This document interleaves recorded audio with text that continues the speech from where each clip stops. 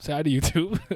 We're on the next Revisionist History. We're going to be talking about one of my favorite manga of all time today, The Greatness of Crows, where we actually follow my. You guys already know by this point I don't tend to like main characters. So the main character of Crows, Boya Harumichi, is actually my favorite main character. I have a very soft spot on my place for Zetan. That's why I changed my name to Hanazawa Saburo. But we're gonna get into this. It's gonna be fun. I'm excited. Vince should be joining us later. He's in school. He's in class right now. Actually, he's in class. So after that, he's gonna join. So we expect him in a while. All three Crows fan. Nia Hemmings and the paperwork is right here. That's crazy. Hello YouTube. Eat your veggies and drink water. And all right. A little something like eeny, meeny, right from the beginning. Smoke a little pack, but the pack never timid. Church, but I'm seeing it. Curse when I'm winning. She need a new back. When it's back, I'ma bend it. Slap up some guinea. Ask me to hit it. Watch a nigga black slipper yak, I'ma quit it. Swerve in the Benzie. Perfume is Fendi. Bob and move fast, real fast like I'm Ricky. That's 'cause I'm pretty. Came from the dirt. Shovel up a nigga can't handle the work. Y'all swing with it first. Young white girl like a ramble. Actually, first question for you guys is, when did you actually first get into Crows, and like how? Like, let's say how. I just mean, like, did you just find it somewhere, recommendation? Did you see a video game trailer or something? Like, how did you get into Crows? How did you find it? So for me, my sister randomly told me about it back when I was in middle school. So sometime between like 2007 to 2010, she told me about this delinquent manga or whatever. I decided to Google it, and the Wikipedia for worse came up first. The very first thing that stuck out to me, I mean, the fucking Wikipedia page for both Crows and the Worst, but specifically Worst is ridiculously bare bones. It's like a max of maybe 4 sentences. But Mm-hmm. the one thing that stood out to me was that the manga had absolutely zero female characters whatsoever. I said, well, what the fuck going on here? So he said, "No, bitch." there's not a single female character in the Worst. I was like, oh, okay, well, that's kind of crazy. I didn't really think much of it. Saw some panels on Google, and then I saw some figures, some of the characters. I was like, okay, they look cool, but then nothing really came of it. I just forgot about it until, according to at least my Twitter, anyways, it's 2014. Mm-hmm. So it's probably the later half, the second half of my junior year in high school, where I started reading Crows. That's when manga rock was a thing still, before Tachiomi, before freaking all these other ones that came out before Tachiomi and manga rock like first came out. Some of y'all Well, spoiled at least, nowadays. You guys don't get on. You don't even know. You don't even yeah, get it. yeah. So I was on my phone, my iPhone, on manga rock. And I was just looking through the I think I know I didn't see it on the front page because it was not getting updated. Obviously, the series ended in the 90s, but I think I hit the action tag, and I was just scrolling and I saw it there, and I was like, okay, this looks cool. And I remember for whatever reason, the source that I was using, the very first chapter that they had listed was the chapter when what's his first name, Nishijima Shinsuke Mm-hmm. pulled up on pulled up to Suzerain and punched Boya, right? That's one of the very later chapters. And that was listed as chapter one for whatever reason. So I thought that this I went through my entire first reread thinking that the story was being told out of order on purpose. But anyways, so I read it, I originally read it in 2014, and it's been history ever since. Crows, I think I can firmly say that Crows is my third favorite manga of all time, and it's not going anywhere. Oh, Mm. Feel sky that? high praise. Go ahead, Pat. So I've always liked delinquent manga, delinquent type characters. Uh, I did know about Crows when I started really getting heavily into Out. I got into Out, I think 3, 4 years ago. Okay. So when I finished Out, I found out about Crows, and then I meant to read it, but then I got sidetracked by something. I don't know. But I did see like the first couple of chapters, and I was like, all right, this is kind of funny. And then it wasn't until literally last month that I actually read the entire manga, and it was a very, very, very fun experience. I was laughing. I felt like almost every chapter. Yeah, they're honestly so ridiculous. I love it. um, Yeah, for I read Crows. When I read Crows, I actually I want to. What language did I initially read the last chapter in? Because I never actually got to technically read the last chapter to about like maybe a year and a half after I read Crows. Worst. I believe when I caught up to it. Let me just double check something. Had like one or two more chapters that caught up. So when I actually was reading Worst, I think it was just about to end. But let me just double check that. Maybe I'm thinking of something else. But I got into it pretty early, like college. So that's like 2011 or something. I'm a dinosaur. That's crazy. Maybe it's maybe a year after that. But I got into it like early in the 2010s, and I did it. I've always kind of liked like delinquent stories and like punkish characters and stuff. So like yeah, 2013. So it was probably 2013. Then is the year I got into it. Then, but I was still in college, so it was probably 2013. So not 2012, like I said, but I just Boya moved me tremendously so early. And you guys know again with me, I tend to just be kind of indifferent to the main character. Like you're cool, they're fine. I have no problem with them. Like or like I just don't like them. I ignore them. I think like other characters, but like he kind of gave me that like Joseph Joestar experience in a sense where he was just a joy to follow, and I always rooted for him. And this was always one of ever since reading it, it was one of my favorite. I'll say like what 10 manga, and it's never exited my top 10. I do believe I have it at fifth or sixth right now, but I used to actually put Crows and Worst in the same category, the same way I used to never separate Korra and Last Airbender. I actually do now. I actually think definitively Crows is much better than Worst, though I still enjoy Worst for other reasons and whatnot. But I think Crows is much better. But I found this completely by fluke. I think I want to say that something must have ended, and I was just on the prowl for something, and this probably caught my eye. But I think the artist that does the Crow Zero art, I think he has a manga called Clover. I want to say that I saw that and I went down some weird delinquent like spiral. Then I saw this with like the kind of more classic art style. I'm like, oh, I'm a dinosaur. This is what I'm here for, and I started reading it. So that's how I got into it. And so it's funny, like I like gravitate to like, oh, we're doing pixels. Oh, we're doing polygons. Oh, it look old. Then I'm hype. It's like, oh, it's new, it's shiny, it's sparkle, like glitter, red fart. I don't care. So. Like I don't give a damn. So yeah. But did you guys ever watch the OVA? Oh, I guess you sent me. I don't know, but yeah, you watched the OVA, like the older one, the older one where Rindaman and Boya have their first bout. I couldn't find it. I saw it in like freaking like it wasn't even a Japanese dub, or was it something Was it Indonesian or something? Yeah, or something Okay, like yeah, that. yeah. And the subtitles wasn't in English neither. Mm-hmm. And my first thing was like, how did this come from back in the day and it's still ugly? Fair. Yeah, but now it's just it's no point. There's no point in even going out of your way to look at it, to find it. It's just 0 point. Okay.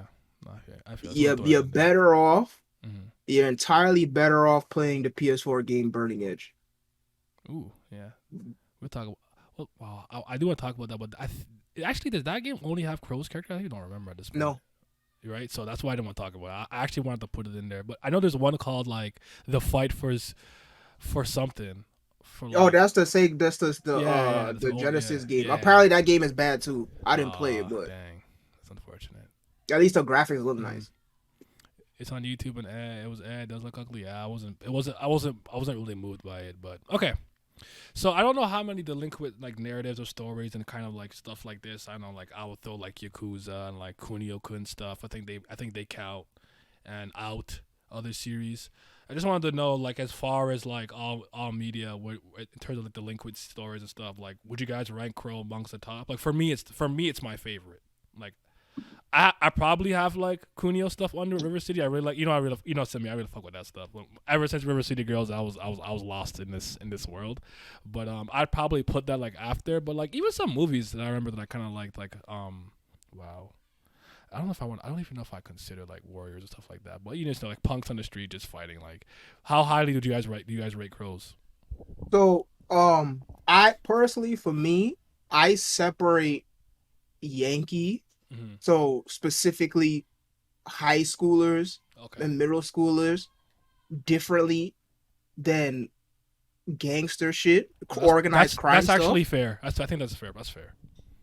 So things like GTA and the Warriors and whatnot, I don't put in the same realm as things like Kunio Kun and Crows. So for me, Crows is easily the cream of the crop. It's number one Mm.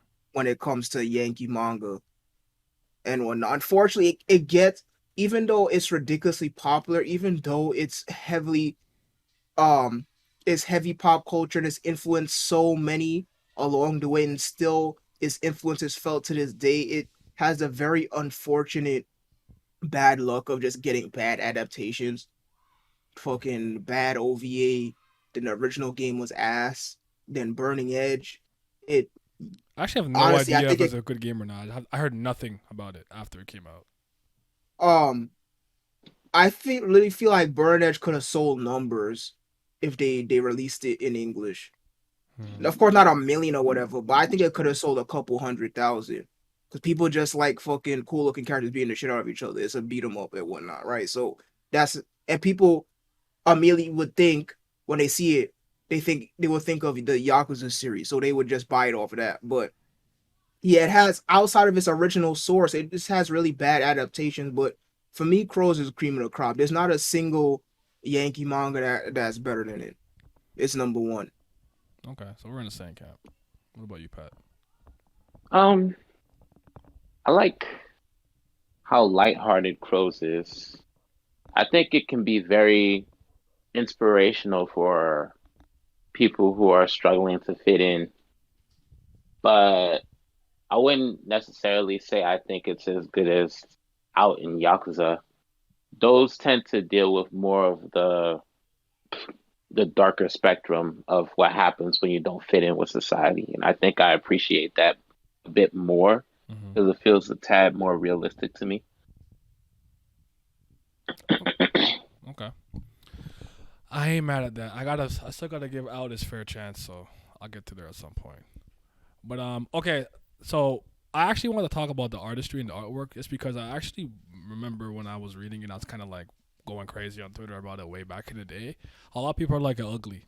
They don't like it because it's like from the 90s. It's from the 90s, and at the beginning, it's like how some manga start off at the beginning. It's a little rougher, and then after they kind of like perfect their style, so to speak. You know what I'm saying? Did you guys have any issues with the artwork?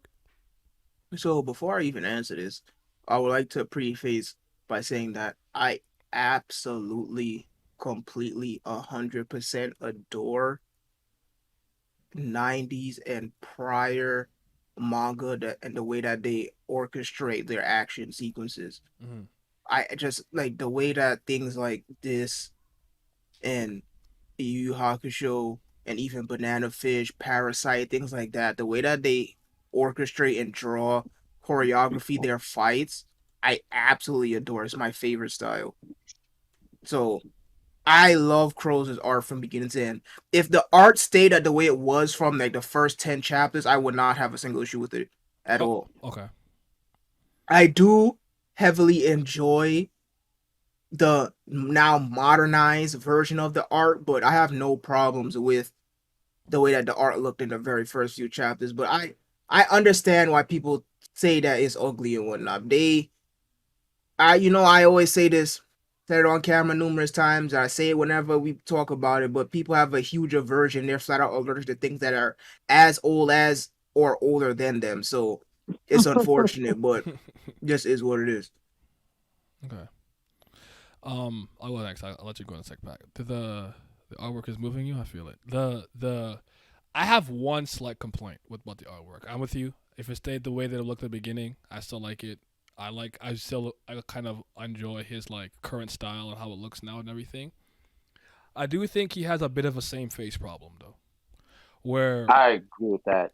he has it where like sometimes I'll look at a character and I'm like, oh shit, this is somebody I legitimately thought this was this person, or like how do I explain it? he might change the hairstyle, and then like maybe through a year he'll show that they've grown up or something. But like until sometimes I get the name, like I honestly had no idea that was him until they told me that was him. And I don't know if that's a good or bad thing. I just wanted to point it out, but I do think he has a little bit of same face syndrome. It somewhat reminds me of like Ghibli movies, where I'm like, if I just turned her hair black, she looks like this character. You know what I'm saying? That's like my only kind of gripe with the artwork. Otherwise, I really like it though. But he does have. I do think he draws some of these faces to look really similar, and I'm like, I gotta use other context clues to discern. Like, oh, this okay. He's got like the front of armor jacket is this one, but his face is similar to this dude's. I don't know if you agree with that, Simi. I don't know. Yes, I absolutely 101% agree. Like there's a lot of, and even to this day, sometimes like looking at his older art style. Of course, now he has a distinct way of distinguishing between the two. But there was a lot of times where I was confused between Hiromi and Bando. But no, he has same face syndrome. Absolutely, I do think though that it isn't. I would I guess I could say this is me giving him the benefit of the doubt, but I think that it's not even necessarily his fault. I think that there's just too many damn characters. Okay. There's so many characters that he draws, and then a lot of characters who he takes the time to actually like draw their face. They're not just background characters. So even if they are background characters, he sometimes still draws their face. And I feel like there's just way too many people for him to draw to give them each this very distinct look. So then he just winds up defaulting to a set norm. I mean, you could say that I'm giving him an easy out, but I do feel like there's a fuck ton of characters that he does draw. So I let him slide on it, but no, he absolutely does have same face syndrome. Okay. No, I think that's a fair explanation. Yo, what's up? I think it's a fair explanation because like he might just whatever like he defaults to for some of the characters, he may not like think too hardly about. That kind of just end up kind of melding into this pot. But yeah, that's all I want to say about it. But I do think that the artwork is fantastic. Like I don't know. I think what's the name? Hiroshi or Hiromi? I just forgot. The fuck's wrong? I believe it's Hiromi? All right. I have to look now. Hiromi. It's Takahashi Hiromi. Yeah, there you go. Okay. Now let's get into the things that I really want to talk about. Oh, fuck, Pat didn't answer. He definitely. Wow. He definitely. What? Why do I always do that? I'm sorry. Go ahead. You see how I get treated? You see this? You doing? You know how they do me, chat. Look, man. I'm getting new nigga treatment. Look at these guys. But anyway, I like these manga. So when I read the beginning, it gave me a lot of slam dunk vibes. Mm-hmm. And I actually really enjoyed that. I mean, I'm not saying that, mangaka for this series is as good an artist as Inoue. Like that's like 0.1% of the total population in the workforce. But the art is good. Mm. Way overrated. Nah, yeah, I'm talking shit. Keep going. Keep going. I was just talking shit. He's fine. But yeah, the art is really good. Like Sumi said, the way the fights are drawn, it's very impactful, which is something that a lot of manga lack nowadays. Get hit, I felt like I just got punched. I'm like, oh shit! Like, this was later on in the manga, but when Gunji caught Kai lacking in the street, this shit was fucking fire. He ran up on him, kicked the shit out of him, and his glasses fell off his fucking face, and started pounding his face in, and picked him up and fucking F5'd him through the phone booth. Oh my like, god, bro. so yes. Yeah, bro, you love to see it. He beat the shit out of him. Yes, Like, Dave. Real violence. Yes. We need more shit like that nowadays. Nowadays, all this shit is so got punched. Was that your best shot? Like, no. Oh. You know what it reminds me of as a contrast, honestly? Like, I want you to think of the little dinky hits you take in, like, Ninja Storm, Ultimate Ninja Storm, little combos. They look cool, but little dinky hits. And I want you to think of Class of Ninja, the crunch and the screen shake every time. Screen shaking, yup. Yeah, like, real impact. Yeah, that's kind of how I see it. So I'm with you on that. It's so funny when these dudes get punched by a Boya, they keep bouncing off the ground to hit a wall, real impact, and they come out their shoes and stuff. I'll speak on that in a second, but yeah. That's actually his fucking signature. I love. I, anyways, sorry, Pat. I didn't mean to cut you off. I don't know if we're still going. Yeah. What you call it? The art in the very beginning was a little rough. Not bad, just rough. He was still trying to figure out how he wanted to draw these characters. Sorry. And I actually like how Rindaman looks in his like super OG style. By the way, I just think something about the way his eyes were. I just thought they like had a more piercing glare. But keep going. yeah, and like once he settled in, it was pretty fire. I agree with the same face syndrome thing. I don't think it became a problem until the following semester came and we got all these new characters. Mm-hmm. And that's when I started seeing a lot of characters have the same face. Like Nakajima, he looks like another character in Crows. Like when I first saw him, I was like, "This is the one they're talking about." I swear I saw him before, but no, it was a Mm-hmm. brand new character. It's on the screen Um, right now, but I don't know if you could kind of see the way Rindaman's like looking. Like I just feel like there's a sharpness to his eyes here in like the older art style. Like I like a lot. I'm not saying it's better. I'm just saying I could still appreciate it. Is all I'm saying. what else? I also think Tamasu looks too much like Zeton. Okay. I think the I think you said Bando and Hiromi. I think that was fair Yes. because they have the same spiky hairstyle sometimes. Mm-hmm. But you gotta go by their Yeah, mannerisms because Bando's all Yep. I'm so aggro, I'm so aggro. So yeah. but no, But the artist is good. I like it. I give it like an 8.5 if I had to give it a grade. okay. Now I need to know who you guys' favorite characters are. I think this will be interesting. I'm actually quite curious with you guys. I don't know. I don't. I'm gonna go last for this one. We'll start with you, Pat. But give me like your favorite your five favorite characters. If you don't want to order them, you don't have to. But Um, Well, I got my answer. So either I'll just this is just so I don't I don't forget them this time. If you got it. If not, if you don't have it on top of your head right now, Simba can go. yeah, let me go ahead. yeah, so for me, my top five favorite characters in order. Number one is your boy Harumichi. The number two is my boy Hanjo Toshiaki, aka Pone. And number Home. three is Furukawa Osamu, aka Bulldog. Okay. Number four is Bando Hideto, and number five is King Joe.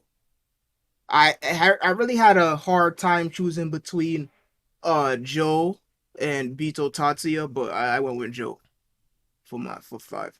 I think King Joe. with Joe, I would have went with him, but unfortunately I'm not gonna say anything more than this. There's a reason outside of Crows where I didn't which reason why I didn't pick him. But if I am just kind of thinking like just within the confines of Crows, he was a real stepper, bro. Like he said, yo, Chaos Merchant. he said, freshman, where the strong niggas at? I'm taking over. I don't care. He fought everybody. And he almost beat Bulldog. You got to give him credit. You almost Yeah, beat him. no, So Chaos Merchant. I respect that. I like King Joe a lot. Actually, I like his energy too. I also I absolutely love all of the Z-Man. I mean, excuse me, not Z-Man. Whoa, hell no, Ultraman. There you go. I absolutely love all of the Ultraman references. You have two characters in the fucking manga Avatar that and King name Joe. themselves, yeah, that name themselves after Ultraman monsters. So you know me, the Toku fan in me, that just really tickles me a lot. So, but Joe gets it for me because, um, we're gonna get into it later, but I am a huge fucking Hosen stan. Hosen's probably Killer I'm not. Corpse. Okay. Yo, I'll save Hage? that for when we act. Hage. AJG! AJG! But Clap. yeah, Hosen is I love that school. And I gave it to Joe more because he gets more of the screen time and characterization than Tatsuya does. Tatsuya, I just think he looks raw as fuck, and I am such a high kick merchant. Every time he hit a fucking high kick, I pop so big. Oh my god, boy, I pop so when he hit that fucking break dance high kick off boy, oh my god, nigga damn near did a moonsault off my bed. That shit was so crazy. Yeah, that's my top five. Okay. Actually, you said Pawn, right? Just Yeah. elaborate on him a little bit more. I like him a lot. I'm just if you can. Man, he's like he's like my personal self insert. I Okay. just love this nigga so much. I think his design is absolutely raw. He never take his mask off just like me. And he just like it is so funny because he fights the least out of his trio, but he just be chilling. That he just be chilling, hang with the homies. And he just dead. And I'm like, yo, I love this nigga, man. Love this nigga, man. And then when he, oh my god, that panel, why there was everyone was freaking clamoring about Marco and his girlfriend, and he was like, they were so cute. I'm like, dog, this panel, I relate. This is my eternal panel, my spirit animal panel. He just got both his fists clenched. He hated it, and he was like, "Yo, son, they was mad cute." I'm like, "Yeah, I feel it. I feel it. Nah, I love that guy so much." I Oh, actually think they're a solid trio, all things considered. They're actually really oh good. no, I love them. I Mako, absolutely love Pawn, them. Boya. I actually like them a lot. Go ahead. Well, I mean, actually, I'll save this for when we get to favorite moments and whatnot. But there is a legitimate scene that I absolutely adore from him in the later section of the series. But yeah, I just love that guy. Just that for kind of unreasonable love, but I just gravitate towards him. He No, just I so raw to understand. me. When you see that character in that series, you're like, honestly, like if I was in this universe, you could pretty much like call that character me. You just resonate because I always said like, you kind of just like I guess for JJK, you just fuse like Nanami and you fuse Todo. I'm like you kind of got me in there, so I just resonate with those characters, so I feel it. I like that a lot too. So things said Boya, Bulldog, Mako, Ryushin, Rindaman. That's interesting. I'm gonna speak on Ryushin in a second, but you got yours, Pat? Or do you want me to go? Yeah, I got it. Go ahead. So it's not in order, but Do you at least have a I really one? like. No, I don't actually. Okay. I just enjoy them all pretty much equally. So I like Boya, of course. He's fucking hilarious. Like he just you can't have a top five and Boya not being there. I don't believe that. If you say Boya's not in your top five, I don't believe you. He's fucking funny. Yeah, it's one of those things where I'm just like, listen, I heard what you said, but I didn't hear what you said. All right, yeah, that was real Bro, to me. Make the list over and add a minute. when they were going to go fight the snakeheads and he kept having to go in the toilet whenever they were getting into the fight, he was like, bro, why y'all even bring me along? Y'all just keep stealing all the spotlight. I'm going home. It was like, no, No, Boya, son. you're a secret Why weapon. why would you can't waste you on the opening act? It's like opening act? Trump card? You spoke very wisely. I guess I'll stay. It's fucking funny, man. He's actually he's the one, bro. He just moves me. I don't know. I love that nigga. But So I yeah, like him. I like Mako. At first, I kind of felt like I was gonna like Mako because like he was always quiet with the shades and shit, just standing there looking cool. hmm And then like when he started talking and shit, I was like, bro, this nigga is fucking hilarious. yeah. Like, You know what's really funny? When he gives Boy, was it the Godfather? And Yes. he's like, Mhm. and he's yeah, like, that's exactly what I was gonna bring up. okay, go ahead, go ahead. What's your thought there? Go ahead. I'm gonna give you something hot and spicy if you help us. I'm over here like, oh, Boy like woman, so he go like bribe him with porn. That's smart. Also, The Godfather 1, 2, and 3 on VHS. Nigga go, that thing sounding like this, but I wanted it sounding like this. When he changed his eyes, the way his eyes look. Yo, I started dying of laughter, bro. That shit is so funny. He is so hilarious. He's funny, man. Nah, Bako's cool. I Yeah, really like him. You're right. That's a good trio, man. They're solid. I like.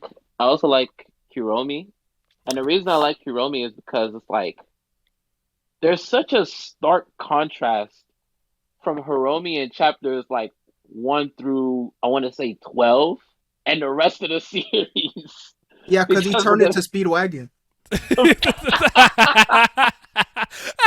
Yo, that made sense to me. I don't know about anybody else. That made sense to me. Like in the first couple chapters, this nigga was fucking unhinged, angry, ran up on Boya when he wasn't paying attention and tried to beat the shit out of him. And Boya whooped his ass one time. Next thing you know, he turns into a fucking consigliere, fucking giving us commentary, play by He got play, humbled. He backstory said, "You know information. what? I can't be running around like this. Mad dog. I need to be the calm dog. Domesticated. Oh shit. You should have seen him at freaking Crow's Guidance. Oh, him and Bando just going at it. Then trying to and then trying to pull up a Rindaman. Like, alright, bro. Yeah, in middle school, this boy talking about some, yo, guys, I don't think I'm gonna go to high school. I'm like, bro, what? Yo, calm down. What's wrong with you? I don't see your Nigga. point. I'm like, hello? Like, bro, no, he was wilding back in the day. That nigga shaved his eyebrows. I'm like, bro, you 13 years old shaving your eyebrows? What the fuck going on? What are you going through, nigga? These kids are built When he different. said back then, every day he was pissed. I'm like, he wasn't lying. He wasn't lying, boy. It was just a ball of anger. I'm like, dang. and Now he's Gary. speedwagging. as you would Shit. say. Yeah, now he's speedwagging. I feel it. Keep Keep going, going, man. man. My fault. I also like Ryushin a lot. Like, I like the fact that when he was watching Boya go through like the elite guard of the front of armament, if you will, and he was having that inner dialogue. That's when I like really grew to respect him, because he was like, look at him, he fighting all these niggas by himself, and he winning. If I fight him, I'm less of a man, because he's gonna be tired after he fought all those guys. And if I beat him this time, can I even call that shit a victory? Like, I'm like, bro, he got an honor code. I respect it. Mm-hmm. And ever since then, like, he one of the few characters I would say, like, in this series that does not get nerfed. Like, when they say that he's strong, he's properly ranked where he is, and he beats the people that he should. But like, it doesn't overstep into the Boya and Rindaman territory. I think I have one pushback on that, but I'll save it. But I mostly agree with that. I do have to think that he's properly ranked, though, for sure. Hey, I still have my controversial opinion about him. Oh, you didn't change your mind? That's interesting. Nope. Really? All right.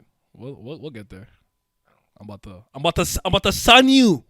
No, I'm kidding. Go ahead. Go ahead. Was that 5 or 4? I think it was 4, right?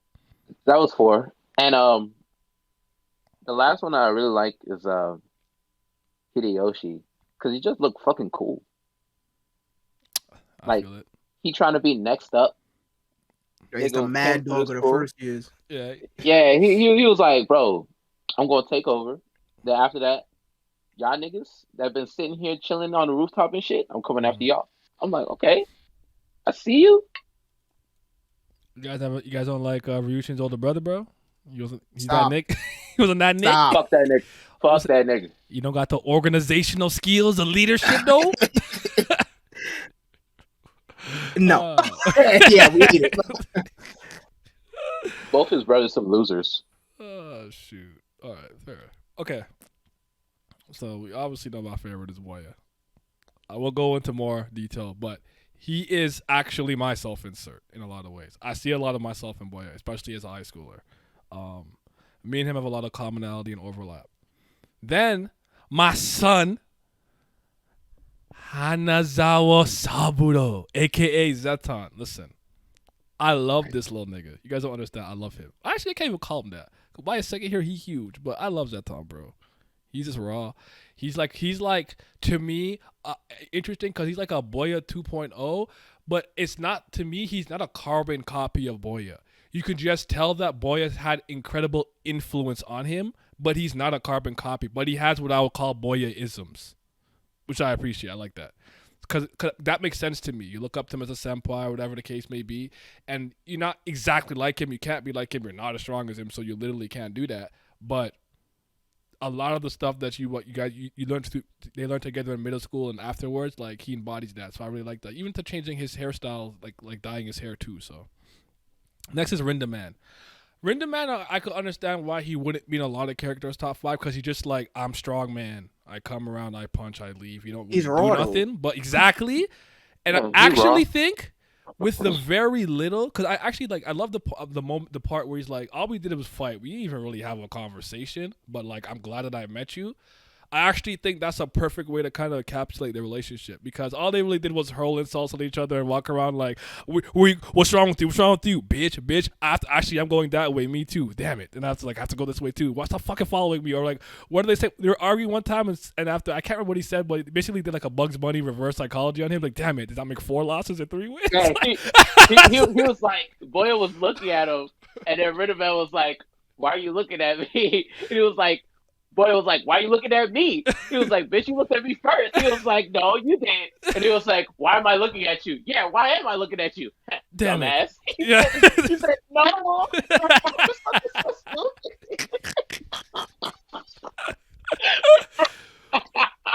But I think this could be me doing the thing where I'm doing it for the author. But the takeaway that I took was that in a lot of ways, as both of them being monsters, I know Rindaman's more so of one, and maybe he doesn't have the same level of gravitas and charisma as Boya, but as two like really lone wolf strong monsters, they kind of through their fists were able to speak to each other. If that makes sense. That's kind of how I took it. So I know Rindaman again. He's not crazy, not in every chapter, nothing like that. But I love him, and he's like the fear that he inspires and instills into anyone that sees him. They start shaking like, oh shit, it's Rindaman. Like I love that. He's him. He is truly him. Next is Bulldog. I don't think I have to explain that. As much as I like Boya and Rindaman, I think I would argue the best duo is Boya and Bulldog. They're really brothers. Like I really fuck with them. They're dope. And Parko. I like Parko. Parko is fucking hilarious. I really like that nigga. He making me laugh. I put Parko was my fifth favorite character, honestly. Parko and the Dangerous. We out here. PAD. You know what I'm saying? But yeah. Kiku's cool too. Kiku's probably my second favorite there, but I like Parko a bit more just because I get a bit more entertainment from Parko, and the way that he had the dream with the big boot was it Chisaki? I can't remember the guy's Yes. name, but yeah, the big boot. He had the dream, and like you lost, and he just salted to the corner. He went to the closet. He's like, they're like, damn, like he's really taking it hard. So I mess with him. I don't dislike Beto. Like thing said earlier. His kicks and his fighting style is inspiring and cool. But like, if I honestly have to say anything, I actually like the first Beto brother the most, even with the little that I know. You do get to see him a little bit in one of the prequels, but he's actually my favorite Beto brother. Is the first one. So yeah. So Boya, Zeton, Rindaman, Bulldog, and Parko are my favorites. But are there any characters you want to highlight though? Even if like you're not particularly like your favorite or something, but like this is a dope character or an I'm interesting I'm character. surprised that none of y'all question me on why I got Bando on my list. Nah, I like Bando. I think Bando earned his respect at that last fight with Beto. And I stopped hating him Yeah, after that fight. Like that was kind of like what I was going. But if you have like a more in depth reason, go ahead. Actually, I actually Yeah, don't because dislike Bando. I don't. Never did really. it's not even his fights that reason why he made my list. It's his characterization. Mm-hmm. The characterization that he got is just so fucking powerful for me. And then when you read Crow's Gaiden and then look at it in chronological order, it's just so crazy to me how he had somebody that he looked up to and he really saw the TFOA as found family. Then the second head tragically died. And then after that, TFOA completely changed. And since the TFOA completely changed, he changed. And he lost sight of his original self until he got that ass beaten. And then he had to re-find himself and see his two brothers that he came up with. Not leaving him, but them going on their own path. It's not like that he couldn't go on it, follow them, but he still had lingering regrets, having to come to grips with those regrets, then make right by them, and then finally figure out what he wanted to do. Is just so fucking powerful to me. He's walking around thinking about like what the fuck is he even doing? Like why do I keep showing up to school? Yeah. Yeah, why he keeps showing up here? What is he waiting for? Like whose confirmation is he looking for? all that other stuff. And it's just, and his relationship with Hiromi is also ridiculously fire to me because those two are always fighting coming up in middle school and then high school, and for him to finally come full circle and form a band after graduation, I thought it was just absolutely fucking beautiful writing. And I I absolutely really like adore it. I really like the send up that Hiromi gives him too, and he Yeah, turns back yup. around. He's like, I'm older than you, damn it. Greet me with a senpai or whatever, a san. When he say my name, I'm like, they gotta posturize, keep the I'm fucking manly, but but you can see the brotherhood forming there. So I'm with you on that. Yeah, he was like, "Yo, Well Hiromi, what the said. fuck are you doing here?" And he was like, "Nigga, I don't know." And he's like, "Alright, I'm leaving then." And he's like, "Alright, man, whatever, fuck off." And he's like, "Yo, you better call me son next time you call my name." And then when he leaves, and Hiromi's looking over the overpass, and he's like, "The reason why I'm here is to give you a proper send off. I'll see you later." I'm like, Mhm. damn, I just start crying, dog. Like this shit is just so fucking beautiful. It's like, Yeah, dang. that was a great moment. No, he He is a really good like, character. He really is. That's why yeah, I didn't hate on you for it. But I like your. I'm happy you explained that though. yeah, I really adore the characterization that he got. And I love how it took him a long time. It Yeah. took him the course of damn near the entire series from to finally figure out and come to grips with everything. I just thought it was so amazing. Like his the way is so funny too because by the time I finished Worst, I completely forgot that the TFOA used to be a freaking big bad. They used to be an antagonist of the series Mm-hmm. because they're so like cuddly nowadays, and they're so like they're alliance, keep the peace. Oh, yeah, type B. Versus when we first got introduced to them, and they just the most vile, So what you're saying scoundrel, is the older Ryushin was a real stepper. He said, "Hold on, we got some crime to do." I'm not kidding. Go ahead. But That guy's a bum. yeah, So yeah, it was a just knife. The knife man. Oh, whatever. oh Bro. my god, it's bozos, man. Rina said, "Just stab me," and he punched him. I said, "Nigga." Yo, he grabbed it when he got him the fuck out of here. Shit was crazy. Yeah. But yeah, Bando, he's an absolutely amazing character, and that characterization is just it was moving me a lot, boy. No, well said, bro.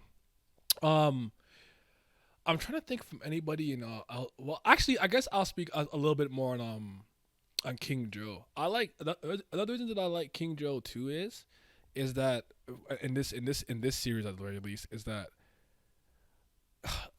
yeah, I can't say it because I have to talk about worse. Nah, never mind. I can't do it. I can't do it without talking about worse. But King Joe's a stepper. He's cool, man. I like it. But I actually am with you that I like Holston a lot. But they're dope. But all right. What do I have left? So let's talk about some of our favorite moments, jokes, gags, whatever the case may be. Like you can go wherever. I don't know if anyone wants to start. Actually, I want to start. It's one that I always talk about. But so when Bulldog goes to wash his hands or go relieve himself when he pees upstream, then he walks downstream to wash his hands, and he walks back up, and boy's like, "Why would you piss upstream and wash?" He's like, "Oh." Anyways, and he's like, "Yo, don't fucking touch me! You fucking touch me, you nasty bitch! Like, why did you do that? You just washed your hands in your own pee. Don't touch me." That shit was so funny, bro. There's so many jokes in this series. I think it's hilarious. Like seeing Boya, like be like, "Hey, can I borrow this bike?" I'm like, "What? No." And he just fucking jumps in the air with his hands in the X. He just hit him off the bike and say, "Hey, yo, he said we could use this." And then they're like, he's so fucked up for that. Like, he's so messed up. You just stole that shit. Remember the one I think me and Pat spoke about this at one point, maybe you and Simi. When he's like, the chapter like starts, he's like taking a bike. Then he like cuts back across the screen. He's biking because the police is chasing him. Like he's Boya is such a clown. I'll say the second one for you, but I got to talk about the first one. The first one when he gets to sushi or whatever from Rinda, and he puts idiot at the bottom or whatever, a fool, and he gets mad. And he's like, no, the food didn't do anything wrong to me. So I'm But then he saw that he didn't give him no the chopsticks. Fork. yeah, chopsticks. Whoa, I just showed my Westernism. I said fork, but yeah. But yeah, what's some of your guys' favorite moments? I actually have a couple that I think might be underrated. Bro, when that nigga was in a hospital And then he woke up and he got the banana and he was like, Bulldog was like, this came from Rindaman. He said it was for a monkey. He said, what the fuck is he called a monkey? He was like, no, no, the banana didn't do anything wrong. That shit was so funny. He Because was he like, collects yo, himself at the last second, like, no, this is a waste of food and they didn't do anything wrong to me. But fuck them. I'm gonna eat this though. Get my potassium. Bullock over here legitimately confused. He's like, yo, they have monkeys in this hospital. And Boya's like, yo, he's talking about me, idiot. And Bullock's like, oh, he is? Oh, Okay, then here. here. And he is. He's about to throw the banana. He's like, wait, the banana did nothing wrong. That shit is so funny. Not yet. There's And he's right. a lot of That was the right there's a thing lot to of do. Boya moments that's just so hilarious. The one that my favorite one that always makes me laugh so badly. Was he with no, I believe he was with Maruken and Kakuken. But they was doing some shit. No, he was with Osamu and Chiaki, I believe. They was fighting or whatever. I forgot what exactly they was doing. Then the police came and the panel showed this nigga down the block. But they was like, wait, how he already gone? That shit He really is black. easily my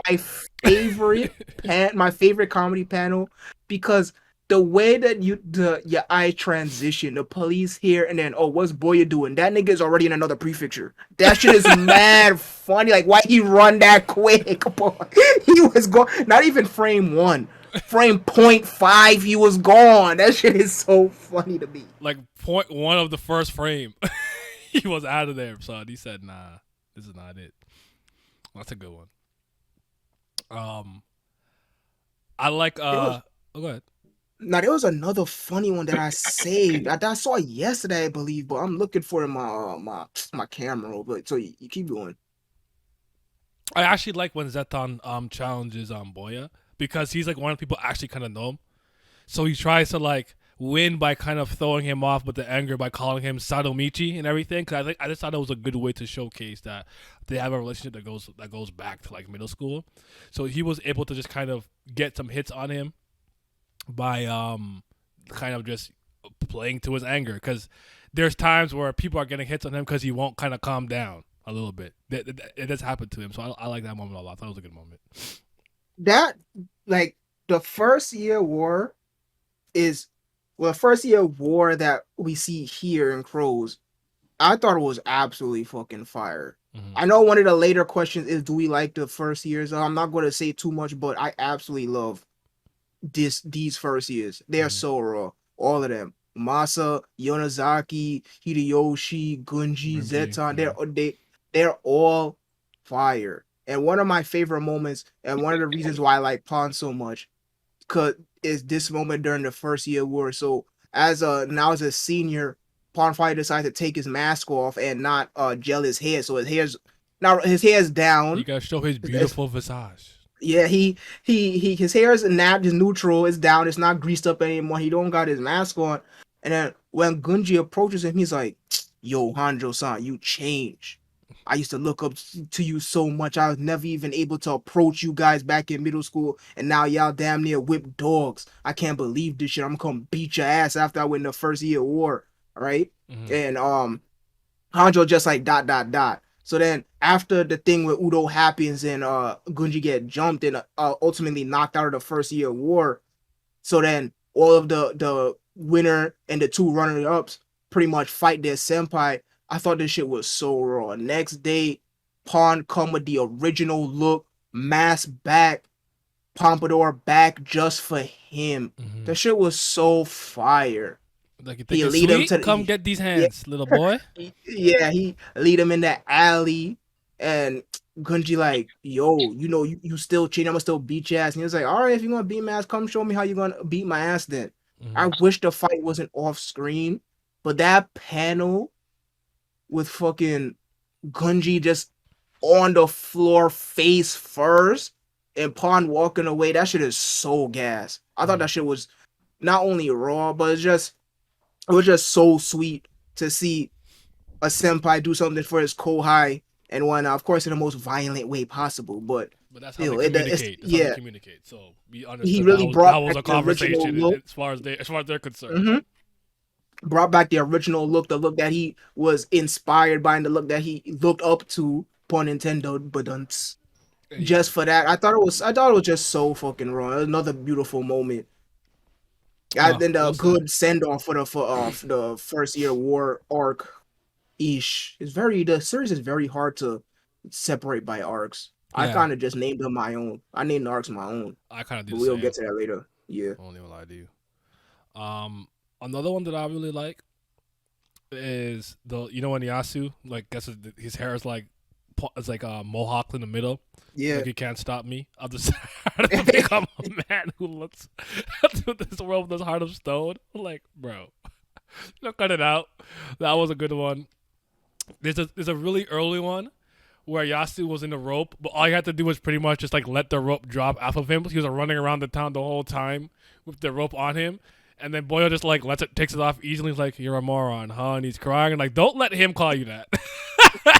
Don't let him call you that. Much as I love Boya, he's a fucking idiot. So there's so Um, many. But go ahead, Pat. I like when they was about to go to fight the snakeheads, and they came to Ryushin first. It was like, you know, anybody that could come help us? It Mm-hmm. was like, yeah, it's one nigga that's bored. And then they go to the next panel. Boy got his hand up like his field trip, like, oh, me, I'll go. I volunteer, I'll go. And it was like, we didn't even explain the details. Don't matter. Let's go. It was like, what about who else? He was like, oh, I know one other person. And then his fucking beat up. And you shit like, bro, boy, this not even funny, dog. Like, you know the history between me and this nigga, man. It's not like you ignorant to the fact. And then they started getting ready to fight. And then the other guys was like, hey, they're really about to fight each other for real. I think you should stop that. And Boy was like, yeah, you're right. He goes in there and headbutt the both of them. We're like, hey, behave. Y'all can fight each other later. We're going to go fight other niggas. Right now, we're on the same team. During the season, you on the Bulls, you on this team, I'm on this team. But right now, we the dream team. Type beat. So Like, bro, he literally just like sunning two of the strongest niggas in the series casually, yeah, and they listening. because they know. But I'm trying to think of.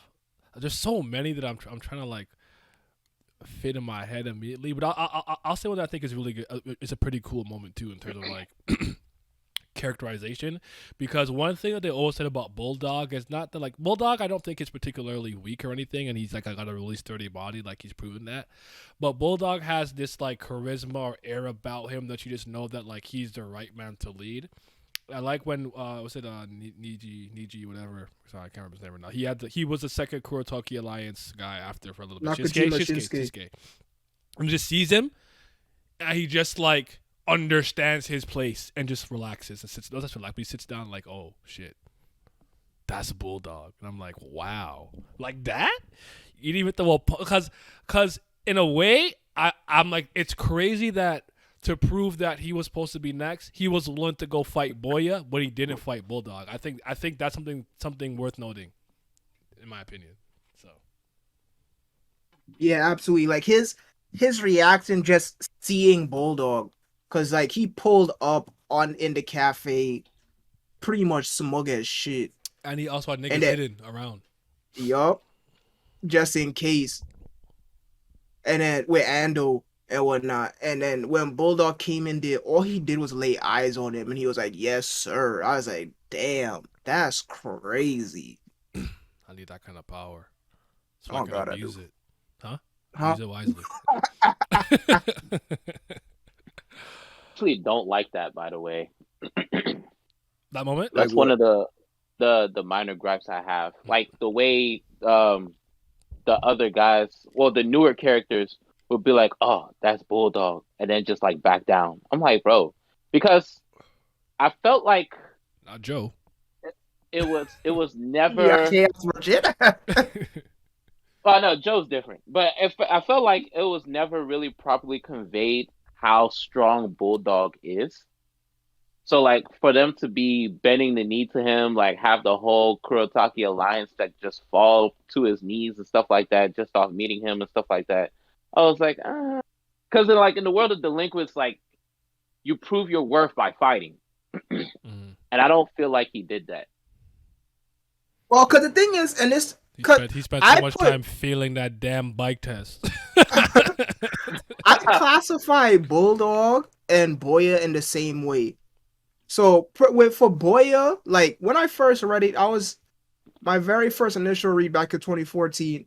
I was pretty much like Yeti. I was 100% just rooting for Boya all the way. I never wanted to see any harm happen to this guy at all. Oh, what the stream doing? What's going on? What happened? Uh-oh. I see the shit spinning. Oh, it's back. So, um, yeah, I didn't want to see him go through no harm. I'm trying to see him watch everybody now. Now, upon my this goes into freaking the reread section, so I'm gonna just say lightly, but I don't really rate him because he's kind of just like a personification. Same thing with Bulldog. Both of them are just like personifications. Boya being a personification of freedom and doing what you want, living happily, Mm-hmm. and then Bulldog is a personification of pretty much like kindness and charisma and leading through and leading through not even like a sheer strength example, but just through just for lack of better terms, kindness or whatnot. So that's why I kind of, and then when Boya said at the end where he was like, if me and Bulldog fought, I don't even think I would beat him. I just see that as a personification as Bulldog. He he's more, his heart is more pure than Boya's or whatever. So he feel like he wouldn't be able to break his spirit.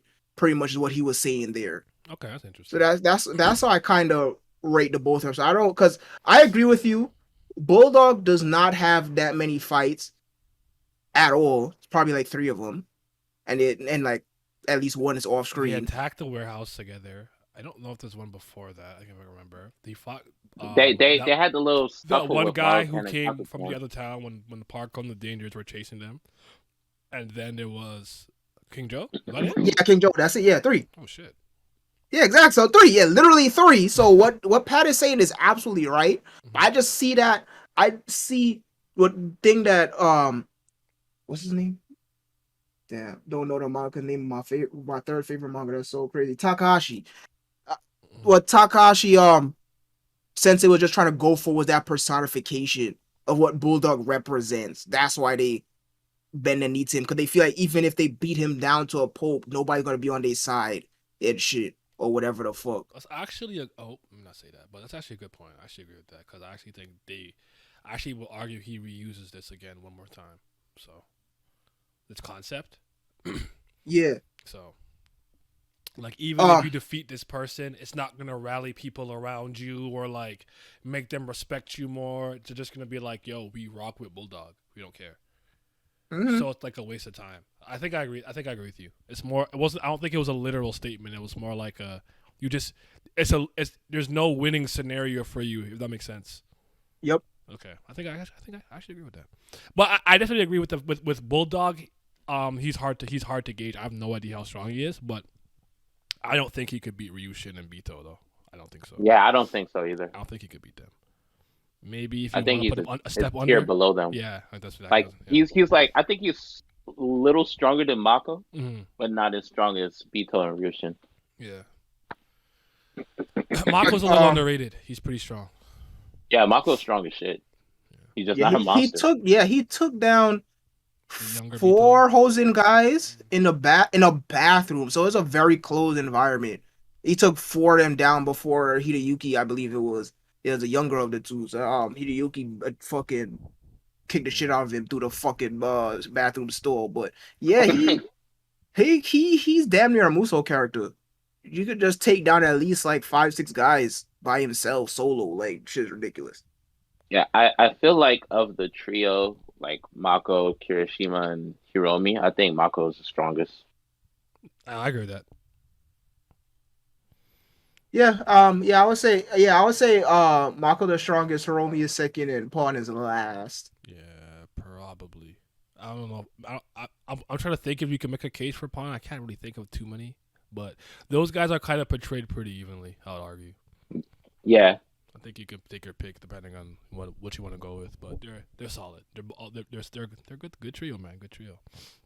Have you guys? Another, Oh, no, go ahead. yeah, another favorite scene of mine, a favorite moment, was how Ryushin and Teru became blood brothers. I thought it was just the Yeah, epitome of Yankeeism. that's what Delinquent Series is all about, man. Talk to these niggas. Yeah, because I have the panel saved, but Ryushin was like, well, Teru was like, yeah, and that's why I named the arc Lonely Jokers. Teru was like, yeah, we the Lonely Jokers. We've always been by ourselves. No place to call home. Da da this, da da that. And then Ryushin is like, Lonely Jokers. That just sounds like I really need a friend to me. So then they fight, and after the fight, Ryushin extends his hand. And he's like, Teru, do you want to be blood brothers with me? And they just shake hands. I'm like, bro, this shit is so fucking powerful. Like, Yeah. they're not fighting out of bad blood, even though Teru did beat the fuck out of two of his own guys. So Ryushin had to retaliate on purpose, but like they're not fighting out of bad blood. They're not fighting out of spite. They're fighting just kind of like pretty much as sport. I And also then think once it's the a concept some people might not understand because if you ever had it might necessarily have to be a literal altercation, but there's some people that I've grown incredibly close to after a physical fight. Yep. Yeah. And one of the reasons why I heavily just relate to this manga, why I gravitate towards so much, and why I like it so much, because I relate to the characters. Or I absolutely relate to the entire of being a crow, being an outcast in society, and whatnot, not wanting to reform because reforming would be like a caged bird who lost the ability to fly and living free and whatnot. Who talks about crows ain't so bad. Yep. Yeah, that's like one of the very first. That's like the last panel of the first chapter. One of the last. The double spread, I think it was. Yeah, It's one of my favorite quotes in manga. Period. What's so wrong with being a crow? I'd rather be a crow and fly free than be a caged bird who forgot how to fly. Like that shit is absolutely fucking powerful as shit, dog. Yep. And honestly, one of the reasons why I think I relate to it so much is fucking being black. Honestly. No, I understand that because we could apply that to not to go there, but The Western society and all. Yeah. I got it. So yeah, it's that scene where they be, and then they just after that they're literally just like that, and I absolutely adore that relationship between the two, and I think it's a really good fight in the series too. Yeah. Okay, so let's talk. I actually have one more moment I want to talk about, and then I want to transition to schools. You guys can name one more after if you want to. I actually wanted to know. It's not a favorite moment. I just think it's super impactful. But like, just give me some of the thoughts and feelings that you had when Boya got snuck up on with the whole host and army. He was about to get away. He goes up the stairs. He gets sneak kicked by the second oldest Bito brother, and then you see him strung up on the fence with the chain around his neck, and he was defeated. Cause I was livid. I was as angry as he was. I'm like, that shit don't count. They being this snook. Yo, cause I had the policy of W's a W, but I was like, nah, you don't W.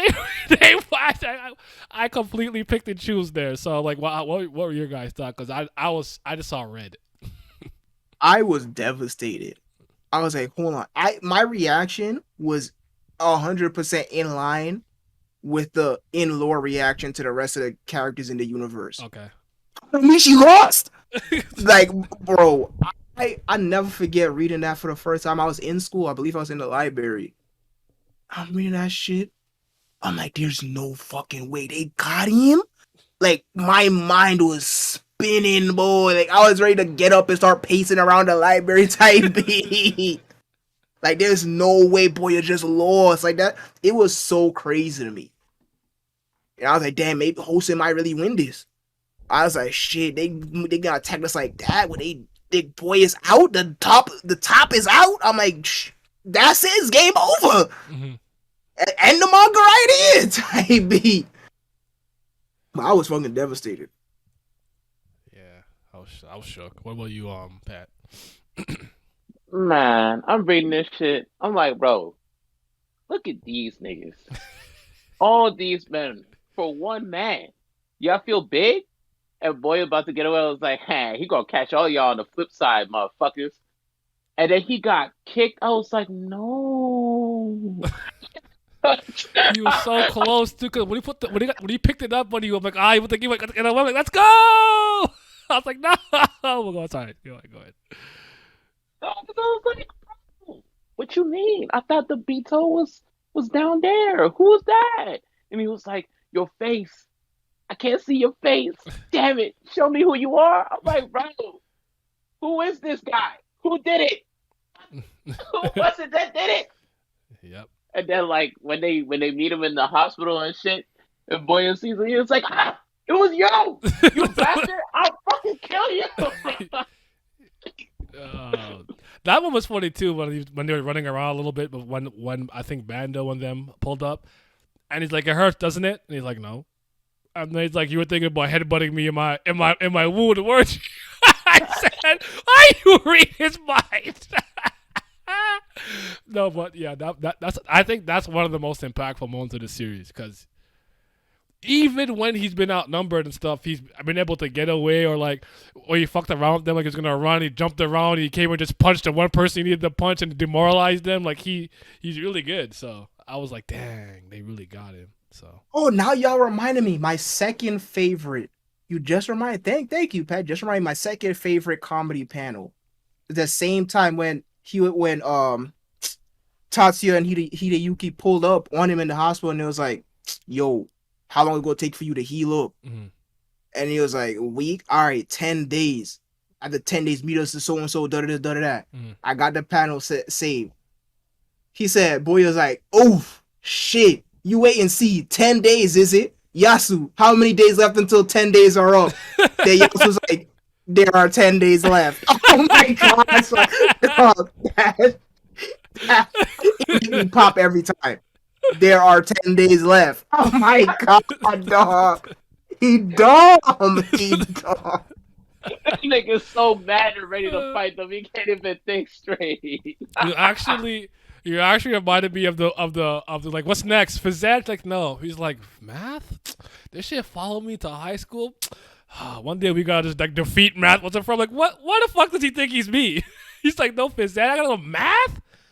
He said I ditched that shit in like in middle school. It says, it's still I dogging me. He said I gave up math in middle school. That subject still dogging me. Man, we gotta get rid of all the teachers. I'm like, what is he on? Some line like that. Yeah, I couldn't remember verbatim, but I was just like, bro, my disdain for math and love for gym was the same. I feel it. Did you want to give a last moment out, Pat? When they were, I really like that snakehead arc. It's so fucking good. Mm-hmm. But when they were in the city waiting for them niggas at that little club spot, and then Tommaso show up there, because you know how that nigga is. He sees somebody strong, he want to be their follower. Yeah.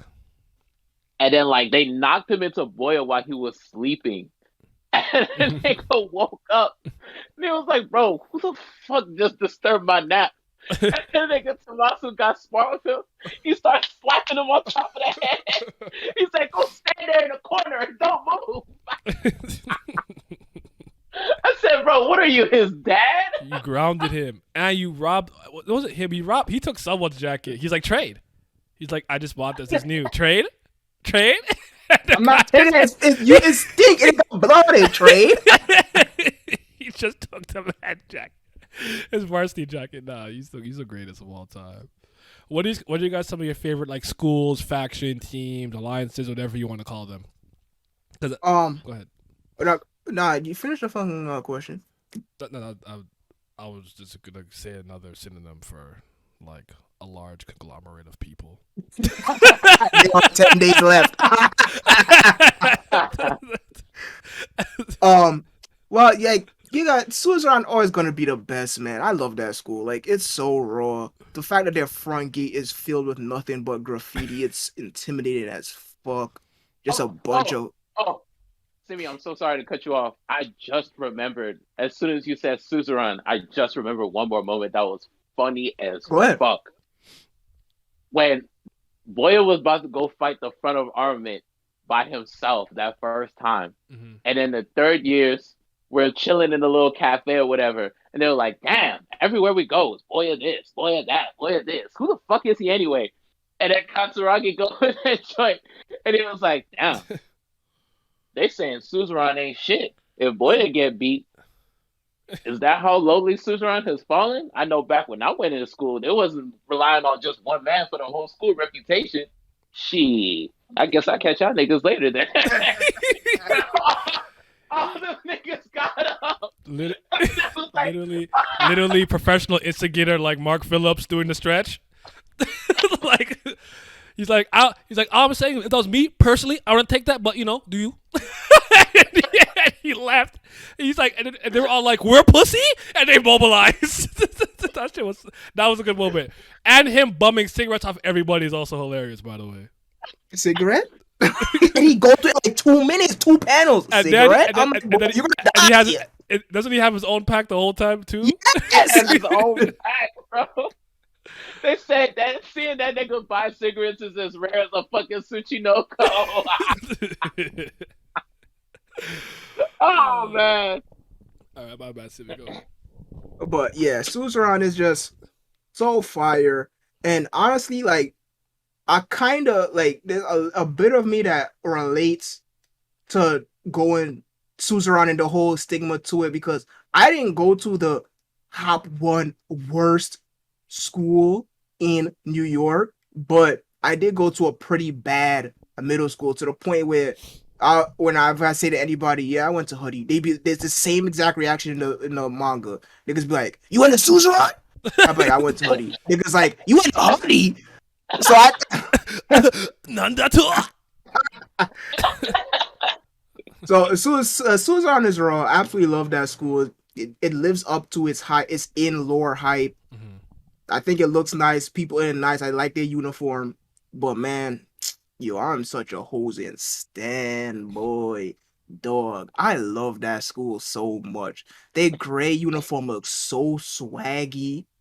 HAGE out. Nigga, I shave my head. Fuck is you talking about, boy? Like, son, that complete and total hierarchy and like obedience to the laws of the school, just so like almost cult like, but it's still raw.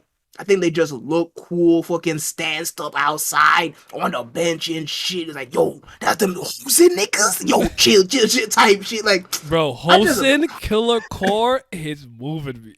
That's so raw to me. It's like that. You guys can be calling them that. The fuck? and then, son, the Beto brothers, they got silver hair with the gray uniform. Oh my god, swag to the max, boy.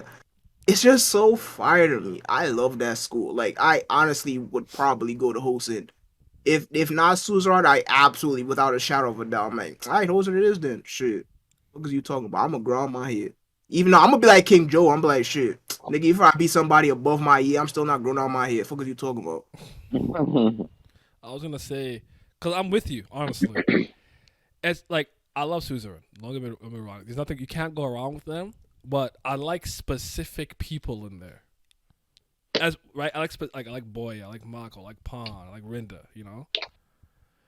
Hosen, to me, because that school moves more like a collective, I actually respect them as like from a top to bottom organization more. Like, Suzerain wins just because they got monsters in that school that can MC school. It's like to me, it somewhat reminds me of this. Two things. One, I think it was you, Pat, who told me that they run like the military because like I thought it was cool that basically if you're just a grunt, a subordinate, your hair shaved, you gotta be bald or low cut, whatever, right? It's to strip away the individualism of each person and then form a bond as a collective. So you all go through a shared experience, and that's how you bond. Which is I didn't know that before that, but I still thought it was cool. But I just added an extra layer to it. I'm like, okay, that's really dope. And then everyone who's like an officer or higher ranking person, they could grow their hair if they want to. Some of them don't, but they're good. But like, I like that, and I tend to find that school usually moves in unity, even when there's a kind of power shift. There's there's always gonna be factions when it's a power vacuum, but usually somebody kind of takes over quickly. Because I'm sure when the Beto brothers came there, they were like, I'm gonna, you know what? Let me not say that because of the last name, because they know what all they're Beto brothers, but I'm sure there was still a power vacuum. And I remember when King Joe comes, he just says, "Yo, I'm fighting everybody." So I really actually like them a little more as a collective than Suzerain, but again, Suzerain has individuals that I like a bit more. Actually, I'm gonna keep going because I might say too many things. Did you wanna throw another one, Pat? I really like the second generation of the front of armament that we've seen To the when fourth. Ryushin was Or in the charge. third. To the fourth. Yes, the fourth generation. See, the third Because one, that the one- third one's underrated. You guys were hating on the 13 elite guards. You know what I'm saying? It's whatever, bro. You guys were hating. I'm joking. Them niggas whack. Bro, when Ryushin came over and then they got smaller, more condensed. Like the third generation was very top heavy, Mm-hmm. and then when the Ryushin took over, it was more even. I mean, obviously Ryushin's still top dog by a wide margin, but the rest of them niggas wasn't no slouches. They joined because they respect him, and I thought they just moved like as a close knit group. I was feeling it. I think the fifth generation too is pretty cool. Oh, but I yeah, didn't I've see seen enough of that. Takeda Kosei almost made my list, by the way. Same. I actually do like him more than Ryushin. Obviously, I haven't. But we're talking about Crows, so I just kept it in Crows. But I love that. Yeah, because Kosei, he really got that because Kosei had to completely rebuild the TFOA since Ryushin and his entire gen retired with him.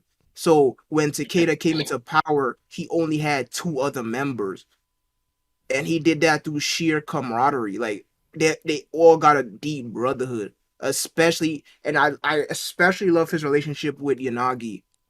I'd also His argue vice they're captain. Yeah. they're the first generation that has to like I'm really not trying to downplay how strong he is and how strong the other leaders are, but they're not Ryushin.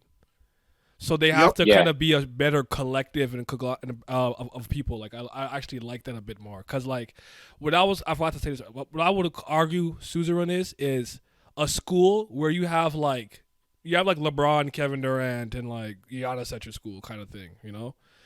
So like even though all of other players they might not be as like high level as maybe some other stuff, you have like superstars that can just carry the team on their back if push comes to shove with your Rindaman, your Boyas and Zetons and Garicos and whatever, right?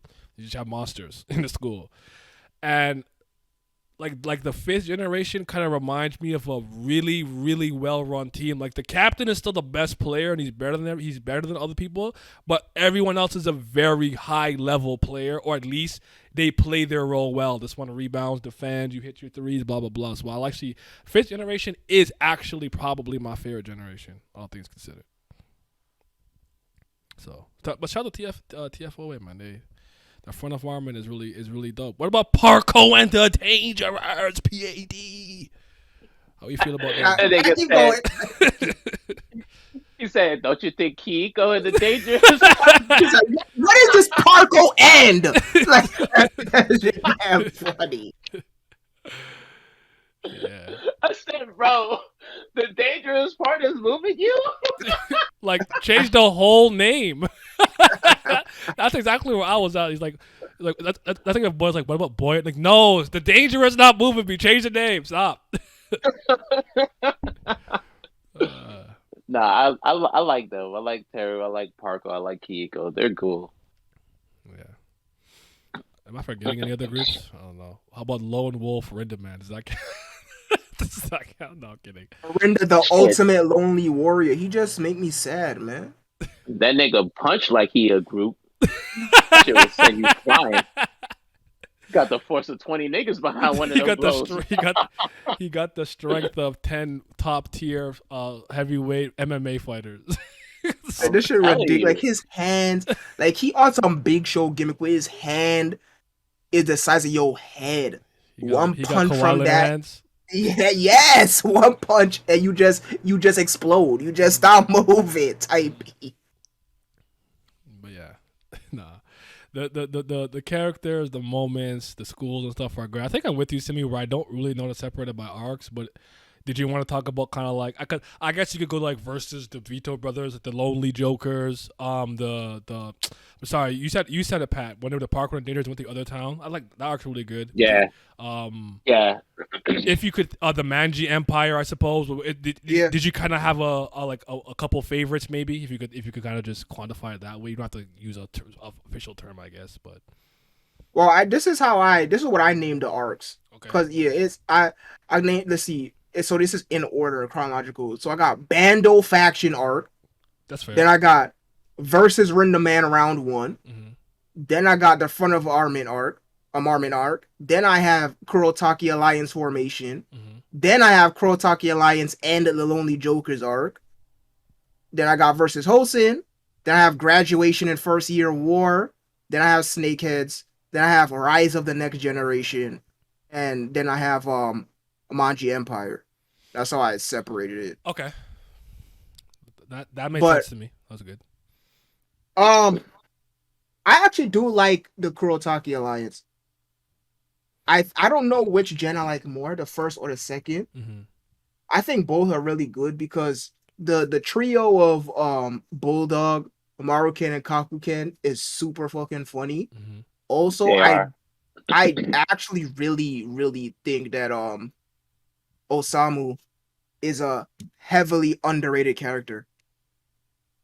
Because I like to put it in Reborn terms, he's kind of like the Kurotaki Alliance's Rain Guardian. Like, he's always calm, cool, and collected. You hardly see him lose his temper, lose his cool, to the point where he can't think straight up, make errors in his judgments. And whatnot. Plus, he always got the fitted on. You know what I'm talking about? New York, the New York cap. You gotta get the New York. You know what I'm saying? Yeah. Shit. But I was actually gonna say, do you think Katayama Chiaki is an underrated fighter, or yes. just because he has a lot of strength in his body? Obviously, he's not the mentality for it, but he's because the way that he did take out Parker with one kick was highly impressive. Even boy, what the fuck? You know what? No, I think Chiaki is underrated. Okay, I think he's really strong, but I don't think he's a very good fighter. That's kind of where I was going with it. Like, he's got a lot of power in his body, but he doesn't know how to utilize it efficiently or whatever. Well, yeah, that's because he's a pacifist, though. Yeah. So like, if he trained him properly, I think he'd actually be a force to be fucking reckoned with. I agree with that because he already got the natural size. Mm-hmm. Mm-hmm. He already got the natural size, and then plus if you anger him, he could utilize the power not just off instinct. So if you train him to do that all the time, then I would say he'd be a force to fucking reckon with. That big boot, Sam Parker over the top, boy, down the hill. I said, there's no way. What? And nigga Parker was having nightmares. That's why I was so funny. Oh, okay. I just wanted to. I forgot to bring it up a little earlier, so but Osamu, good catch. He's underrated. He definitely is like the glue. I don't know, the pillar the pillar that holds him up, whatever, foundation. So he does a lot. Yeah, He does a lot. Because even when they pulled up on him and tried to sneak him, they're like, hey, next time though, you tell the people having the bushes, you don't have to do all that. Like, he knew, and he didn't like blow a gasket like, I don't could have would ya. He didn't do all that. He just like, But Nakajima, his first gen or his second generation made out of first years, I think they're under it too. I really need to reread the words to actually see all these characters fully utilized. But the way that he gained their respect was absolutely amazing. That is an amazing scene because he's like, first of all, I'm not gonna fight every single last one of y'all. We're a team. I'm not fighting my comrades. So come in. And they's like, all right, where the fuck we going? And then they just throwing. They're like, yo, wait, hold on, nigga. We going to Suzerain? He's like, yeah, we going to Suzerain, all right? And he's like, yo, chill. Like, yo, so you trying to start a war? And then forgot his name. But nigga was like, y'all the reason why we here. Because y'all talk about you will not submit. Follow you. You ain't prove nothing to me. Da-da-da-da-da. So like, just sit down and watch. And you're like, all right, so what I'm gonna do is I'm gonna pull up on Boya right now, and that's exactly what the fuck he did, and it was just so raw. And when they watched him fight, even though he lost, it was like, yeah, no, you're the one. Nah, he didn't just lose. He got his ass whooped. That was like, damn. But he's still I fighting, actually though.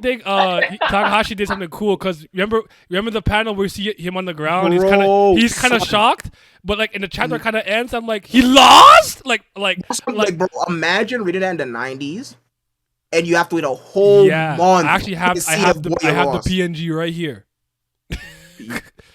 But the next chapter starts with this. I'm like, okay, thank God. Like, don't you tell me you lost to him? No. But yeah, you're like, oh shit, not bad. Like, that's literally the look he's doing. Was like, okay, you did your thing. But yeah, I mean, well, I don't think he got his. I want to say he got his ass beat. But I think got he a did. good. I think he did. I think I would say he got a few good hits in. I want to. Yeah, it wasn't pitiful, but like he got yeah. whooped. Yeah, like but the thing is, no to me, fight ends until a KO happens. So you have to get your ass beat to lose to begin with. Is kind of what I'm trying to get at. So okay, the way that I see it is actually kind of similar to how he fought the one guy who knocked him out when like a lookout for a golden wolf, right? That guy has a big and sturdy body, so it just takes Boya a couple extra more like super punch hits, whatever you want to call him, to put him down. Because that guy is humongous too. That's kind of how I see it. So with me, basically how I'm putting it is, Boya to me demonstrably showed that he's much better and stronger than this guy. That guy just took a couple more hits to put down. But I'm not saying he's like a scrub, weak. He didn't get a hit in, nothing like that. I'm not trying to diss him. But to me, I don't go from that fight and go like, you know what? Out of 10 times, maybe no. Like I'm still giving 10 out of 10 to Boya. That's kind of what I'm saying. Yeah, because I don't think like, he has the Boya's capability like, of catching him slipping. Go ahead. In a series, Boya's like one of the weird cases where like he's such a heavy powerhouse, but like you can actually get some good hits in because he'll be acting stupid or underestimate people or like angry. Just be acting goofy or being angry. Yeah, so like you'll be able to get some hits in, but like once he focuses, it's a wrap. Or even psych himself out a little bit. I'll speak about that after, but I'm with you. I'm not trying to diss him. I actually think that he did a good job. All things considered. Nakajima's cool. Yeah, I don't dislike him at all either. So, but I think for me, I would go with. I think I have a deeper appreciation for when they go out of town with Parko and stuff, because the way that with the tragedy of what's her friend's name again? I'm sorry, I don't remember his name actually. I guess I can't remember his name. It's the one who gets stabbed and he dies. Like Jinai Kohei. Yeah. Jinai, yeah. That scene hurted, honestly, and in Gaiden when Gaiden later on too. Like I think there's a good moment that kind of ties back into that. I'll get to it later, but I think that's actually like, I would say from like top to bottom in terms of all the moving parts and the way that like I guess like they tried to hide Boya's strength, so to speak. When like, man, you're not strong. You kick the fence and he fall on his ball sack. I'm like, and then Ryushin and Bito taking all the stuff, and it's like, and then kind of sneaking on Boya. Like all things considered, I think they handled it really well. Then having the first years come through, the one guy could take Jeton's kick. He's like, oh shoot, they got away. Then the school in the front of Arbor and the host and pulling up after the fact. I like that arc a lot though, but a lot. But personally, I don't even know if you want to call it an arc. I don't know what we would call it, but you just not beating that build up to the rematch with Rindaman and Boya. I'm sorry, it's generic. It's easy. It's not hard. It's low hanging fruit. My meat out. I'm shaking my ass for that fight. It's a classic, bro. Oh my goodness. Before I talk about versus Rindaman, the final, Rindaman Boya 3, the final in the trilogy, the Snakehead arc is a really fucking good arc. It might, honestly, it's probably top 3 for me. For me, it's probably number 1 would be Graduation and the First Year War. So that's versus Rindaman and final in the trilogy, and then the First Year War versus Hosen, and then Snakehead. But boy, Jinai Kosei's story, it made me cry the first time I read it. It made me cry the second time I read it. And then reading fucking Gaiden. Yeah, Gaiden. With Kizu Kyosuke, yeah. that I just felt so depressed, like because this is why That I panel with his hand on the wall, just where it happened, bro. Just that like, what do they say? A picture cause like 1,000 words. That yeah, panel just spoke to me. because that's exactly because he was retracing the exact movement that freaking Janai did before he fucking passed. Mm-hmm. Because he also was using the wall as a crutch to move Mm-hmm. before he finally fell and whatnot. And it's just so depressing. That's the reason why I separate Yankee manga from organized crime manga, because Yankee manga is not about the total darkness of the underworld, because these niggas are kids, right? They're angry, they're misguided, and they're looking for a place to call their own, but they're kids. They're not trying to kill each other and whatnot. They're not there to do serious heinous crimes. They're not there to make like ridiculous millions of dollars and shit. They're not there to take over like the entire fucking state and shit. They're Destroy just kids. communities. They're just Yeah, you're looking for a they're place to fit. just They have hearts kids. of gold at the end of the day. Yeah, exactly. So to see him die, and not only die but finally come full circle and realize that he was in the wrong and that his friends were right, and try to turn a new leaf, but then get the very cruel and harsh lesson that if you dip your toes too much in the underworld, that you can't escape. The only way that you're going to get out is through death. They say the darkness will always deal with the darkness. I can't Yeah. remember. Like, I'm trying to. Well, I don't even remember where I saw that, but like it was talking about like actually was that JoJo? Was that part 6? But yeah, like if you live by the gun, you die by the gun type of thing. Yup. And it's just so depressing. And to hear him call out for his mom, Mm-hmm. and to see him, I'm gonna start fucking crying again talking about it. And to see him Because die they're still completely kids, alone. still Yeah, teenagers. like I to know they see look like they're the thing. 35 with a mortgage and, They and, look and a old kid. as fuck, but they're But 18. They're 18, yeah, 17, 16. Like, the thing that made me depressed about it the most is the fact that he died fucking alone. Like, mm-hmm. that's honestly one of the harshest ways anybody could go, in my opinion. And one of the biggest themes that Arthur could write about is just dying completely fucking alone and isolated. It's just so fucking depressing, dog. And to see the effect that it had on his friends and shit, to Yeah. see that even when he was in the snakeheads, how he made a comrade in Tetsujin Mm-hmm. and shit. It just so fucking depressing, dog. And it's like, damn it. I feel like that nigga was real. He actually gone. Like I knew him. Type beat. It, Yeah. it just it, yeah, it's just fucking depressing, man. But back to the Ronison swag, because now I actually do got the fucking waterworks playing. But dog, Rindaman, Boya, that is pay-per-view level shit. Like Rindaman's presence. This is why, honestly, like the way that Rindaman is what Western niggas think Brawley is. Everything about Rindaman is 101% justified in the story. Like his lore and mystique is properly conveyed to the reader when you hear his name. Yo, Rindaman? Rindaman was there? Yo, you saw Rindaman? Type shit, and then Rindaman and Bouya fought? Like, bro, like, he really is just like the legend, like the legend of the town and whatnot, right? And then for them to finally, the theme of Megumi graduation, Hayashida. the theme of moving on to the next stage, the theme of leaving, entering your next stage of life, and that everything about it, your graduation present going to be a fight against me. The fact that it was public, the crowd, the stage. It's like, bro, Oh, it's there's so much about that. I'm gonna pop off so big when we go into it in great detail, but there's so many things about that moment that's good. But yeah, keep going. yeah, it's like to this day, it's still one of my favorite fights in manga. Period. Mm-hmm. Boya Rindaman 3 is one of my favorite fights in manga. Period. Has always has been since the first time I read that shit. Yep. Yup. It's just like, bro, there's just no way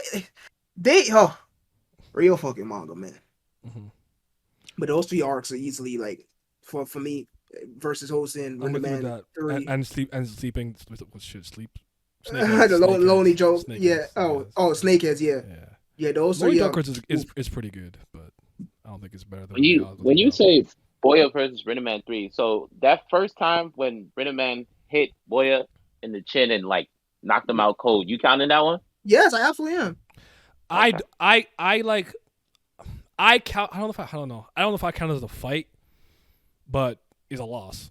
I think that's fair. Yeah, because the record is 0-1-2 for Boya. I know most people wouldn't, but I gotta stay consistent with what I always say. Well, L's a L, but I I kind I of don't don't want to, count it cause because to me like they had two proper fights to the end, and the other one he kind of just like, oh, did you really kill somebody? And he got fucking socked when his guard was kind of down, and he and I'd argue I think the biggest problem I had when I reread it was just like how long was he out? I don't remember how long he was out because I almost want to say it was kind of like when Thing hit him off the rail and he jumped back up and he was already gone. That's not a loss to me. He was still up. He was ready to go. Does that make Yeah, sense? yeah. So But if see, Boyer really got like knocked off like a second, he got up, but Redman was already gone. I wouldn't count it as a loss personally, but I can't prove that, so I won't say that. yeah, I personally think that he was like out cold. And the reason why I count it as a fight because there are other instances in the series where Boya gets sneaked, or at least gets the first hit done on him, and he's down. He gets up and finishes the fight anyways. but Right. I So think now go ahead, in Ben. those scenarios, Boyle was ready to fight those guys, even though like they kind of snuck up on him, but like he knew that he was a target, so he was anticipating a fight sooner or later. With this one, like he was just kind of fucking around, trying to get on Rindaman's nerves, and then Rindaman just socked him, and he was like, "Oh shit, I wasn't ready for that." And but one thing I rate him for is that when he goes to fight him by the water, the hill, you know what I'm talking about. He The water bank, actually said, yeah. "Yo, that was a good punch, bro. Like I felt that shit. I'm not even gonna cap. That shit hurted. That's what it's like. I respect that. But all right, Pat, do you want to go into your arcs? Yeah, not to go back into sadness and despair, but the snakehead shit, that was definitely my favorite arc in all of Crows. And I spoke with you about it before, but like this one actually touched me on a personal level because like in Delinquent series, like I said before, they tend to delve into what happens when misfits don't find that guidance or that shoulder to lean on when they're young and they stray upon a dark path. Mm-hmm. And the part where Janai gets stabbed at the end, when he's starting to realize that what he's been doing was the wrong path and he's ready to get back on his feet with his friends, it was just something that I relate to because I had a friend when I grew up with through like middle school and high school. And like, you know, he was always the life of the party and we played football together. And no, he was just a genuinely good guy. But like when he went to college, he was hanging around some less than savory people, I'll say. And then they got into like a physical altercation with some other guys when he was at school, and he ended up getting stabbed. And then the next day he died. And I got the news, and I was like, "Damn, bro!" Like, because he was like one of the coolest guys I knew. I was like, "Bro, y'all brought him into this like lifestyle, and then y'all got him killed." Like, I was so angry for like months, and it was just like seeing this. It's like this is what happens when people don't get that proper guidance. You know, like Simi said, they're still kids. Like they're 17, 18 years old. A simple fight shouldn't have to devolve into a murder. And I feel like the youth nowadays, this is a lesson that they're not getting. Your pride should be able to withstand taking one L. No one's invincible, bro. You're not fucking Superman. And he's not even One day you're And he invincible. gonna, doesn't believe it. I was about to say that. yeah, like you're not gonna win every single fight that you get into. But I'll have more respect for you if you stand your ground, take some losses on the chin, and move on. Mm-hmm. Nobody's gonna clown you forever if you lose one fight. It's fine. You can lose. It's okay. You'll probably be like zero of the hour for a week tops, and it will go away. You don't have to fucking get back at them and end up killing them, and then now your whole life is in the toilet. Yep. And I thought that the way it was done, like he died alone. He realized he was gonna die. The last people on his mind were his friends and his mother. Like that was just very touching and sad. And then to move on from the sadness. Oh, Boya by the way, versus I was wrong. I mean, I still agree with what you said, Pat. Like, he wasn't necessarily seeking a fight and looking out for that. He was kind of being a dickhead, but he actually gets, like, hit the way that he hits other people. He gets up, and then he drops down again. So, never mind. Ah. I forgot about that. I actually don't remember him getting back up to turn around. Then he's like, where the fuck is he? Okay, but go ahead. But yeah, the Boya versus Rindaman rematch, that's one of the best fights I've ever seen. That's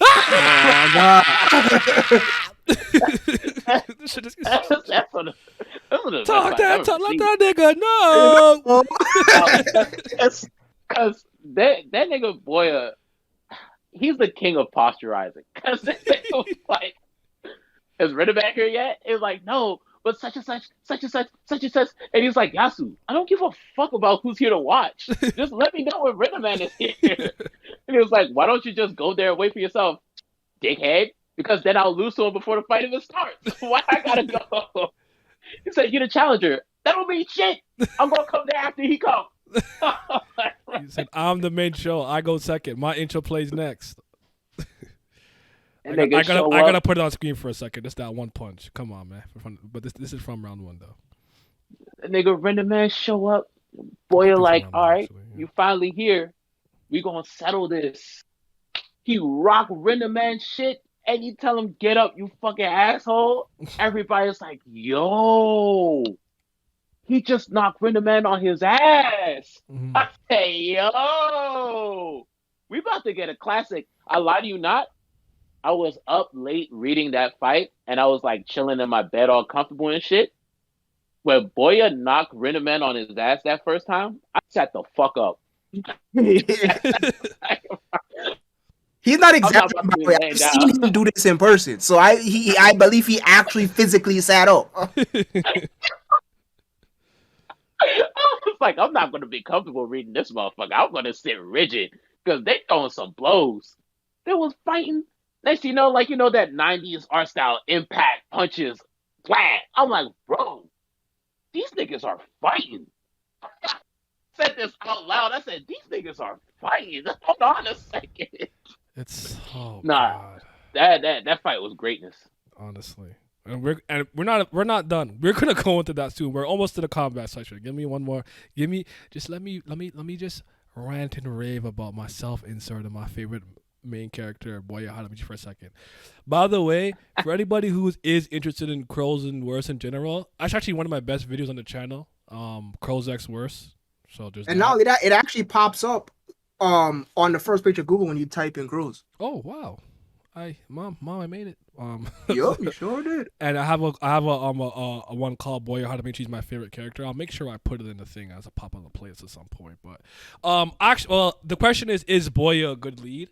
And while I do agree with your characterization, he's like a personification for freedom. That's kind of what he is there and stuff. The thing that Boya does that reminds me a lot of myself is the way that he cares. Is the way that he shows how he cares about people, because he's obviously not great at it, showing affection, and I've never been good at it. In a sense where it's like, I'll be there, I got your back and blah blah blah, but like he'll just go like fight for his friends. He'll show up secretly and just do whatever he wants to do and then leave, and not anyone knows he does it. I've done so many things like that, and it's kind of the fact that he's just like a mixture of everything. I'm not that stupid, and I'm not that like running around emotional and everything, but it's like when I was in high school, I had a much more abundance of energy. Just to put it lightly. So just so many things that he says and does, it reminds me of myself, because he's so multifaceted. He could be like the goofball, then he could be serious. I'm not playing around. It's time to fight. It's time to go, whatever it is.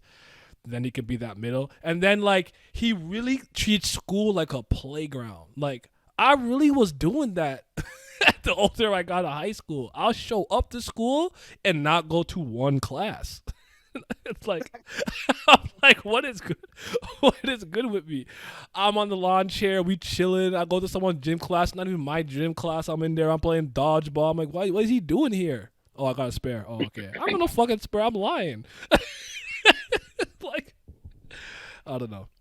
But to me, he's been my favorite lead because I just think he's truly entertaining, and he's kind of like my favorite kind of archetype of character.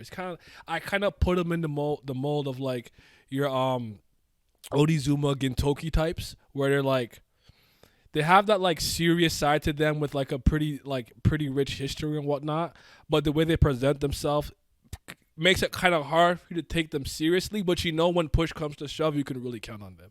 So Yep. it's just, I love this nigga, bro. And he look raw, and he beat nigga asses. So you know what I'm saying. So yeah. Yeah, Boya Harumichi is not only my favorite character in the entire manga, but he honestly one of the best leads in shonen history, in my opinion. Mhm. He's so entertaining to follow. Absolutely an adore to follow. He's very funny, very charismatic, got the swag, character design on fleek. He beat nigga asses, and when you read it for the first time, you just want to root for him, Mhm. right? Because he lives so genuinely and shit. That's what makes people gravitate towards him, and that's what makes you, the reader, gravitate towards him. And he's absolutely fire. But for me, I am actually the opposite of Yeti. I don't relate to Boy at all because I'm on the opposite side of the spectrum. Like, I don't actually find his mindset and like the way that he acts, he treats like friendships and whatnot childish. I wear my love for my loved ones on my sleeves. Right. I'm not embarrassed about any of that stuff.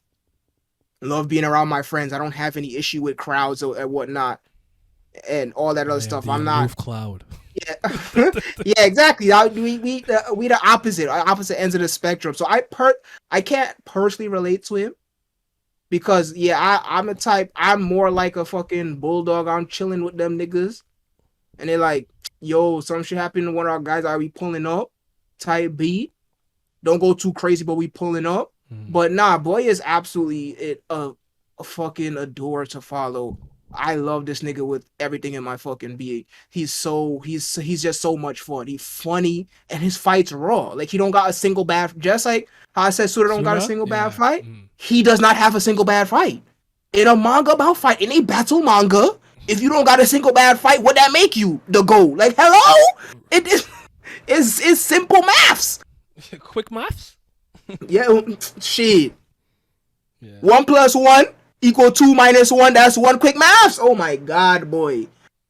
Yeah, he's just fire, dog. He's fire. Anybody who says that they don't well, I should say, be more specific. Shonen fans, people who are fans of combat in manga, battle manga, things like that, who read this and say that they don't like him, I just don't believe them. And of course, people who like freaking slice of life, people who don't like combat, they could look at him and say that they don't like. That would make sense. But if you're a fan of combat, a fan of battle manga, and you read this and say you don't like him, I just will flat out not believe you. Don't believe you. We need more people. Because what are there not to like? I don't know. But I might be fanboy, so Not a goddamn thing. Bro, look. First off, he looked raw. Nigga got his shades on, his hair slipped back. And whenever he rocking his fucking varsity jacket, he don't wear nothing underneath it. The varsity jacket not buttoned up, it's open. Chest out. And he got a fucking 8-pack, nigga. He be packing them cigarettes down, but he be hitting the gym. I'm about to say that you chain smoking, but he in good shape. You know what I'm saying? Man, he funny as fuck. Like, bro, Boya Harumichi, I really instantly think of Sakuragi Hanamichi from Slam Dunk. I think it's because their names are kind of similar, Harumichi and Hanamichi, but like they kind of act the same. But Boya is a lot funnier, and that's saying something because Hanamichi is funny as shit. Yeah, he is funny. So he look raw, he funny, and he got hands. And I'm not talking like all his fights one hit KO. No, He be beating niggas. And he talk shit while he do it. Like, man, come on now. Respect him. I easily respect him. Like, come on. There's literally nothing to like. To not like. Actually, yeah, excuse me, my I fault. was Shit, like, I need my damn, there's ass beat nothing to just for saying like. that. There's nothing to not like. Like, he just so fucking raw. He look or y'all are talking about rawness and swag above all. Just look at him. Look at him. Like, what did I complain about? You talk about swag above all, right? Look right there. He got that classic 90s boy, the varsity, the fucking dragon on it, tiger on it, got the shiny sleeve, and like, oh my god, it's so gaseous, Bacchus. Boy, what? Are you kidding me? He's absolutely amazingly. Fuck is y'all talking about? You see them Neo Shonen niggas? They don't know nothing about that. Not a goddamn thing. They need some Not. rawness like this because then they'll learn a thing or two about what real rawness look like, what a real MC look like. And stop talking Not about dumbass shit like thematical themes. Yep. thematical things. I mean, I'll.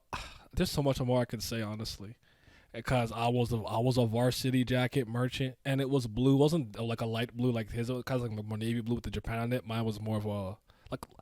What color is that? Is it royal blue? I guess like crypt blue. I don't know. Crypt blue. I don't know, but but like a darker blue. But I wanted to end with this because I think this kind of embodies him in like in the Crows kind of universe or manga in sense. Like I think it embodies him really well because it's actually one of my favorite lines. And because I remember Simi, I told you they fucking butcher this line later on. Look, the tallest, what? Yeah. So if Kuzogami Tatsuo is the strongest, then Boya Harumichi is the greatest. And if you want to beat the greatest, you're gonna need more than just brute strength. And I think that made a lot of sense to me. Because I could argue that in terms of like maybe taking hits or just raw, straight up power output and stuff, he's not necessarily the best, but I'd rather be the greatest than the strongest. So, shout out to Zeton. Well said, my son. Well said. I really love that nigga, bro. Want some? No, I don't want that. You sure? Want some? I'm like, bro, you don't want your food. Here? No, man. Like, stop offering that shit to me. That shit's so funny. Okay. So, what are some things about the writing that you guys like? I'm sorry, is our writing really? I almost tried to read like a sentence and I lost him. Is our writing solid to you guys? Because I actually think there's a lot of small things that I picked up on this reread. I guess you can blend this in if you want to. Anything? Well, for you, Simi, you're the only one here. I technically reread it. So if anything new you picked up on that you picked up on this reread, let me know. But I want to say that like, there's a lot of little things that I kind of noticed with these last two rereads, and I'm like, you know what? He did a good job quantifying a lot of things. I know me and you're going to get into this in me a little bit with the Ryushin stuff, but I actually think he did a good job explaining a lot of stuff. And I'm actually going to start with the Bitsu Tatsuya fight, where Tatsuya's getting those hits on him, Bitsu's getting those hits on him and blah, blah, blah. And in his own mind, he was like, yo, I just honestly, I heard the story that you beat Ryushin and it was like pretty one-sided and I freaked out. But I'm seeing you in action right now. And as he's like unpsyched himself out and he was focused, it was over. Right? It was remember that one death fuzz he gives him? And his brother's like, whoa, one hit? He's like, yo, what? Like, heavy punch. And I'm like, he has a lot of instances like this where I actually think he like if something happens, it's justified in a way that I think makes sense and is cool. So I really like that he does that with so many moments.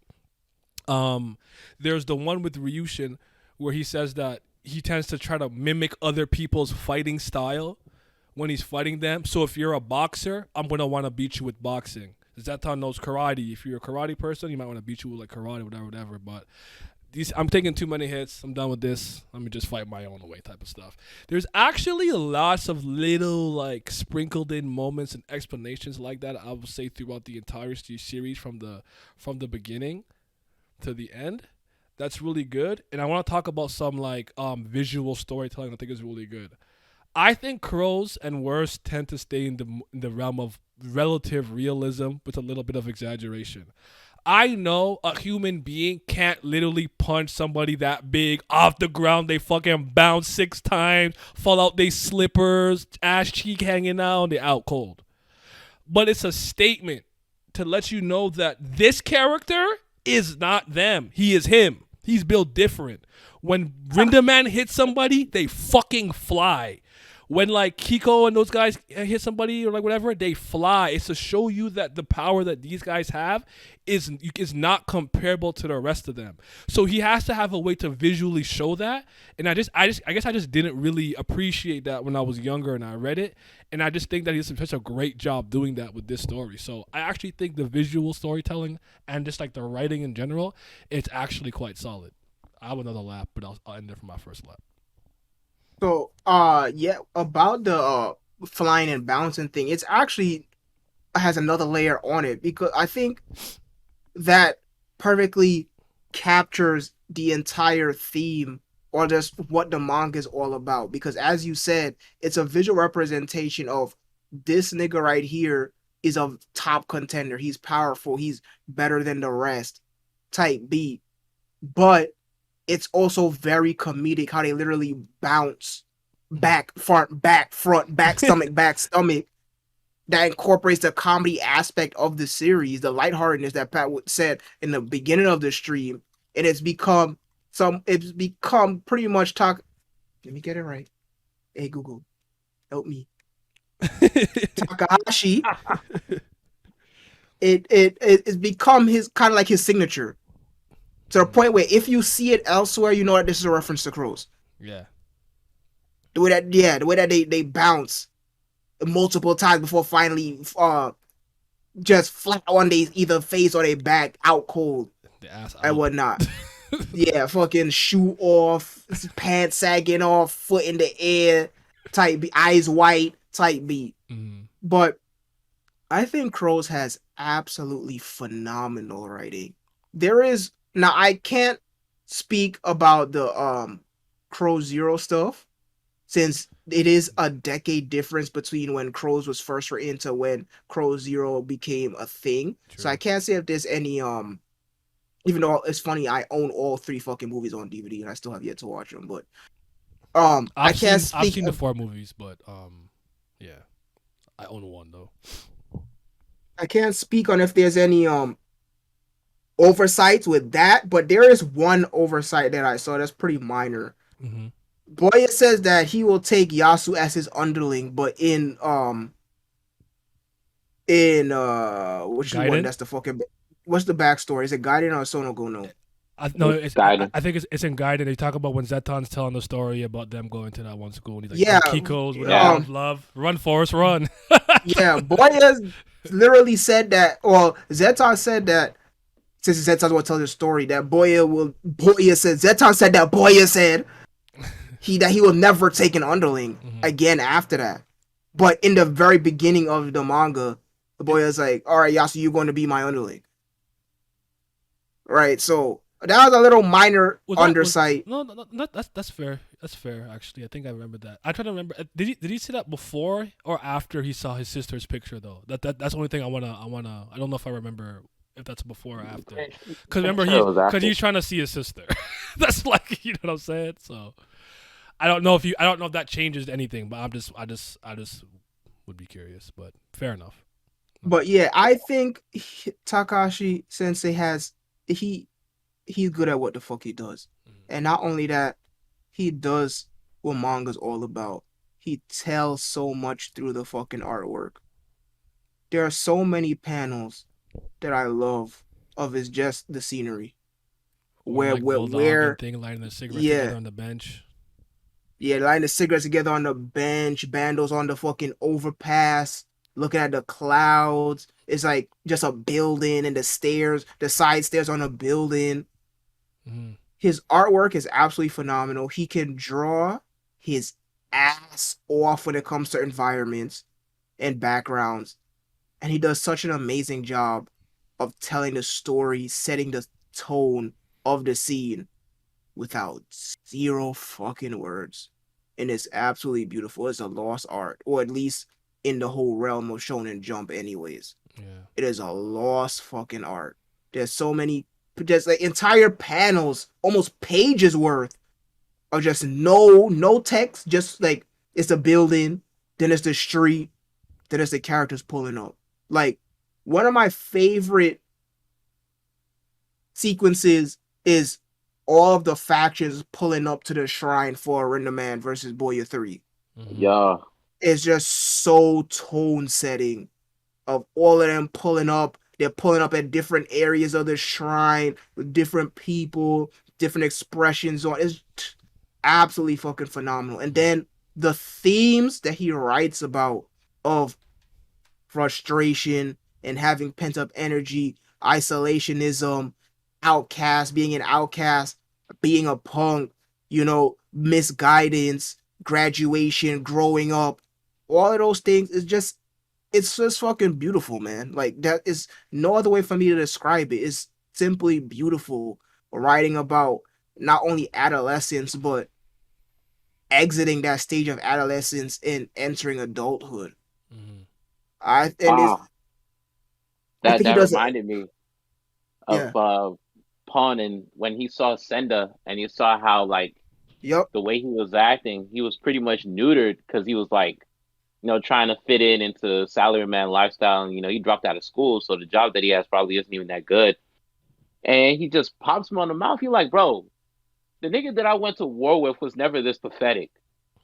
But like, I could see both sides because it's like on one hand, it's like, bro, the world don't work like that in the grown up world. You can't just fucking fight niggas when they say something you Warrior! don't like. Give me a raise. Yeah, like I mean, you can, but you won't have that job anymore. And also, like, I can see Punk's perspective because it's like, bro, I mean, yeah, you're a grown up now, but like, you don't have to act like a subservient little bitch. Like, and they can just disrespecting you multiple times. How that gonna make me look? You know, like I used to be running the ones with you. I might have been scared of you at one point in time, and then now you acting like that to this guy. Mm-hmm. He ain't worth your time.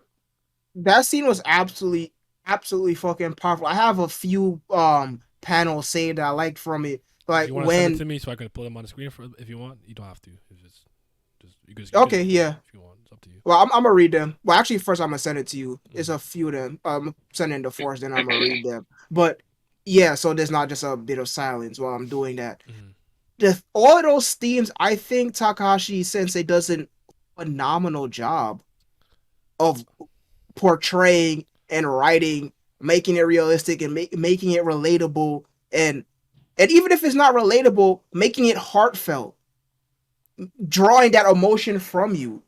Because even if you wasn't an outcast, even if you had the privilege of not, having eyes on you and not being um profiled and things like that, Mm-hmm. we all went through adolescence. We all went through A phase leaving we adolescence. didn't feel Yeah. like we fit in. No one understood us. Stuff like that too. Yeah. And then be entering adulthood. And I think he does a phenomenal job of relaying all of those points with these characters and wanting friends, not knowing how to go about it, having pent up anger, frustrations, not liking the rules of society, and all of that stuff. I think he does an amazing job. But yeah, a few panels I have. So when they first met up with Senda Mm-hmm. and he's talking to them, he says, I don't know if it's because I left the school like Suzerain halfway or because of the scar on my face, but whenever I go, people just look at me funny. Whenever there's trouble at work, I'm the first person they suspect. I'm beat. And I Mm-hmm. just felt that so much because this nigga is like, all right, I'm a try by y'all rules, and they still beating him down. Mm-hmm. And now he feels lost, like he don't know what the fuck to do.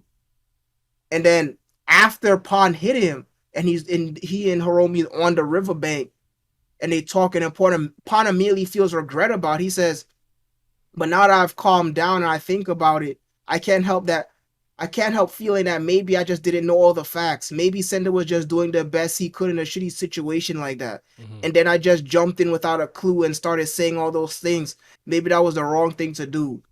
And I also felt that because, you know, that feeling of anger and then letting your anger overtake you and immediately reacting to it, being reactionary and regretting it and Mhm. shit like that.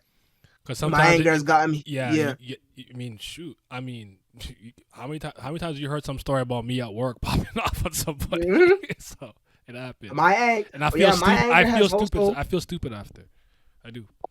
yeah, my anger is also like my anger is easily I would say is my biggest flaw. My anger has made me fight with every single last one of my loved ones Mhm. and whatnot, right? So it's like I related to both of them so much. That's a really powerful scene. I'm glad you brought that up, Pat.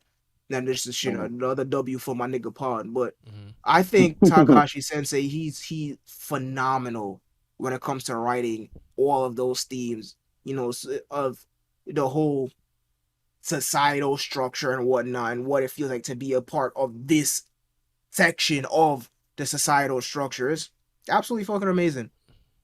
He's raw. Yep. Pat, Yeah. do you want to Good elaborate? question. Oh, essentially, like we're speaking about the writing of Oh, Crows, right. and Yes. I guess to also just add the storytelling in general. So I did speak about visual storytelling. Um, I do think we low yeah, key answered another question, so I'm just gonna throw it there too, because like the lessons and takeaway from Crows, I do think actually does Crows tell a powerful story or lesson about youth and adolescence? Because I think we've touched on it so many times, and I think I could just read the question now, and if you want to answer it directly, but I think we've spoken about so many of the lessons and being lost, these guys being kids, and you don't want them to fully go down the dark path of organized crime and things of that nature. So if you want to chime in on that, feel free. okay. So yeah, like I said, the writing's really good. There's a couple mishaps here and there. Like I'm sorry, the Vito beating the shit out of Ryushin so one-sidedly. Like after That was that's the one thing I think that's a weird one. It's weird. I'm like, clearly these guys are equals. If not, you could say Beto was a little stronger at the time. Like there's no way you could convince me he was just outright so ahead of him where he just whooped the shit out of him. Like, can you give me some backdrop on what happened? Like, were there circumstances? Was Ryushin drunk? Was, Mhm. was Beto off a perk? Like, what happened? Like, why did he whoop him so badly? I don't get it. Like, he's not that much stronger than him, if at all. So I would yeah, argue that's what we saw definitely doesn't concretely solidify. And in my like, I'm with you on that. I really am. I'm like, how did he whoop? Like, it was one sided. Like, I don't know about that one. Did Ryushin from that moment go leaps in and bouncing strength? We don't know. We have no answers. So I don't know. yeah, bro. Like, did he hit a training arc after that? Like, hit the gym? He Like, I will started. never get whooped like that ever again. He changed punching bags. I don't know. Like I think so if I needed to rationalize it and do some on-screen writing for Takahashi Sensei, I would say probably the reason why it was so one-sided was Styles. Ryushin was not even that. Ryushin was stuck in like so to put it in RPG terms, Tatsuya inflicted fear on him because him whooping those other two officers and making them drop Uh-huh. out. He He was like, froze. "Oh Okay. shit, this is a fucking monster." So he was even his full, like he was inflicted with fear. So all of his stats was pretty much decreased. So similar to Uh, like when I said like Boya could psych himself out a little bit. Yeah, Okay. okay. I'll let that rock. I'll probably say also that at that time, Rushin probably wasn't in the best state mentally because he wasn't really liking his role in the front of armament compared to the Rushin of today, who's in a much better spot. He has actual people that he likes around him and friends. Mhm. and Yeah. also I think again more writing on Takashi's part, but maybe back then Tatsuya was way more crazy because I would say that the Tatsuya that we met now, He's pretty I would collected say and calm. he's calm, right? I would so if he would back then, when he would fight till you was damn near half dead, that will also alter how you fight. Period. Like the type of things that you're willing to do to a person and whatnot. So you could kind of give that a boost to him, that madness, that berserker boost, put it in feet terms, if you will, right? But again, that's all just me trying to make sense of That's crazy that that you said backstory. berserker, and both of us defaulted to the berserkers that we know. Because I thought about Thor and the madness, the Warriors' madness with Thor, and you thought about like Fate. I just want that just lets you know upbringings. That's just raised on comics here, like this. All right, that was funny. That's all. Second lap. Okay, so Wait, hold on, I wasn't done. Oh shoot.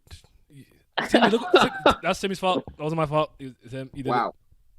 Wow, me. Watashi? But what else? The themes, like Simi said, they are very eye-opening.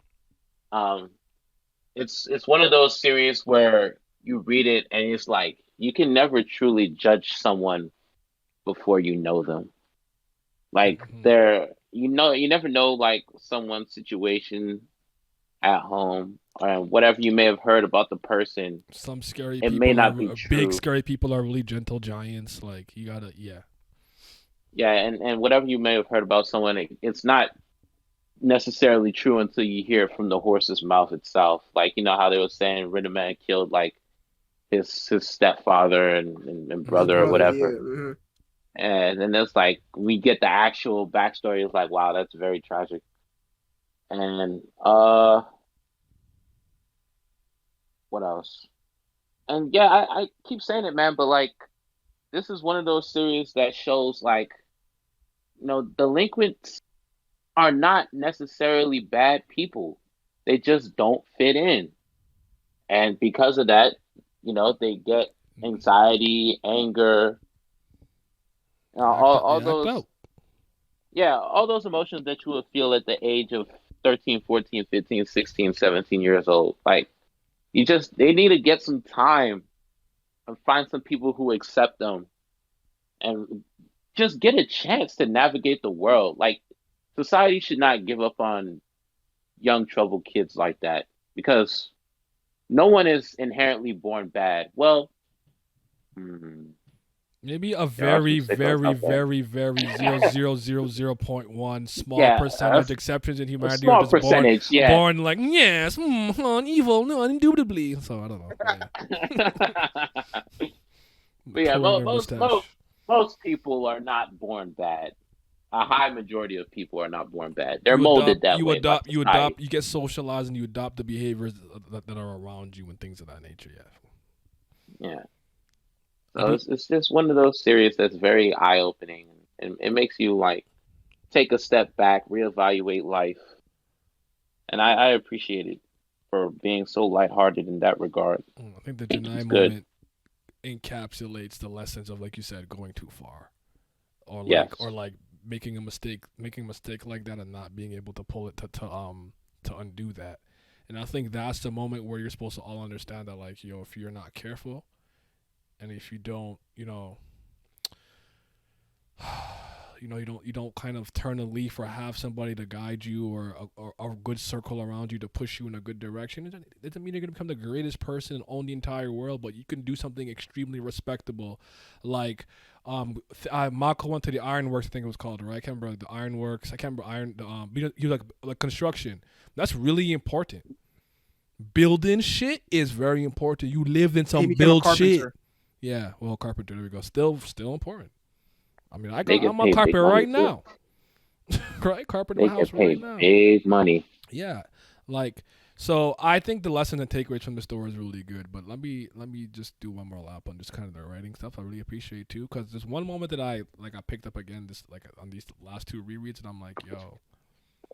It used to actually bother me to some degree, and I used to remember I had a friend that when he was reading it, he's like, "Why did Rindaman say that like?" Boya was stronger than him, and like you have to remember that in that fight, because of how it ended, and because Boya got washed by the river, I think washed away a bit. So when they both regained consciousness, they weren't in the same area. They truly both believe that they lost that fight. Because remember the first time they're like, "Oh, I owe him one," and blah blah. But you beat me, and he's talking about it because a dickhead. I hate him, blah blah kind of thing. So when Bito was like, "Yo," he sees them. He's like, "Yo, if I attacked him, it would have been me on my ass." And he actually was like, Again, like, your brother used to help me out, blah blah. But yo, the one who's the strongest in Suzerain is Boya Harumichi. And your brother wasn't some type of pussy that would just kick someone. He would fight him in a fair 1-on-1. And I was just like, I think people like underestimate. They truly both really thought they lost that fight. They really did. It was a draw. Yep. We know that because we have dramatic ironies working in our favor. So even when Yasu asks Boya how it went, and he looks at him and he makes that face with the madness on his face, like, so you lost. So just. I actually think there's a lot of really small things. It's not to say, ooh, the language is so flowery. And he was like, and then her elegant eyes gazed up at, like, it hasn't been like that. But he does all the small things that I think add a lot of extra weight to a lot of these moments. So yeah. Did any of you Also, I wanted go to ahead. say that the way that Takahashi Sensei ended the first major fight between Boya and Rindaman was absolute genius. I agree. I've never seen a draw like that before in any series. Because they both hit each other, and Rindaman falls flat on his ass and passes out, and Boya backs up a couple steps and falls into the river and washes upstream. And they both wake up, and the other person is nowhere to be found, and they're just like, damn. So I lost him. He went home. He beat my ass and cut. Yeah. I will speak on why I think the tie was such a smart thing to do first, but did you guys want to chime in on like some stuff? Well, sorry, not you. I guess not you. Simi, what are some things that you picked up on the reread that you didn't pick up maybe on the first time you read it? If you want. A lot of fights being off screen. Okay. I did not remember from my first read that a lot of the fights are off screen. A shit ton of them, actually. So it's funny because there's a lot of fights that we got from beginning to end. There's a lot of fights that cut in and out One Piece style, and then there's a lot of fights where we just flat out don't see it at all.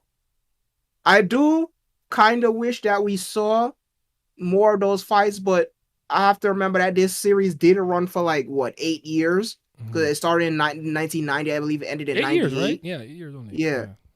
So, like, that's a very long time to be running a series, and plus it's a monthly series, so he was doing 30 through 60 pages per chapter. So I kind of understand why he kind of toned it back on the fights, but there's a part of me that wish, like, dang, I wish I could have seen like all of the fucking first year of war fights from beginning to end, and then the winner and runner ups, their rewards and whatnot. So them fighting. Hideyoshi fighting Hiromi, Gunji fighting Pawn, and Zetan fighting Boy. I wish we could have seen all three of those fights from beginning to end, but I understand it. There is a lot, and it's way more prevalent in the worst, but there's a lot of lore setting up in this series. Like, people love talking about more lore. Crows has a fuck ton of lore, and I think he does a good job of explaining the lore to the reader through the characters of, like the fucking Hosen versus Suzerain, the war from a few years back. Like, it's told in a way, in a juvenile way, because the characters are juvenile, they're kids and whatnot, right? So they don't have like official names for things, but a lot of things have happened in the past and currently are happening. Like, the whole Kurotaki Alliance theme period is very big, right? It's pretty much like a group of nations joins together. They pretty much was like the USSR, right? It's like a group of nations coming together under one flag and shit. Because they're literally different schools. Yep. Under, yeah. So well said. Yeah, there's a lot of lore, not only with the setting, but the characters themselves that inhabit said setting. Even the Manji Empire. Yep. Yeah. And since that's in Tokyo, that has nothing to do with our story, since our fictional town isn't in Tokyo and whatnot. It's in a different prefecture. So there's a lore behind them, but it don't got nothing to do with us because we're not there. But it's still lore that exists in the world. Like I think he's very good with setting up the world of crows. And that goes to show that lore is just events that happen in the setting, not little the lake of the goddess. What is the lake of the goddess? This lake was made because the goddess of my ass, she was crying for 10 days and 11 nights, and it formed this lake and all that other bullshit. It could be as simple as, yo, there was this badass guy who like he wore a ski mask and he beat the fuck out of like 10 people and he vanished type beat. That is also lore. All right, so I think he does a really good job with that. Mm-hmm. And then everything else. Oh well, there's a fuck ton of characters. People like to complain about series having too many characters. There's a lot of characters to fucking remember in this manga. Not only that, but he goes the extra mile to giving names to characters that don't mean a thing, like characters that ain't shit, characters that will like never get another like solo panel. He be giving them names and shit. So there's a lot of characters to follow and try to remember, keep pace with. So that might be off-putting for some people that I didn't really realize before. Because you just remember, I remember just the big characters. I remember the freaking Parko and Dangerers, Boya and Parko. See, like, I didn't even remember Kiko and Teru. I just remember Parko himself. See, that was his intention. It worked. Smart. What is this Parko and? Like, shit, he got me. Ryushin and Bito Tatsuya. And? Rindaman and things like that. But no, there's a fuck ton of characters in, Bando, Yamazaki, and Senda. The first years that came in when Boya's Gen became seniors. Like, there's a shit ton of characters to remember. So that was another thing that I really picked up on. Like, oh shit, like there's a lot of fucking characters. Mm-hmm. But yeah, I don't really have any negatives, like any negative things that I noticed besides the off-screen fights and Boya being like, yo, yeah, you're my underling, even though in fucking Gaiden he was like, I ain't taking no more fucking underlings. But you could chalk that one at least as a gag. Yeah. You trying to get to the sisters. Yeah. You want the sisters Mm-hmm. also. Let's get into very some nasty fights. work. Yeah, let's get into the hands, the fights, the glorious combat. So, are the fights in Crows well done? Intensity, tension, believability, choreography. That's not what some of the best fights and whatnot. And I do want to talk about like the strongest fights and certain things. But I actually want you to start with your controversial opinion. I want you to say it if you still believe it. Go ahead. So yes, when I told Yeti that I think that Ryushin is stronger than Boya. And he said I might change my mind by the time I finished it. And when I finished it, I'm like, I don't know. I think Ryushin still is, but he already elaborated the difference between strongest and greatest. So we already have that, but I'm going to put it more bluntly. I think Ryushin can beat Boya. So I'm going to say it again. I think pro boxer Ryushin, Kuno Ryushin, can beat chain smoker high school dropout Boya Harumichi. Okay, so you changed the rules. When you say this, are you saying it like in a boxing setting? Like you put them both in the ring, tell them to put gloves on? Whoop his ass? Because I agree with that. Yeah, that's completely unfair. But no, but I mean, like, after the end of the story, if pro boxer Ryushin fought chain smoker high school dropout Boya, I think Ryushin would beat him. I agree in a professional setting, but like in a street fight, Boya don't fight fair. That's not true. That's how he won. That's how he won.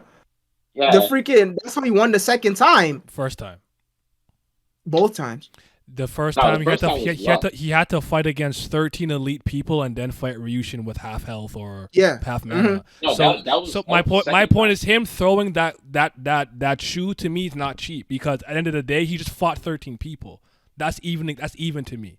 The first one, Thing tripped and then he was able to grip him. I totally agree with you. That one, he lucked his way into that one. That one, I'm with you. The second one, I actually don't think it's cheap for him to have done that because he just fought 13 niggas. So I'm gonna preface with this, especially since Baki is my second favorite manga.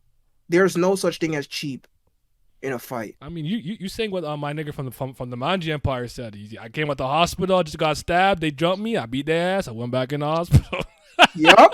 I'm not mad at it. I'm not mad at it. There's no such thing as cheap in a fight. Because, the professional fighting is neutered fighting, if you will, right? There's a bunch of rules and regulations that is there to protect the combatants, right? Their entrance. Mm-hmm. But in a street fight, there's no such thing as cheap or fair. Yes, hello, Vince, even though he's muted. Hello, Vince. I'm driving, so I didn't know if y'all could hear it or not. But yeah, we absolutely can. Yep. So. All right, bye. So yeah, there's all's fair in love and warfare, right? Yeah. So it's like I'm not putting an asterisk. That's why I classify Rindaman pulling up on Boya at night, punching him in his fucking jaw, knocking him out as a fight. That's why I counted as that. Everything's fair on the fucking street, right? So the first fight, and I didn't even remember this. The first fight, Boya did not land a single hit on Ryushin. Mm-hmm. And not only that, he did manage to grapple him, but he is not a grappler. So he had no idea what the fuck he was doing. Ryushin was able to I think that was just raw strength, honestly. Yeah, Ryushin was able to get out of that clinch. Mm-hmm. And then Ryushin literally tripping and off a rock and Boya getting the side choke, aka the head and arm choke. Mm-hmm. I don't give that to Boya because I don't think he'll be able to actually apply that. I don't think he knows how to properly apply a head and side choke. If you was to tell him, if you was to get in a neutral position or even from full mount and tell him now apply the head and arm choke, I don't think he would know how to do that. Mm-hmm. That was all like just perfect positioning for him. I guess my pushback would just be, what would you consider Ryushin not being able to get out of an amateur hold in? Does that not count or something? No, it absolutely does. Well, the thing is, no, he fully had the head and arm choke applied. They already fought. They was already tired and whatnot. So, like, that's legit. It was applied, and he legitimately choked him out, and is almost impossible to get out of a head and arm choke once it's fully applied like that. Plus, on top of already fighting and taking heavy Boya Harumichi blows. So it's not that I'm not. When I say I don't give it to Boya, what I mean is I don't think that he could apply it if you tell him to do so. But no, that was legitimate, right? So that is not only Ryushin but a boxer's Achilles heel. Period. But what I'm trying to get at is I think with now that Ryushin is a pro and he has an actual camp and he has proper training, I think he would be able to beat Boya because of that proper training, that conditioning, and what he's doing now as a pro. Boya don't fucking train. That boy, he smoke, he do whatever the fuck, right? Like he lifts and he's athletic, but does he like train fighting? No, I think with his pro training, he would even be able to properly maneuver around the antics of street fighting. Mm-hmm. And I actually think that's not a bad point. I actually think since Tatsuya is in Ryushin's camp, he too now has proper training, right? So I think that I believe that end game or did he after credits, he smokes. Yo, he most definitely did not quit smoking. So he too is a chain smoker, but he does not have that and I don't. Of course, it's all off screen, so we can't say we don't know how dedicated Tatsuya is to that pro training, but we do know for a fact that Tatsuya is in Ryushin's camp, right? So he at least has access to pro training. He had to a proper camp, to proper trainers, to proper equipment, so on and so forth. So I would say that Tatsuya is also boosted by after the credits of Crows. But I think that I really think that once that Ryushin became pro, I think if they fought again, I think Ryushin would be able to beat Boya. I guess the issue that I took it because the first time that you said it to me, it came across like you were just like, "Yo, he's better. Like Ryushin just better." You saying that he could catch him slipping? I don't think if Boya fought him 10 times, he necessarily has to win all 10 times. I just think it'll be like 8-2, something crazy like that. I don't. I think he's demonstrably stronger. Their argument about end of series, if I think about it in a very real world sense, that makes sense to me. I'm not mad at that. Honestly, I'm not because even a Rindaman goes into like some weird underground Yes, I unarmed think that combat thing, which is gonna make I him think even more of a monster. Like yeah, you're not. which goes into your actual question. The question that's like the third part of this section. Do you think Boya would freaking beat Rindaman if they fought a fourth or a third time, depending on how you count their fights? Mhm. And I would think no. No, I I don't don't think. think Boya would. I think he's like in this universe. He's the God King. You're not beating Rindaman. Rindaman is Yeah, only the closest because Rindaman. I'm sorry for like kind of spoiling this, but from what I know from the entirety of the Crows universe, has never lost a fight. yeah. Even Boya lost to high schoolers when he was like in middle school and blah blah blah. And Yeah, but he actually, got jumped. It was five I on know one. my point is, but there's no such story of Rindaman losing no matter what happened. I'm not saying it didn't, but there's no. I actually have like there's when their first fight ends, I argue that like Rindaman laughs because he's like, I actually lost a fight. Yo, that's interesting. And he like goes foo, foo, foo, foo, and he walks off. Because I would argue for him, he was legitimately shocked. Like, this never happened before. That's sick. Boya, I think he loses very rarely, but I think that was his first loss in a straight up fair 1-on-1. So he was frustrated in that sense. That's a takeaway that I took from that. But back to what you were saying, Simi. I want to ask you one thing. I actually ultimately don't disagree with that end credits thing when you look at it from a realistic standpoint. The problem is I don't know if Crows follows that logic because I'm not gonna say too much, but just think about Hannah and Hannah's upbringing and what comes and where he comes from, and Yeah. still with that, you know what I'm saying? So I'll leave it at that. So I do think that within the way that the manga portrays it, maybe I can push back. But realistically speaking, what you're saying makes perfect sense to me. Before I just kind of actually just explain why I think that he's just stronger in the series in general, my question to you would be: what do you take from Boya's statement at all about trying to mimic people's fighting style? Is it serious to you? Unserious? You don't care? Like just curious. Oh no, that is absolutely a point of contention. So like Mm-hmm. the fact him doing that Mm-hmm. is just in another sense putting a handicap on himself Mhm. because he's not a martial artist, right? So him trying to box with Ryushin is putting a handicap on himself because he's not a fucking boxer, right? Mhm. He doesn't know what he's fucking doing. He don't know nothing about no fucking footwork and none of that shit, right? So him doing that and still winning fights is just another feat in the monumentous bag of Boy Harumichi Mhm. and shit. It's a giant handicap.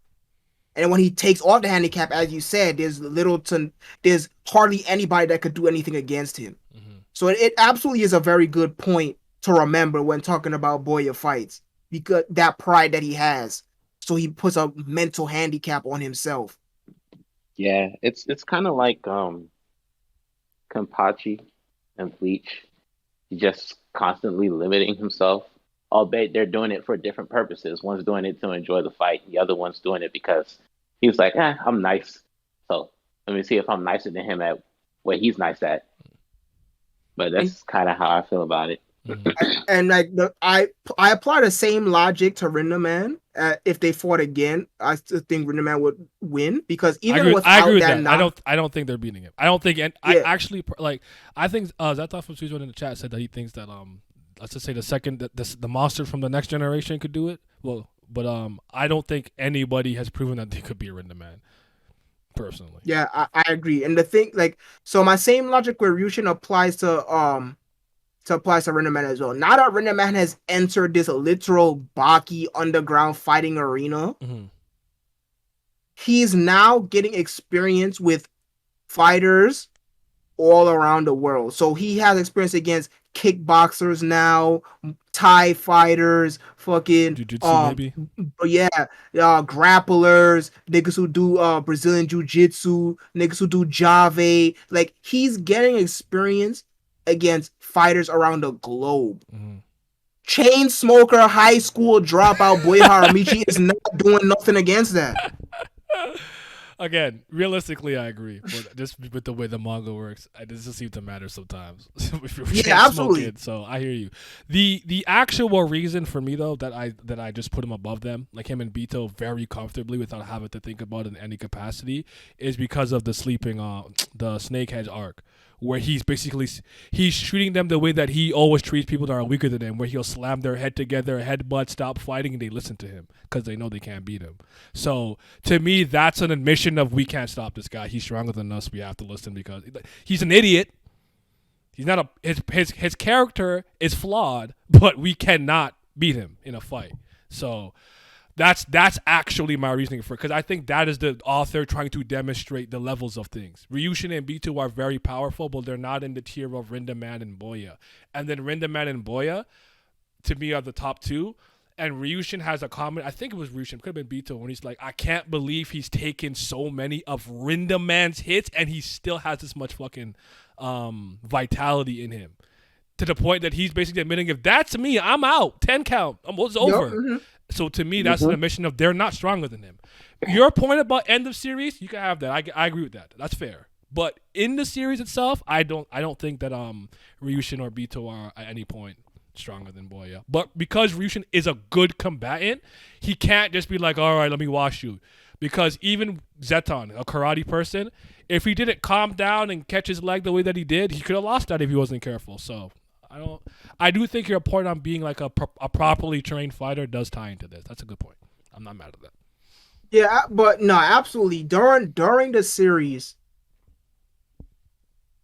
I comfortably say that neither one of them did not come in close to Boya at all, because Boya not only beat Ryushin twice, but the own admission of both men, they're like, they're like, yo, we lost him, we not as strong as him, type beat. But after credits roll, the fact that both of them get in professional training and that Ryushin actually is a pro and he actually has a pro fight and he won with a KO and he has a proper camp. But that's just me applying realism to the series. The series is very comedic in nature and whatnot. I honestly think he would have had a point if basically with one of the characters in the next series, then I would have agreed with you, honestly. Because it's my one gripe with that character in the sequel. But yeah. Let's talk about them fights. Yeah. Do you guys think the fights are good? First of all, like in terms of like impact, like moves being used, like believability. I don't really care about believability at the end of the day, but like tension, intensity, intensity.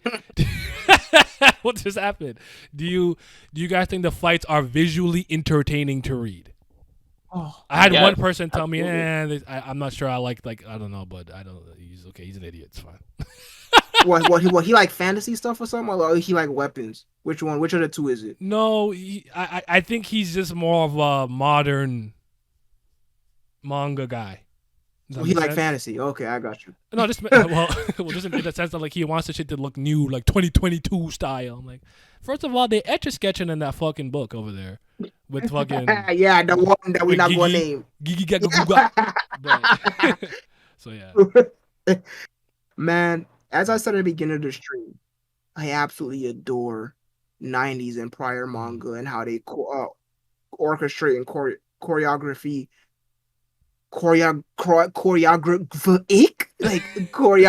their fights. You can do it.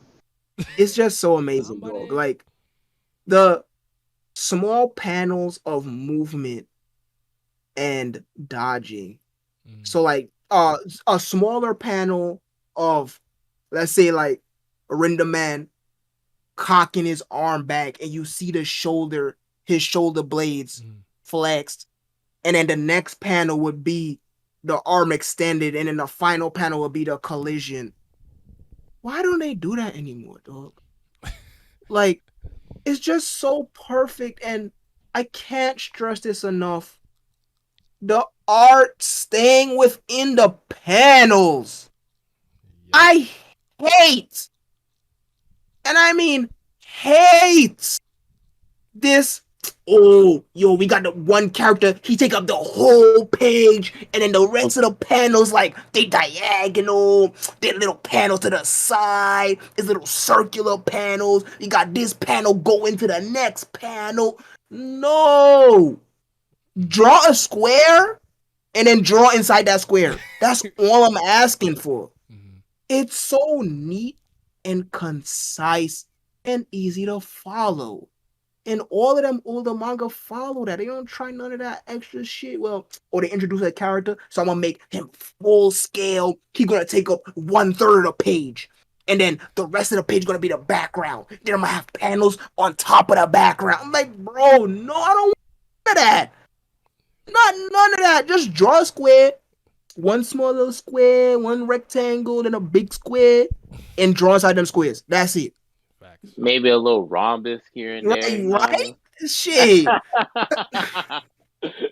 But the fights, oh my god, dog. It's like it's damn near a perfect battle manga. They just when they start fighting. It's not no, oh, well, you see what had happened here was when he threw the punch, he moved at a 15-degree angle so that he was able to just slightly dodge it, but he was able to stay within the pocket, so he was able to move in with just half a step. Look at Then Mako he over was here. able, You're really good. You're good at you're good at commentary. Hold on. then I mean, he was Mako. able Sorry, to. Hiromi. Sorry. Yeah, then he was able to throw the short hook. I mean, the short uppercut. That uppercut, it hit him in the torso, the midsection. And once the midsection connected, his wind was taken out of him. Now that he Takahashi over here. staggered back, yeah, like bro, Did you know there's that if you no- get hit in this part of your body, your breathing becomes like, bro? If you guys don't just start fighting, go ahead, Dux. Go ahead. Sorry. there's a lot of the times where the characters fight in completely isolated settings, so there's nobody to even compensate to begin with, which is so raw. But it's the way that the fights are drawn, the way that it's cleanly drawn, the way that we can see hits without a bunch of fucking onomatopoeia all over the place and shit. It's damn near perfect, dog. It's such like I'm hard pressed to find a battle manga better than it. Than ones that, like are the cream of the crop, like a Baki, like a Coco Tekken, then Tough. Like the ones that influence other shit. So like a fucking Ippo or whatever. The ones that influence other series. Like other than that, you're gonna be very hard pressed to find a battle manga that has better fights than Crows, in my opinion. When they start fighting, and it's either they cut away to something, or would not stop until somebody stops fucking moving. And I absolutely love everything about that. The fights are fucking perfect, dog. I love them. Well Yeah. said. For me, I love the fights. I wish. I mean, we already spoke on this. Like some of the fights that I wanted to see weren't off screen because I was like, damn, why we skip that? But when it comes to like the fights that were presented to us, it's just I feel like it's a lost art with the way some of these fights are presented. Because it's like nowadays, I don't really read a lot of manga where I see like a fist actually hitting someone's face. Like it's just like they're about to cock back, and then it's like the aftermath of the punch where the character is drawn in a position where he They're just flying. swung, Yeah. and the character that got hit, his face has like a bulge where like I just got punched. Like it's kind of like they've scaled the violence down a lot for the younger generation for whatever reason, because these new niggas nowadays are way more violent than ever. But that's a conversation for a different day. But with the fights like in Crows, niggas get punched. I see the fist on his face as he's getting punched, or if they're getting kicked or whatever. And it's like certain sequences, like one character will get ready to throw a punch, and then the next panel, you'll zoom in on the person that's about to get hit, and you'll see his facial expression as he realizes the hit's coming and he's getting ready to tense his body up to take the punch.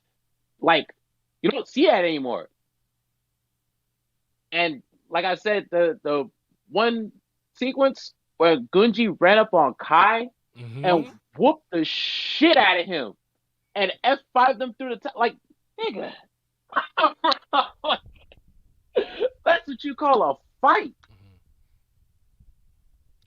Let me just Real quick. ah. Read Crows, then read Crows Gaiden, then read Sono Gono Crows, because Sono Gono Crows is the year in between, basically the missing year between Crows and Worst, and then read Worst. I actually would say read Crows Zero after, because like you said earlier, it comes out like way after the fact, and it's a prequel, but it plays on the foreknowledge that you have of Crows, and I actually don't remember if it plays off the Worst and Crows, but at least Crows. But I suppose Crows Zero and Worst. Maybe it's possible. There's no right order necessarily, but yeah, sorry. Just want to say that real quick. I have a video that explains it, but definitely read Crows Guiding, and Sono Gono Crows. I think it's Crows Aftermath is the English name for that. So you get that 1 year. But sorry, keep going. The fights. Yeah, man. Like, Simi posting shit in the fucking force right now. Yes, you could put it up. Okay. Nigga Beto kicking the shit out of Boy. Like, bro, we don't see shit like this. That nigga Boya's like, damn, he kicked the shit out of me. You can see it all over his face. Like, I mean, obviously he won the fight afterwards, but like in that moment, that hit kind of stung. And like you can see like the force of the kick, like the way it's drawn, whereas the kick is kind of what's the way to describe it? They got like motion blur on it. Like exactly, the velocity of the kick is accentuated with the motion blur. Thank you, Simi, for hitting me with the proper term. Mm-hmm. Like, look right here when he getting kicked in his neck. Yeah, bro. Just clean. And then, like, Takahashi Sensei also has an amazing ability of showing the conclusion of a fight, and the brutality of it.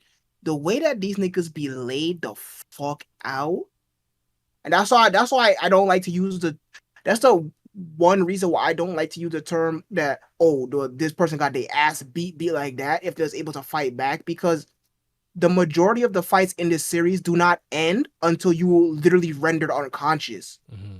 Not no, that was good, I'll see you later type beat. No, like, they will keep going until you literally stop fucking moving.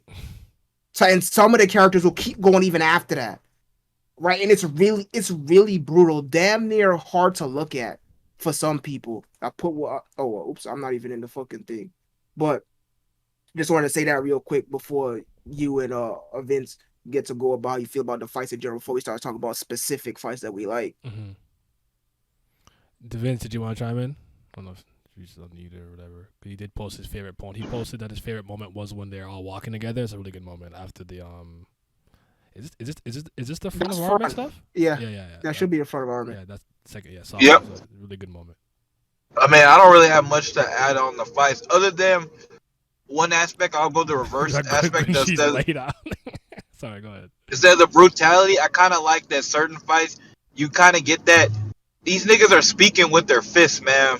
Like, these are not the most poetic niggas. They do say some good shit from time to time, but these are niggas that only know for the most part, the language of the fist.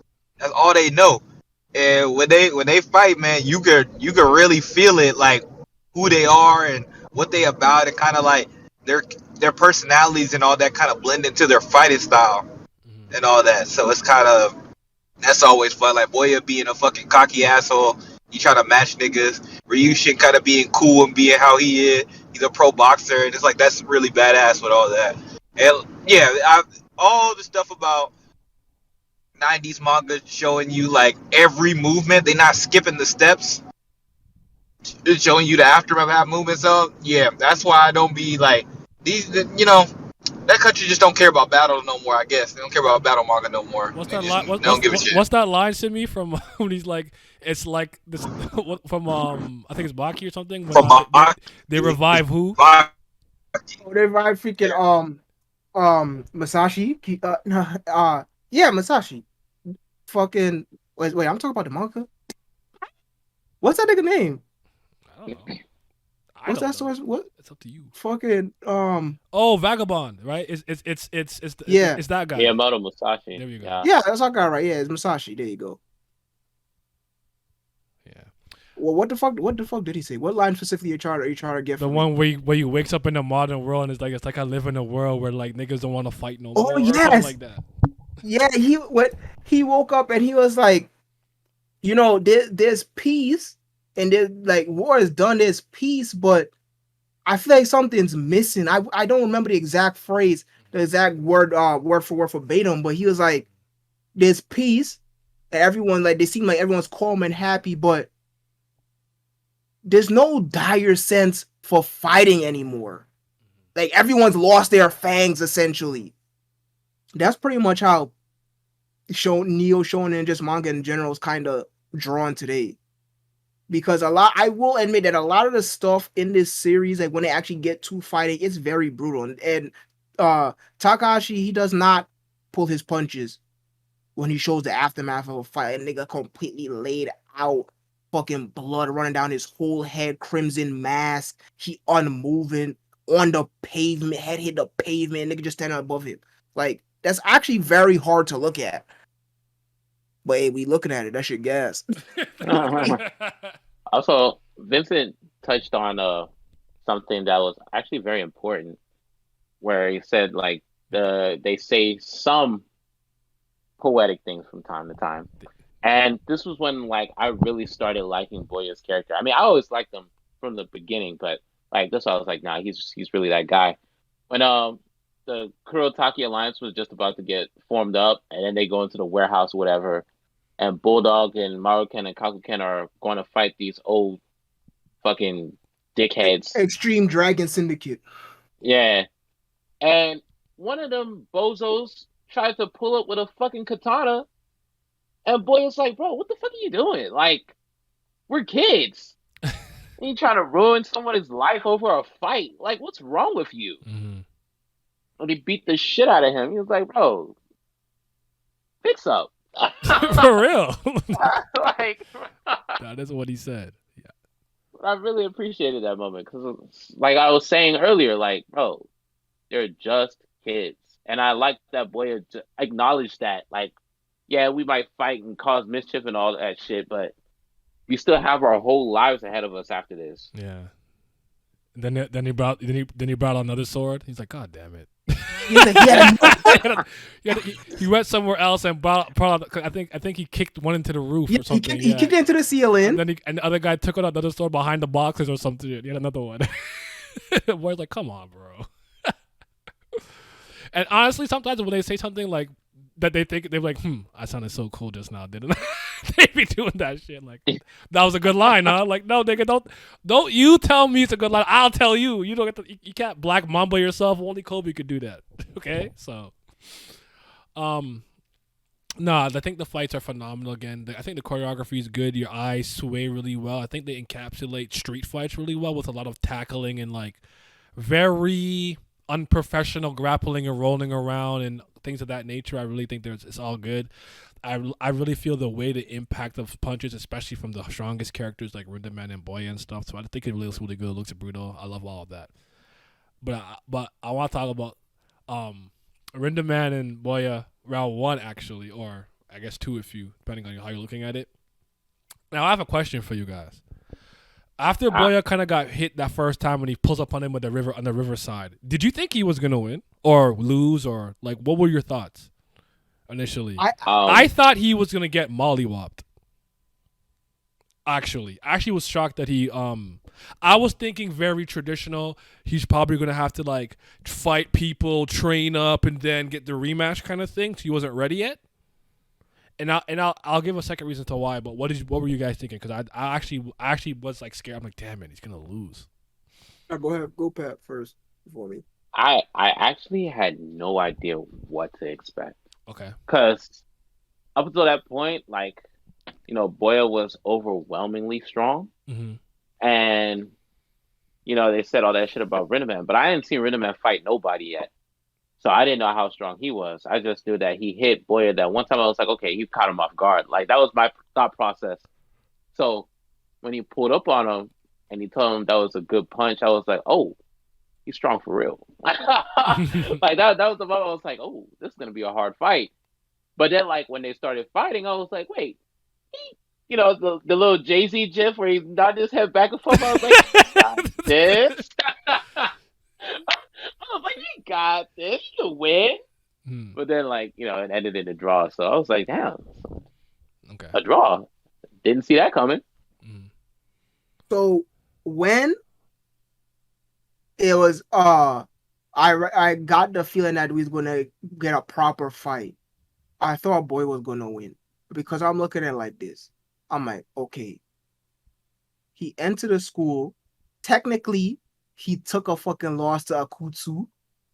Nigga bump his head on the fucking On the guardrail and railing, they the railing, yeah yeah. they beat his ass. They jumped him, right? So technically he lost to fucking Akutsu of all people, right? That fucking Chungus. But then he come into school, right? Mm. And not only do he whoop Akutsu, but he whooped 4 other niggas at once in the bathroom. So he just soloed 5 niggas, right? Mhm. Then he one shot Hiromi.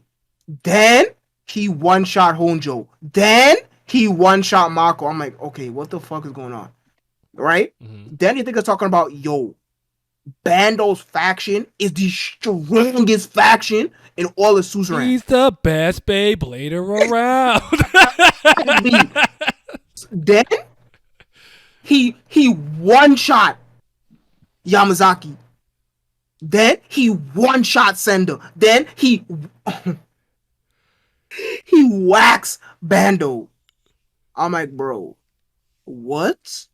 So I'm literally just seeing him one shot every character we come across. Mhm. Right? So I'm like, okay, Mm-hmm. we about to fight Rindaman. I'm like, I think he's gonna be high diff, but I think he's gonna be extremely high diff. I think he's gonna be able to do it. But then I did. when I seen him take that hit, I said, I don't know. He got doubt. He said I press X to doubt. Right? I started scratching I started doing the Vince McMahon gif. I started scratching the back of my ear, looking around like, wait, I don't wait. So I had no idea how the hell it was gonna end. Then it ended in a draw. I said, perfect booking.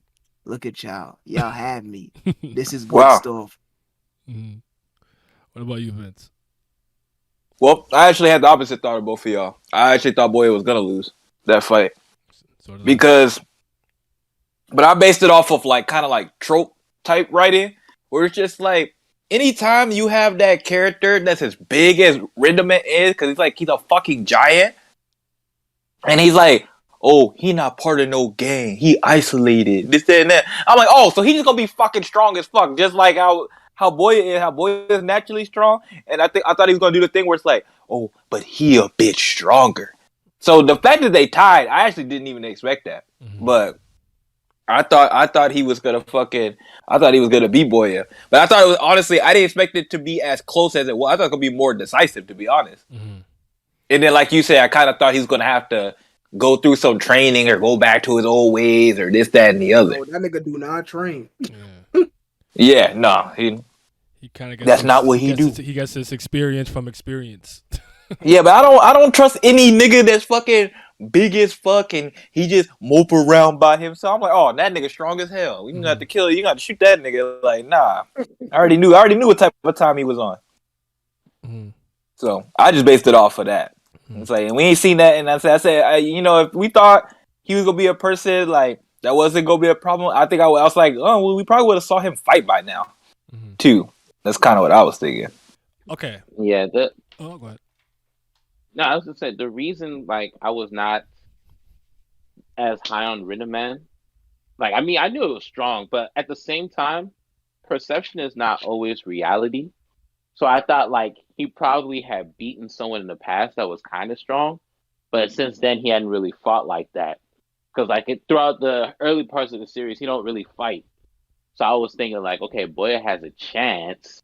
But again, I didn't really have any expectations at all as far as who was gonna win and who was gonna lose. I was just like, let me see this unfold. Mhm. So the result just shocked me. I didn't know what to expect. Yeah. So, Here's the thing. I think me being a little older and maybe understanding combat just a little bit better. I'm not gonna act like I'm some combat expert. I'm not. So I have it here on the screen where he's like, look at the flying nimbus, right? And he looks and he hits him. I think he look more on, right?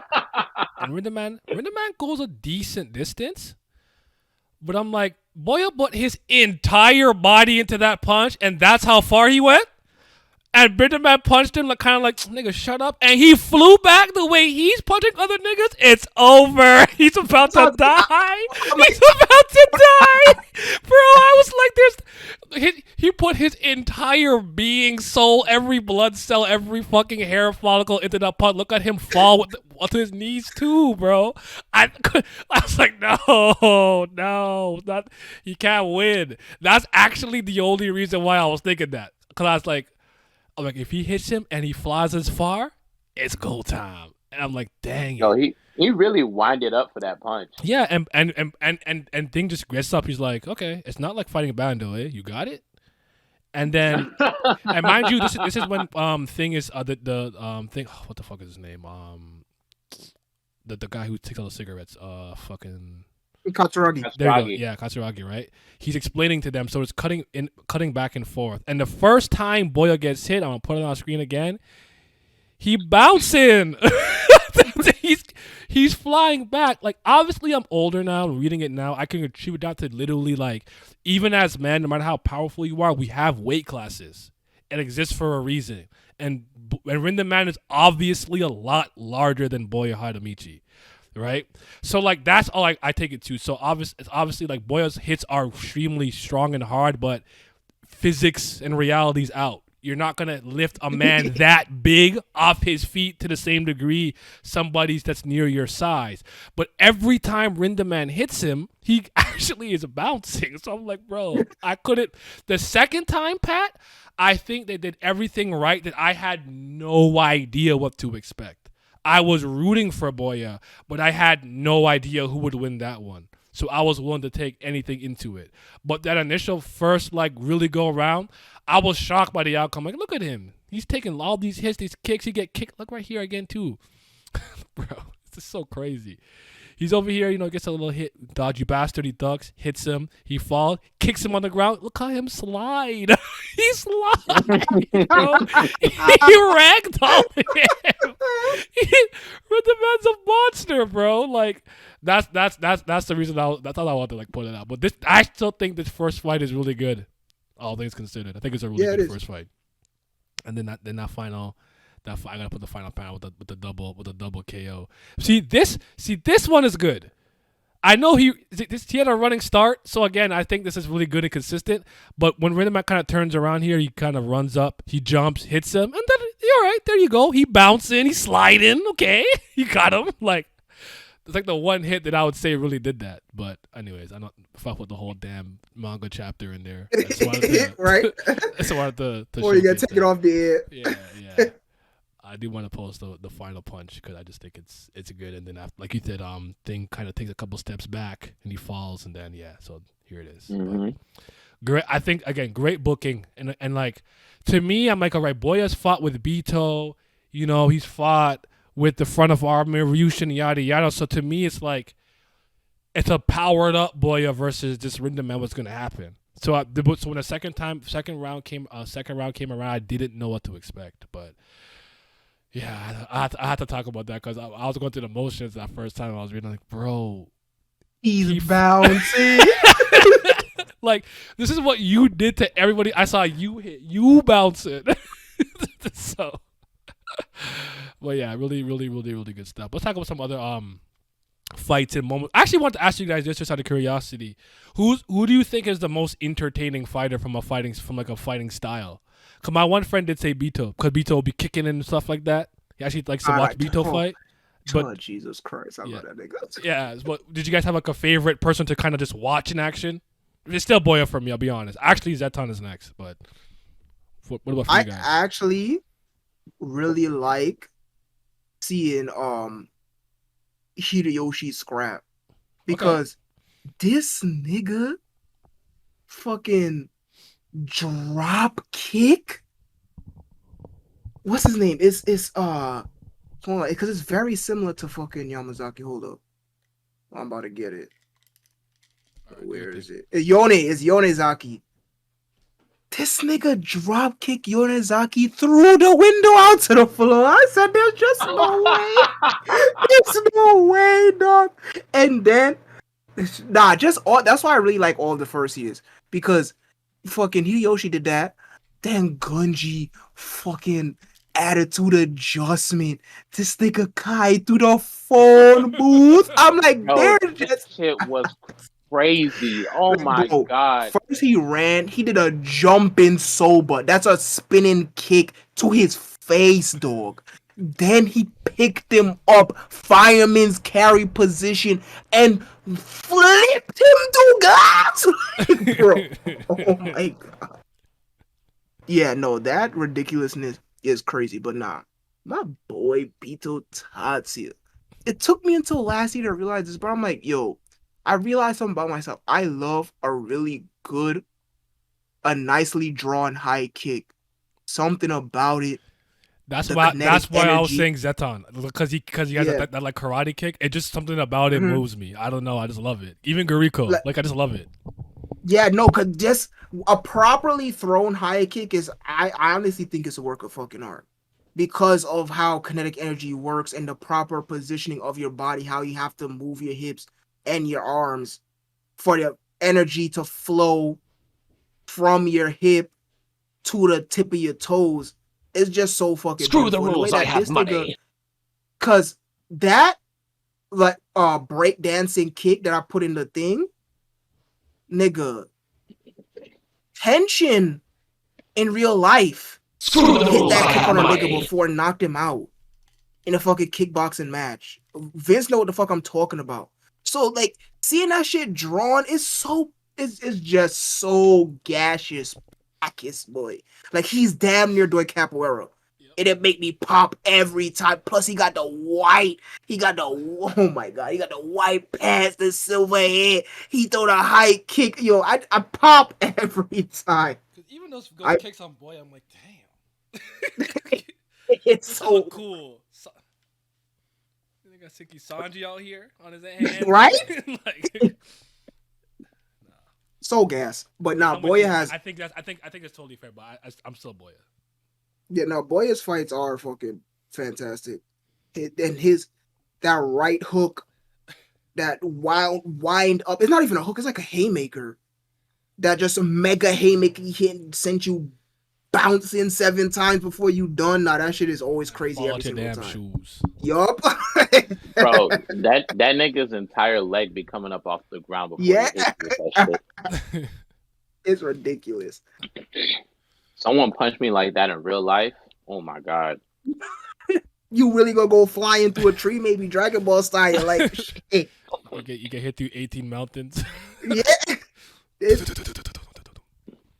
But not actually like a lot of like people that actually fight. I don't think I have a single time I'm like, oh, this nigga fighting. Oh my god! Like anytime anybody fights that actually gets on screen fights, I enjoy them thoroughly. Okay, that's fair. Honestly, As David said, Ryushin, fair. Well, you guys, if you have one, you don't have. It's okay if you don't. I'm just curious. I'm gonna surprise you, but I actually really like seeing Zeton fight. You see, he It's gets something it. about Let's go. It's something about the fluidity of his movements, like the way he's drawn. Cause like a 6'3" nigga doing karate like that. yeah, bro. Cause like karate is a reactive fight style. Like somebody make a move, you counter it, or when you see somebody about to make a move, you strike preemptively. And this nigga just be running up on niggas, body contorted so elegantly. Wow, high jump kick. And he Like, hit a fucking domowashi. Like it's ridiculous. A nigga that size hitting a domowashi on you. and it's like, I'll be honest. When they were the first years were fighting for control of all the first years in Suzerain, I was rooting for Hideyoshi because I was like, all right, Mad Dog, show me what you got. He But then I saw dropped Zeton fucking fight. nigga out the Yeah, window. that shit was crazy. That shit was crazy. I was like, he's the one. But when I saw Zeton fight, I was like, wait, might be Harumichi's underling, but I kind of want him to win now. Like, relax. His fighting style is so good, and of course, Bito just real sick with it. Like, nigga really think he's Sanji for real. Them kicks go crazy. Indeed. And it's weird because I like Bito's fighting style more than Ryushin's fighting style, but I like Ryushin more. Yeah, I mean, I think me and you are on the same page. We respect Ryushin's kind of like code of honor type of thing, something like that too. I don't dislike Bito. But I do think his fighting style looks a little cooler. I'm with you there, Vince. Actually, were you done? Sorry. Yeah, I'm done. Mm-hmm. Did you have one, Vince? A character you really like to see fight? Ryushin, because he was just cool. Like, man, listen, bro, I'm not gonna lie. Girls the only series that do this where this shit just woo me. Them niggas just be coming to fights with fucking sunglasses on and shit like that. I'm like, these niggas here, man. Why they come to the fight? Nigga come with a leather jacket and a fucking and sunglasses on. I don't know who this nigga think he is. Is Japan hot as fuck? It's pretty similar to the Houston weather, or so I've been told. But I'm like, hey, this nigga come with the swagger. He come with the gloves. He start throwing punches. But if it's not him, I probably like Bito just as much. To be honest with you, they're probably even. Nah, I think you guys. I think when you guys were speaking about Zeton, I think you nailed it on the head. It's somebody of his stature with kicks that like smooth and fluid. That's probably why it moves me so much. Because I don't know. Zeton's my guy. You guys know that's my son. So, but all right. Excuse me. Some of you guys' favorite fights, underrated fights, whatever. If you want, we can go straight to the greatest of all time, round 2 or 3, depending on how you look at it. Wait, hold on. You can't. Well, what they tell Harumichi, you can't waste his talents on the opening act. Have some restraint. Save that for the best. Fair enough. I mean, I'll be honest with you. When I think about it, I probably have to look again. There's not really a fight I don't like in this manga. So honestly, you would probably have a harder time for me answer what I think the worst fight is than what I think the best fight is. To be honest with you, I think almost every single fight in here is good, at least decent. I don't think there's a single bad fight in this manga. No, I don't dislike any fight in Crows. So it's kind of hard for me to say like, oh, this is clearly the best. I guess for me. Yeah, there was no fight when I was reading Crows where I was like, glad that's over. Nope. Right? Not a single one. Underrated fight for me, and one that I didn't pick up on until my my third now, is fucking Boya versus Kiko. Okay. That fight Kiko? went bananas. Yeah. Mm. Yeah. That fight in the fucking shrine went bananas. Nigga threw him through the fucking shrine door. Nigga Kiko keep getting up. Like, dog, nah. Like, they was really going at it. Like, nah, the Lonely Jokers, as I unofficially dubbed them, they're gas. Like, they're all dumb strong for no reason. They all high school dropouts. All of their Kiko, Teru, Parko, they all strong as fuck for no reason. Like, it's to the point where I didn't even realize they was high schoolers until this third reread. I just automatically assumed that they kind of just was like 19-year-old 18 and 18, 19 out of school. No, they're the same age as our character. They just fucking are dropouts. They especially Kiko when he got his suit on, my nigga. That's a grown man. What the fuck? That ain't no damn child. That's a grown ass man. But nah, Boya Kiko at the shrine with fucking Honjo watching is a fire ass fucking fight. Ryushin versus Teru is also ridiculously fucking good. The Boya smoked his cigarettes afterward. That is a fucking flow. It's like, are those mine? Because he won one. I'm like, come on, that's mine. You said run me those. Spoils for the winner. Type B. One fight I really like, I think is kind of underappreciated, was Mako fought the younger Bito brother. Because him and Boya both pulled up, and the younger Bito brother, he got too much lip. Oh yeah, he the Yuki. He be wily. Yeah, for someone that's not nice like that, he got way too much lip. And Mako was like, "It's time I paid you back for kicking the shit out of me in that bathroom stall when I wasn't looking." And nigga all smug and confident, like he was gonna win the fight. and Mako whooped his fucking ass. And I was like, let's go. And I was like, I had to stop and think for a second. I was like, wait, that wasn't even the main fight. Like, Boy about to fight next. I was like, yo, Nah, you about bro. to get back to back gas. That entire sequence was not only fire, but it was also some low key Dragon Ball pack. Because Mako fought Hiroyuki and Mako won, and fucking Tatsuya had to step in, right? But then Mm-hmm. Tatsuya fucking bodied Bando and Hiromi. Had to wait Yeah. for Goku to pull up, tight beat. Like that shit was crazy. Bando damn near about to get himself killed to shed all of his regret from how he was acting before and losing himself, losing what he admired so deeply from the second generation head. What to shed all of that regret, to shed all of that guilt that he had and show his real self.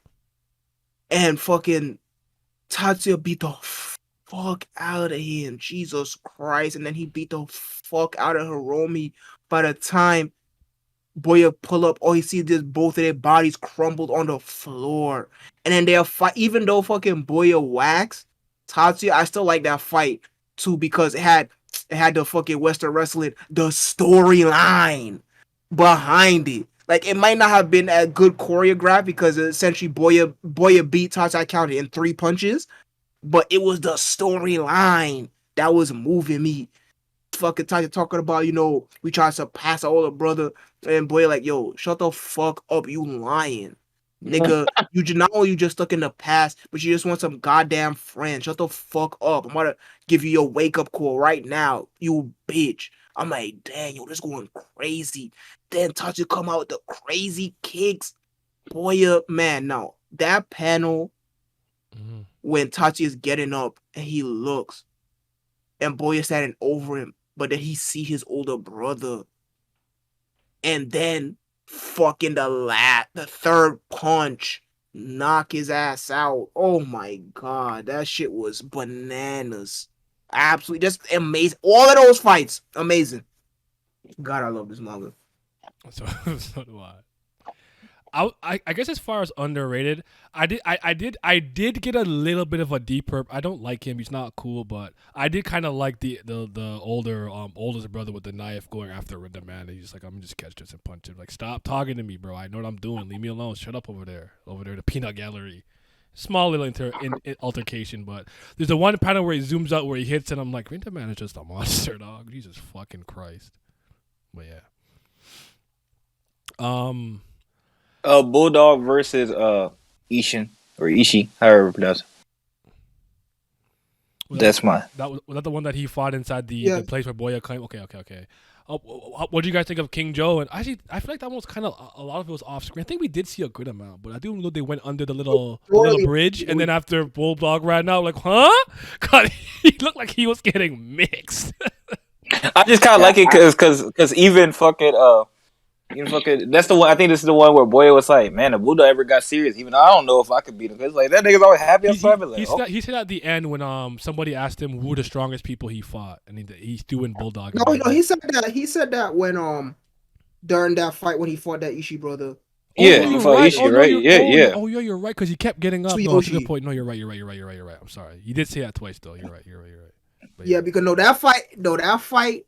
Because again, it had the storyline because Bulldog was doing the same thing over and over again. At first, Tsuyoshi was tanking it, but then that nigga moved out the way. And Bulldog was like, "Yo, stop running from me." That nigga was like, "Oh shit!"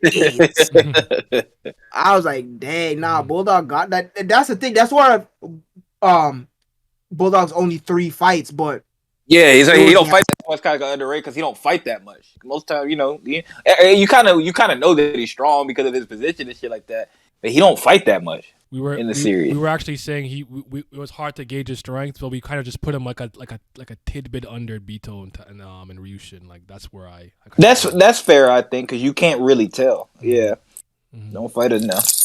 That's like one of my only, I guess, kind of like not even an issue. Something I would have liked to see from the manga more. Because basically, it's like you got these 4 kings and just like that. It's like I wish I kind of would have saw them do more, a little bit more, other than Boya. I actually like. To an extent. I was gonna ask you guys with isn't it Tatsuo? Sorry from the Manji Empire, like strongest delinquent from the Manji. Did you like anything that he did? His fight with Boya and stuff. I actually, in a weird way, I kind of think it's Boya's like. It's not a bad fight. It just I actually think it's kind of the least interesting one, all things considered. Because Boya is so overwhelming sometimes. It kind of. No, I thought they built this guy up, but I think the problem is you had Rindaman. I'm sorry, you couldn't beat him. I do like again. See, look at the way that Zeton kicks. He comes out here. Like I don't know. I like him, but fucking Domo 6'3", like at least 190-pound nigga hit you with a Domawashi. Like, bro, that's literally like someone just hurling a fridge at you. Yep. But yeah, I think the problem was I was just like, listen, there's nothing you can do, nothing you could say. I acknowledge it's a conglomerate, the Manji Empire, biggest in Tokyo, cool, and the man stronger. So Boya better not I lose. actually think Tatsuo's fights against everybody that wasn't Boya was more interesting, or at least more entertaining. Because of the build up and stuff, I would say. Because you're building up. He's watching all the like kind of notable people around, and then it's like Boya is like the only one who could beat him. Because he actually says that to Toshio. He's like, remember the name Boya Harumichi? He's the only one who could stop that monster. Yeah, because he beat Takeda, he beat King Joe, and he beat fucking and he beat Zeton. Because you guys, I think you guys remember. Sorry. Go ahead. No, my thing with Kuzugami Tatsuo, right? Mm-hmm. The reason that fight didn't hit as it should have when he finally got to fight Boya was because that arc is short. For one, he was fighting all the first years. Yeah. So it's like that's kind of not moving me. Like I like the first years, but like they're still green, you know. And secondly, not only that, he didn't fight one of the 4 kings in the area, if I recall correctly, right? He didn't fight any of them. I don't think the only one left in town was Boya. Yeah. So when it had like, you know, Boya was trying to draw him out, like, because Gami Tatsuo, you're the strongest delinquent, so you got to fight me and shit. Then you had those 2 dickheads, which ironically they ended up joining his gang together. But they pulled up and they tried to get the drop on him, and he beat the shit out of both of them, and he was bleeding. And Boya was like, bro, I don't fight anybody that's bleeding from the head. Like, just come back another day. And they tried to step to Boya, and Boya knocked him out cold. I was like, well, that was very telling. You know what? That's a good point. That's another reason too, because I'm like, I know he was injured and stuff, so I wasn't supposed to take that serious. But I'm like, he's still like, he baby. What did they say? Baby shaked. He baby shaked. Yeah, he baby shaked them. Yep. Yeah. Because in my head, I was like, if it was Rindaman, he wouldn't have been able to do that, even if Rindaman was hurt. So I was like, yeah, he's gonna win. He got this. Would I recommend this series? Yes, actually, this is one of my favorite manga of all time, bro. Absolutely. Tatsuo, he even though Takeda is still he was still fresh. Takeda's pretty much still in the same first year generation as the rest of the guys, but Tatsuo did solo all of the 5th generation TFOA. But no, I agree with Pat. Yeah, Takeda and Ed, so they weren't at 100% when Tatsuo pulled up on them.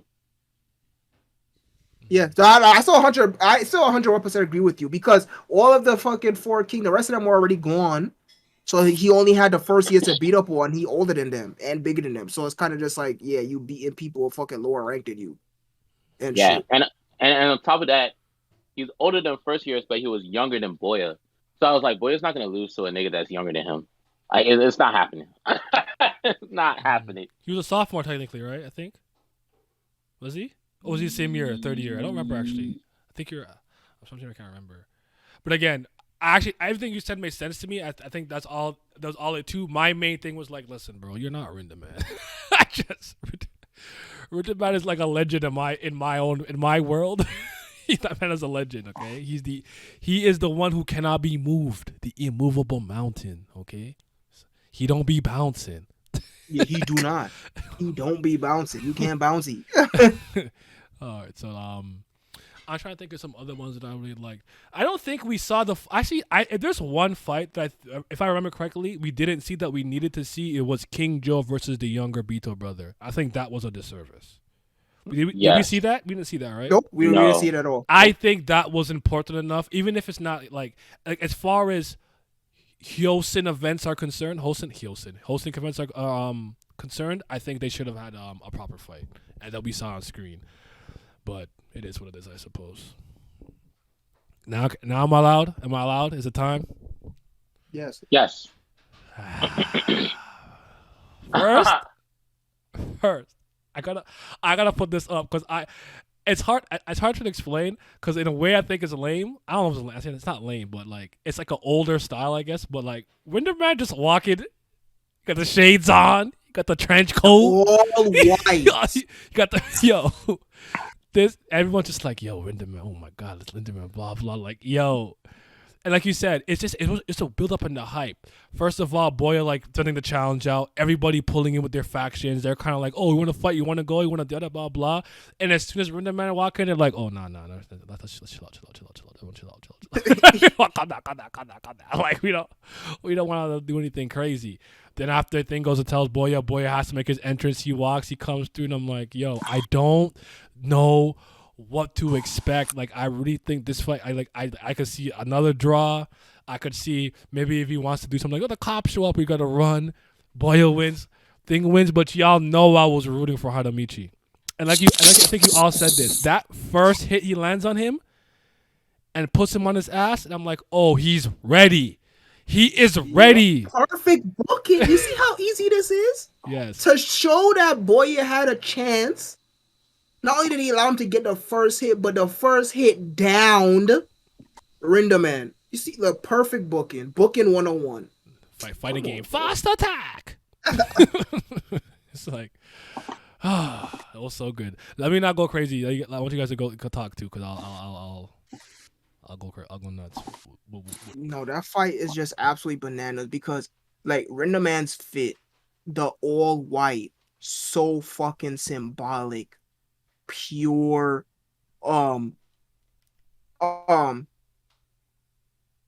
brand new, like it resembling graduation of, went through all of this, but now it's a new beginning. It's an ending and a new beginning at the same time. So symbolic with the all white fit, the build up, so many panels, there's no talking. It's literally just niggas looking. Mm-hmm. How many panels he drew of just all the characters literally just looking. It's peak boxing levels. We're talking like fucking Ali era type shit, dog. Shit, it's heart racing. I have no idea who the fuck is gonna win. Boya always gotta be the dickhead talking about some, oh, I'm gonna come out after fucking Rinda. And Yasu's like, nigga, the challenge is supposed to come out first and the champion last. But like, what you said? Nah, I ain't say nothing. But the hype, the tension, and it just felt so good to have the build up and the payoff be all the fucking worth it. Mm-hmm. Such a fight. Everyone's reactions without dialogue. Yeah. So we still get to see everyone's reaction, but they're not, oh my god, did you see what just happened? I am shocked because he landed that punch and he went flying, but he still got up. Type, no. You just see their faces. Some eyebrows furrowed, some of them raised, some people got their mouth agape. Like, yeah, it's just perfect. The way that they take their shades off, just grilling each other. You zoom out, you see everyone in the bike. They just stand up there. I really, really like. I know it's just a small thing, and I don't want to harp on it too much, but it's the part where he clenches his fist and he's like, "I'm going to win. I'm going to win." Rindaman is the only person I'd argue in a one-on-one sense in a fair fight that puts any type of fear and doubt in his brain that he can't beat him. So yeah, he's trying to psych himself up. Like, yo, I can do this. I can do this. He blocks the first hit. He knocks him on his ass. And he's like, get up, you asshole. I'm going to win. And I really think he believed he could have. And I'm just like, okay, he's ready. That's my boy. Let's go. But so close. He didn't. He didn't. He wasn't able to do it. But I do think that fight itself is really good too. Just the back and forth. I think of every once. I think there's a couple. The way that I explained it to you, Vince, once when we were watching one of the fights last time, we were watching in the Power and Honor Federation. I'm sorry, I can't remember what it's called. Is it PHW? I can't remember, but Yeah, Pride and Honor. Pride and Honor. Vince actually just left. Oh, but I'm here. He's not in here. Yeah. No, because it was a match we watched like yesterday or 2 days ago, but it was a really good back and forth. But there was once where you see one character get like 6 moves in succession in. So I like a tribute, like get like a 9-0 run in the game, but then they get a 9-0 run back. So like, I just thought that he kept the balance of this fight, like the seesaw, like who's gonna win, back and forth, really good. Rindaman was getting some, and it's like it was crazy. Then Boya got some in, and after the one part that I really, I'm trying to find it here. Where's the part that I really like? Is it maybe it's one more chapter. There we go. Well, no, right here. When they both take their shirts off, like yo, this fight's perfect, bro. They do everything I need. At one point, they get back up. He's like, all right, my shirt off. He take off his trench coat, he in the tank top. I'm like, yeah, let's go. By the way, Rindaman just having like army pants or cargo khaki. What the fuck are they called? I don't know. Anyways, the army like style with the thingy, the blobs. And like the combat boots was also moves me, by the way. I forgot to mention that earlier. Yeah, because I mean, when he kick you, nigga, that's a fucking Timberland kick, not no sneaker kick, not no tennis shoe kick, nigga. That's some fucking combat boots he got on, boy. That shit gonna hurt. Right? And I like the peanut gallery comments here. They're not plentiful. They're very small in succession, but it's like, I think based on everyone's reactions, even the most prideful people and what they are, you can just see like, bro, I'm not on that level. I can't do that. Younger Bito saying they're not human. Teru telling Kiko like, listen, you were lucky to fight him and make it out in one piece. Ryushin sweating and all that stuff. Like I think they do a really good job highlighting like this fight. They are them. You guys are not them. All right, know your lane. So. Incredible. Did you? I feel like Pat didn't chime in a lot. I don't know. I didn't say anything yet. I was letting you get your, all right. Letting you have the floor for a bit. It's your fight. Yeah. All right. Now I shall chime in. Do your thing. I was reading this fight. Like I said, that first punch. It only took one. That first punch made me sit the fuck up. I was like, hold on. We about to have a classic on our hands. That's me watching Sword of Stranger, where I was half asleep.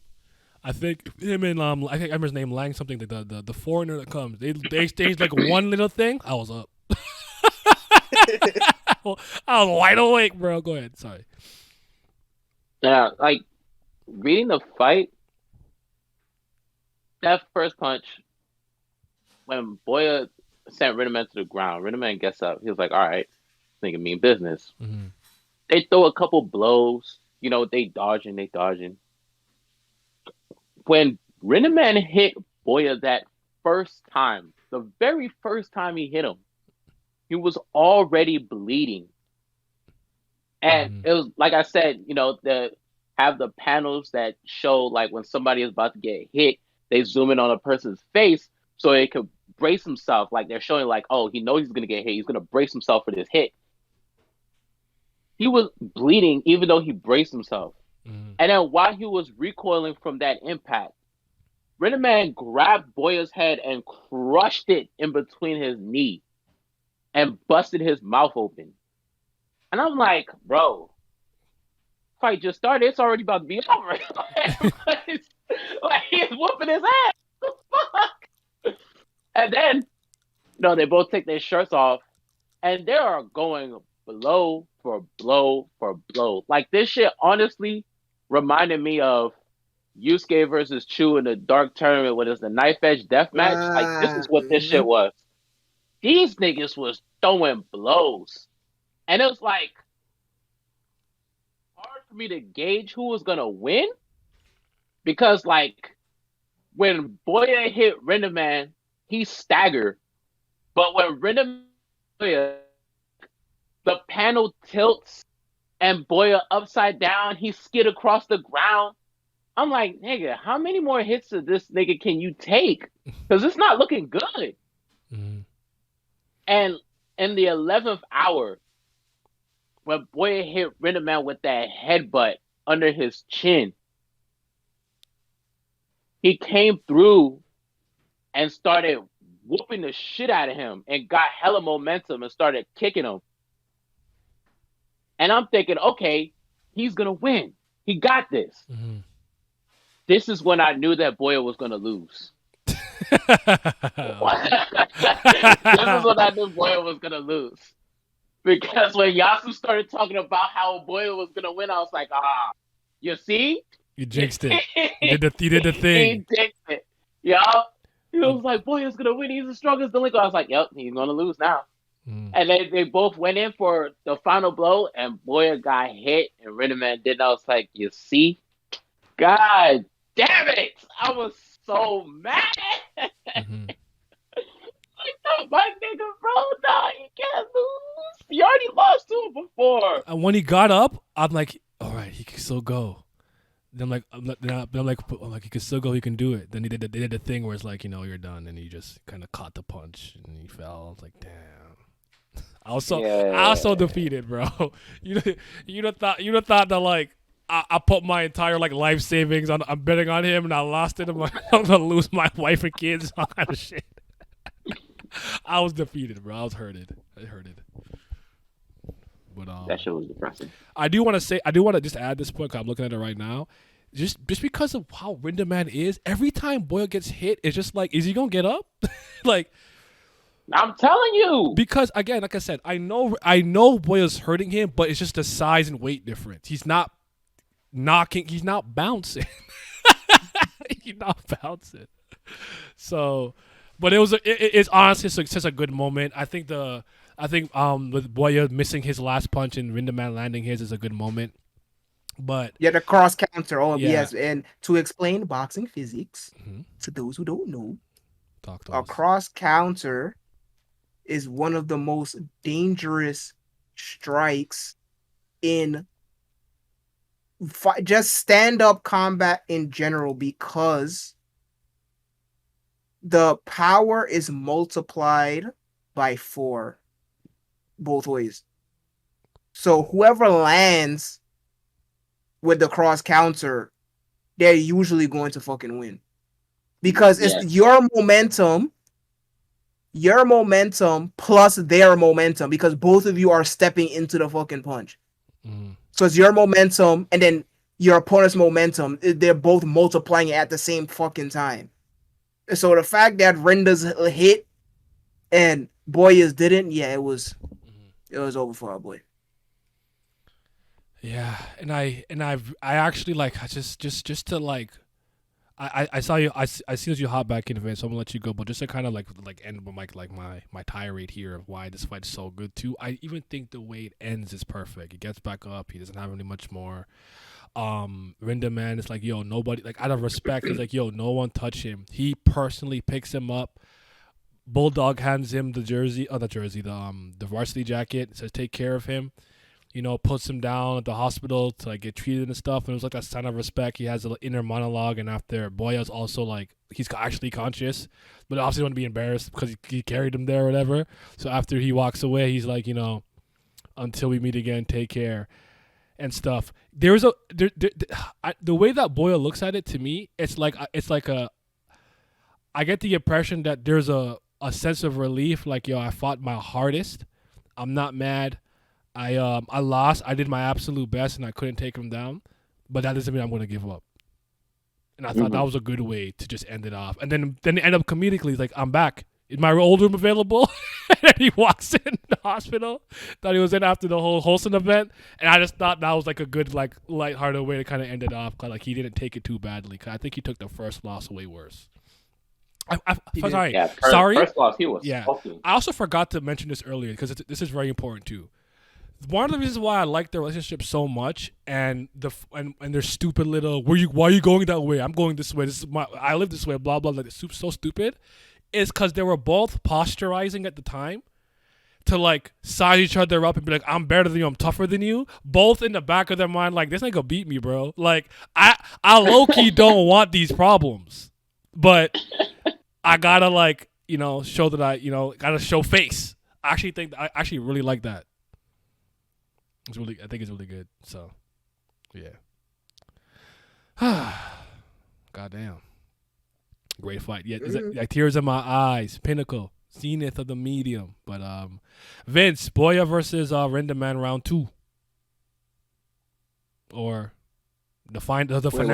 The finale. Rindaman versus Boya, the finale. Where they fight in front of everybody in the park.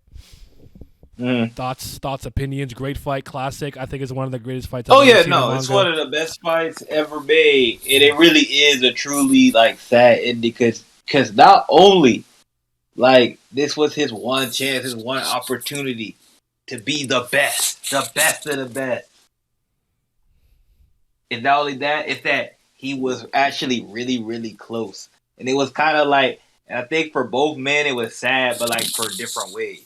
Because the Rindaman is kind of like, you don't respect, but like I'm done with this shit. Mm-hmm. Like high school, like I'm off. I'll graduate it. And for Boya, it's like for him, for somebody, a man who's so prideful and cares so much. Like I think that was like the first time probably in his life that he probably like really really wanted to win and shit like that. It feels like he'll never get that opportunity ever again. So even no matter how many people he beats, he'll never be the best.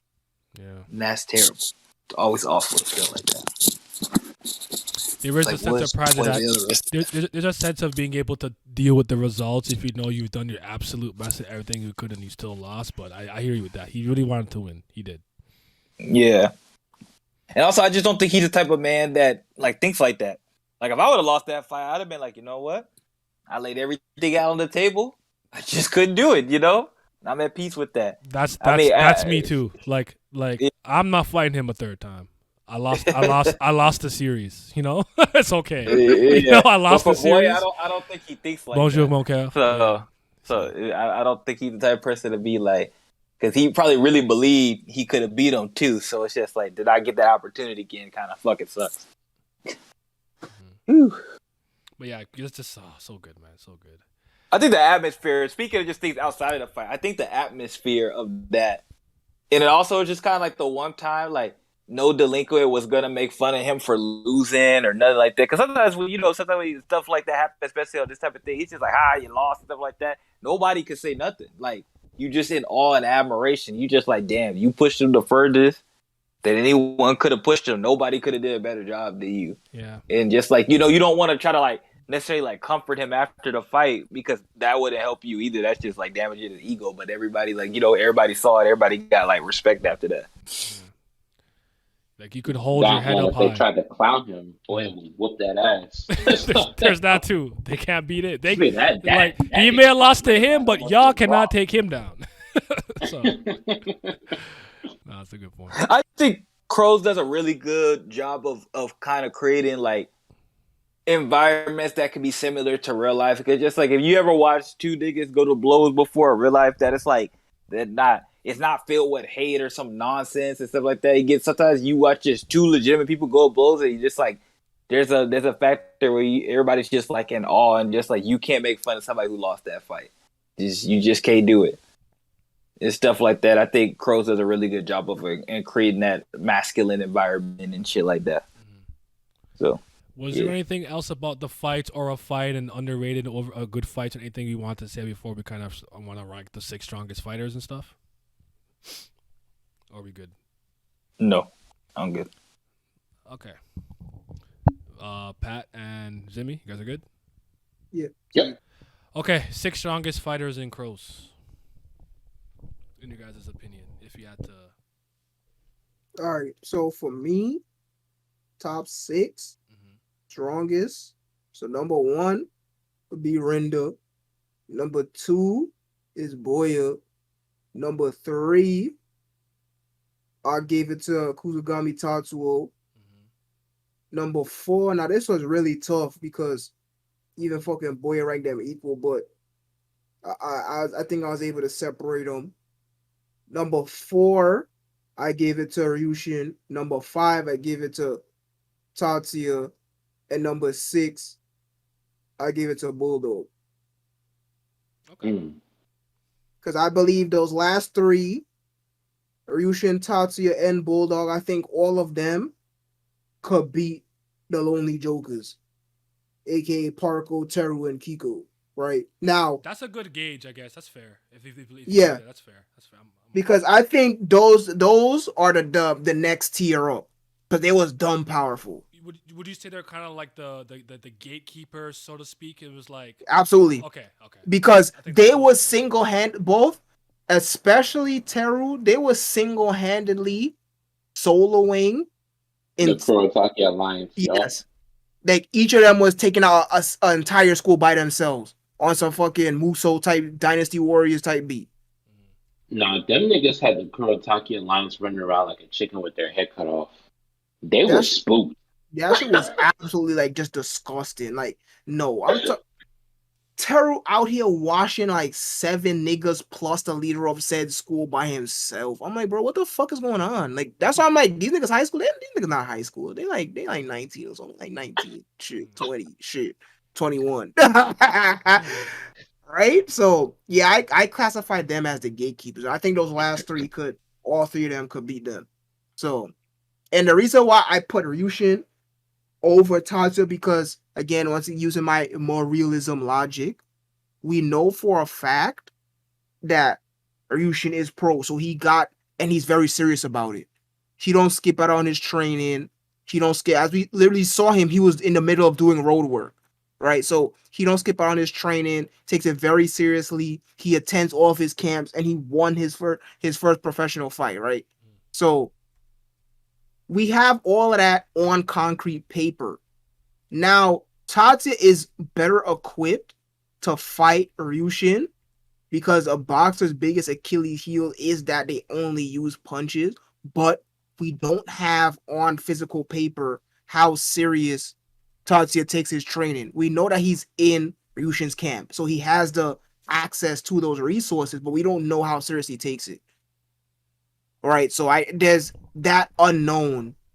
I'm like, I'll give it to Ryushin then, since we have the physical evidence and shit. Because honestly, in all honesty, Ryushin has all of the tools to beat.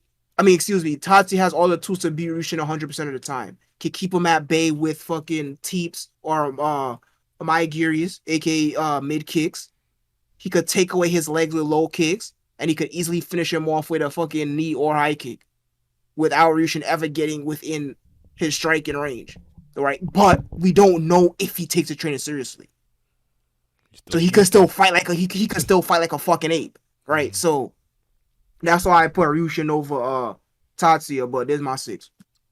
Okay. Pat. Rindaman number 1, duh. Number 2, Boya. Now I wanna say I actually think both Ryushin and Tatsuya are stronger than Tatsuo. Okay. I think they can both beat him if they fought him 1-on-1. It'll probably be extremely high diff though. And Tatsuo obviously has to be, in that top 5 because they called him the strongest delinquent in Japan. Yeah. But and shit we not buy on today's episode of shit we don't buy. We don't believe you. Need more people. Absolutely. And number 6, I'm gonna say Bulldog, but I kind of feel like Parko could beat him. That's fair. Parko is like really fucking strong, but like it doesn't get spoken on enough.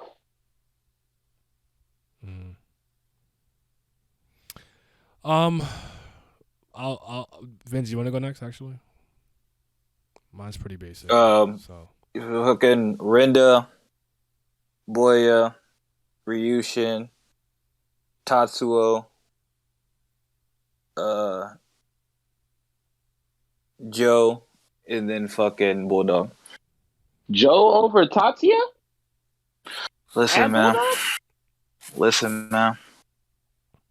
He It's said different Joe was out here. moving. He said Joe was moving. He said the Chaos Merchant. He remember his days as Machete Vince. He remember. He said Joe had a plan. He said he was See, y'all are moving. y'all are y'all are y'all are moving off straight like logic, which I understand. Mhm. I get it. I'm not moving off that when it comes to this manga. That's fine. I'm going off of pure like it's a street fight. I get all the training stuff like that, but this crows, this is fucking some crazy shit happened, and these are street fights. So if they were like in more proper settings, shit, I probably shit like Simi was talking about earlier. I might put Ryushin at number 2. But this crow, these niggas finna do a bunch of crazy shit. You might get sand thrown in your eye. You know, if I'm betting on one fight, like if it was repeated, like they fight multiple times, then it'd be a different story. But just for one fight, yeah, that's how I'm going with it. Because I don't know what shenanigans they finna pull up and do.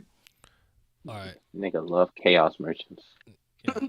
Mine is Rindaman, obviously. Then Boya. I'll tell you why I do have Manji but Tatsuo here because of the stories, like the stories, and like if I take him at face value, all the fights he had to fight handicapped and bleeding and all that kind of stuff, and like he did always trying to jump in and everything. So like it's hard to like I definitely wasn't impressed with him like bullying freshmen in that sense. Like I want to like I'm he's with beating you, on kids. but it also is one of those things where it's like maybe I'm wrong for this, and there's probably times where I don't do this, but like it kind of reminds me of like, let's say my friend Explorer, I'm sorry, it's the first word I saw, right? And comes to me and he's like, yo, man, I'm so mad at this dude, blah, blah, yada, yada, yada. He did this. And I'm like, yo, I'm fucking pissed too. And a week later, he's not mad at him. I'm not going to be mad at him for you.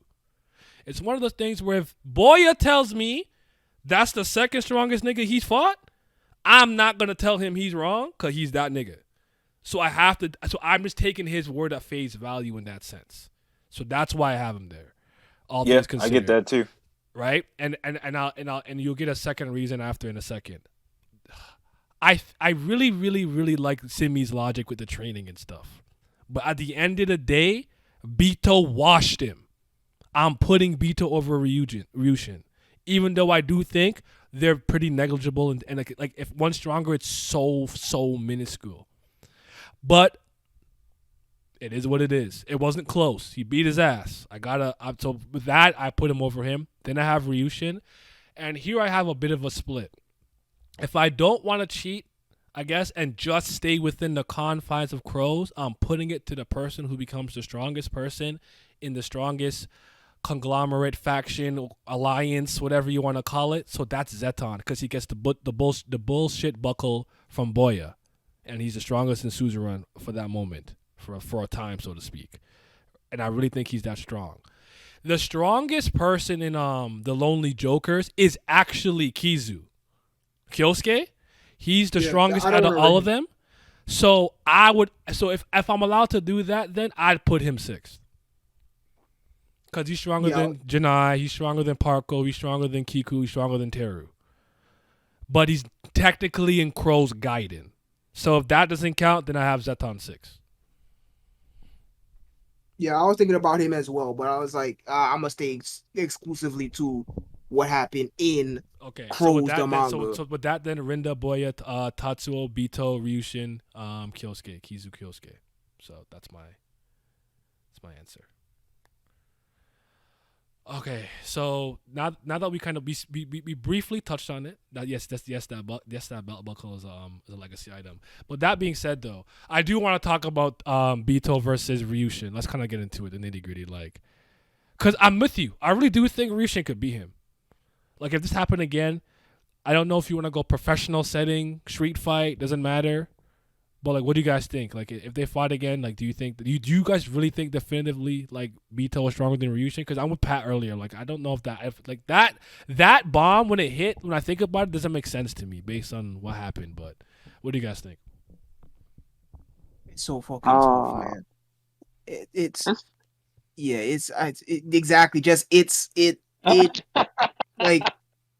Because the way that they're presented in the story, they're presented so equal after the Hosen arc. Yeah. It's kind of like, well, then how the fuck do you properly rank one above the other or one beneath the other? and shit. But and especially, since I am actually a legitimate enjoyer of combat in general, and I do like to study it, both as an art form and just in general as a means of war, if you will. Ryushin is heavily handicapped as a boxer, right? Like he has very, very minuscule, and I'm not even counting this either, grappling knowledge because people clinch in boxing, but that's it. He really pretty much only knows how to punch, but those punches are lethal, right?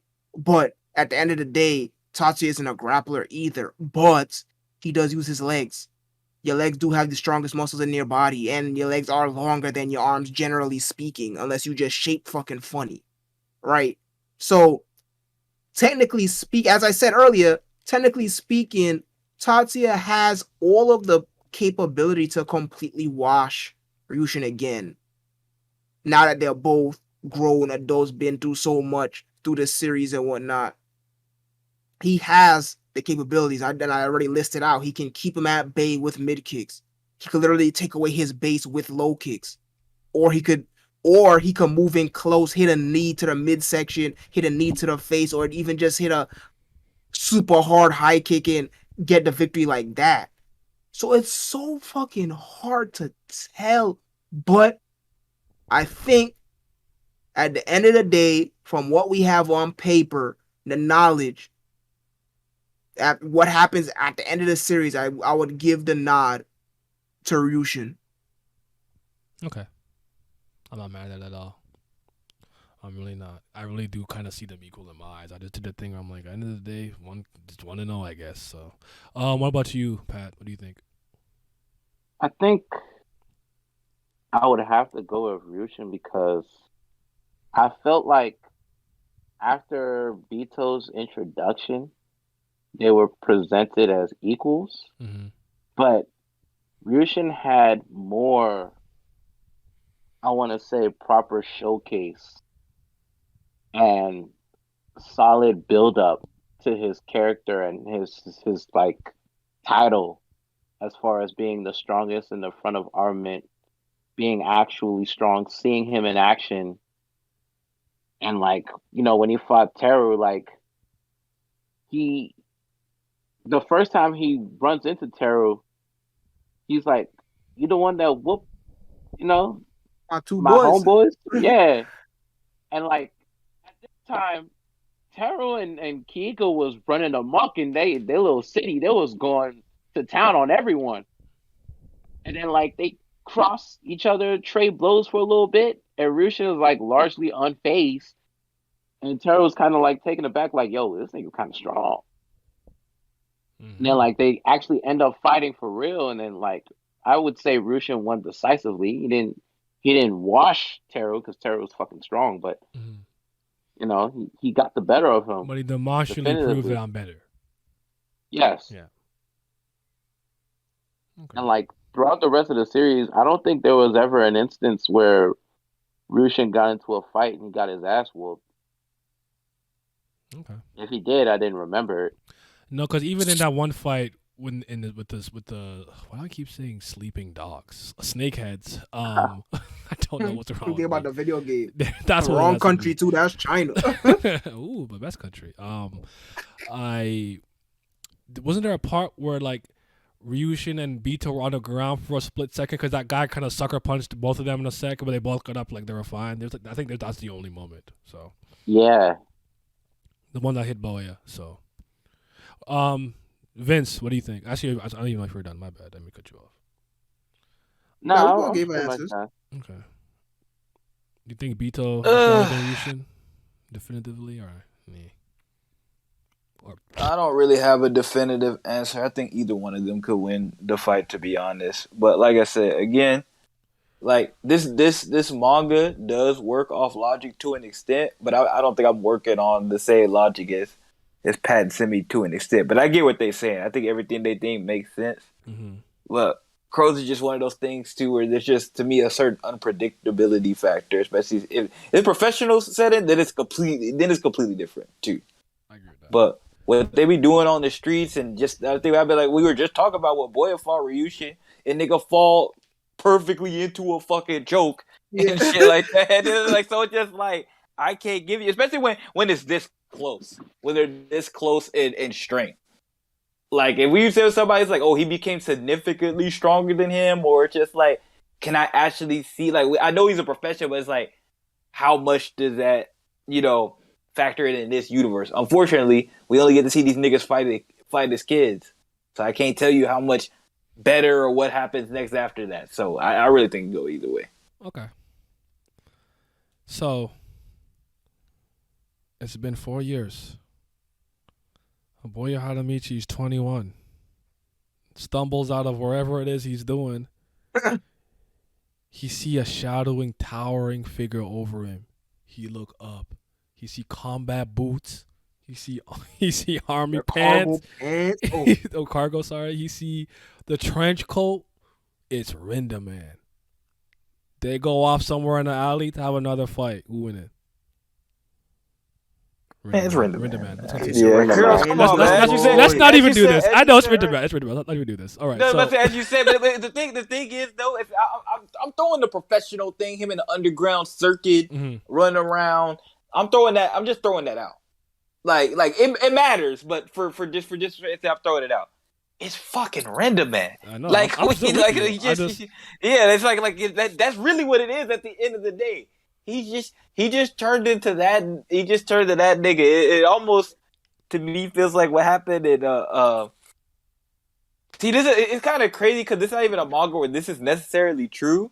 But Renda's the only person that feels like he falls kind of into that, like, that shonen or battle manga kind of section where it's like, oh, once he beats you, he just forever above you now. Like, there's just no chance for you to ever be stronger than him ever again. Like, you just don't got it, You can't do nothing about it. That's fair. So, he just feels like, though, I don't care if Rinda didn't do nothing for the, like the fact that the underground fight just makes it even worse. But I don't care if he didn't do nothing but fucking lift logs all day and run a mile. Like, the nigga he's just gonna win. That's like low-key, in my opinion, how, like, Hidetora Tojo and Beelzebub stay so strong because he always doing construction. He was lifting them steel beams and shit, so he needs to be strong. But yeah, like cause to me also, because when y'all talk about it, I didn't get a chance to talk about it because I was in the car. But I was just like, for me, Boya and Rindaman kind of have this thing too. Boya can sit it. The reason Boya can do that because Boya kind of has like that natural, destructive force punching power. Cause you think of how they talk about like some boxers and stuff like that. It's like, oh, they grab him off the street. If I could teach this man how to box, he'll be so lethal because his natural power is already like that. So that's why Boya don't have to do nothing, and he's still gonna be a lot stronger there. That's how I feel about. It somewhat reminds me again, like reminds me of himself, of just like a natural athleticism that he doesn't even hone to that degree. He just out here. For me, but it's like destructive power. I feel like that even with the Ryushin thing, even with Ryushin having all that training and being so much better, I said that yes, that all mattered. But at the same point, in a fight, nothing is guaranteed. There could be just a situation where Ryushin is completely dominating Boya, then he just punches it, Boya gets one punch in, hits him in the temple, he's knocked out. That's how fights happen, especially on the street. Shit just don't go the fucking way it's supposed to go sometimes. You clearly better than somebody. I could fight somebody right now, be clearly more skilled than them, but they weigh 50 more pounds than me, tackle me, and I'm finished. Mm-hmm. That's just how fights are, especially on the street. That's why I'm just like, I don't necessarily work off the rules of logic, even though I do understand them, and they do make sense to me. But Rindaman is just above all logic at this point, so it don't even matter. He's the greatest in the verse. But yeah. So the freshmen, I think we did speak. I think we already spoke that we liked all of them from Gunji all the way to Zatan and stuff. So I think we spoke about it. But do you guys think that Suzerain is in good hands? Boya's not there. So, Rindaman's not there. Are they in good hands now? Yeah, the team of Hideyoshi, Masa, Yonazaki, Gunji, and Zetan, no. Them niggas cold, dog. Mm-hmm. I love them niggas. Now the niggas after them, what they names? Fucking, hold on, I got it. It was Rocket. I just remembered now. I just remembered what one of my gripes with Crows was. Unless you meant Butcher and stuff, but go ahead. No, Butcher's older than that. Anyways, I'm sorry. I didn't like that the generation between the first years and Boya has no hitters, not a single one. Yasuo's generation, there's nobody cold in that generation of Suzerain. Isn't he the same age as Boya?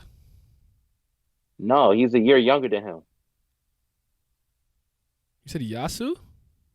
Yes. I don't think I knew that. No, they no. I'm pretty sure they're the same age, bro. I'm gonna check. No, Yasuo is a first year when the series starts, and Boya is a second year. Is he? And They then said they that? went, yes, and then they go into their next semester. You could actually be right. It's just crazy because I just didn't notice that, and I've read this like 10 times.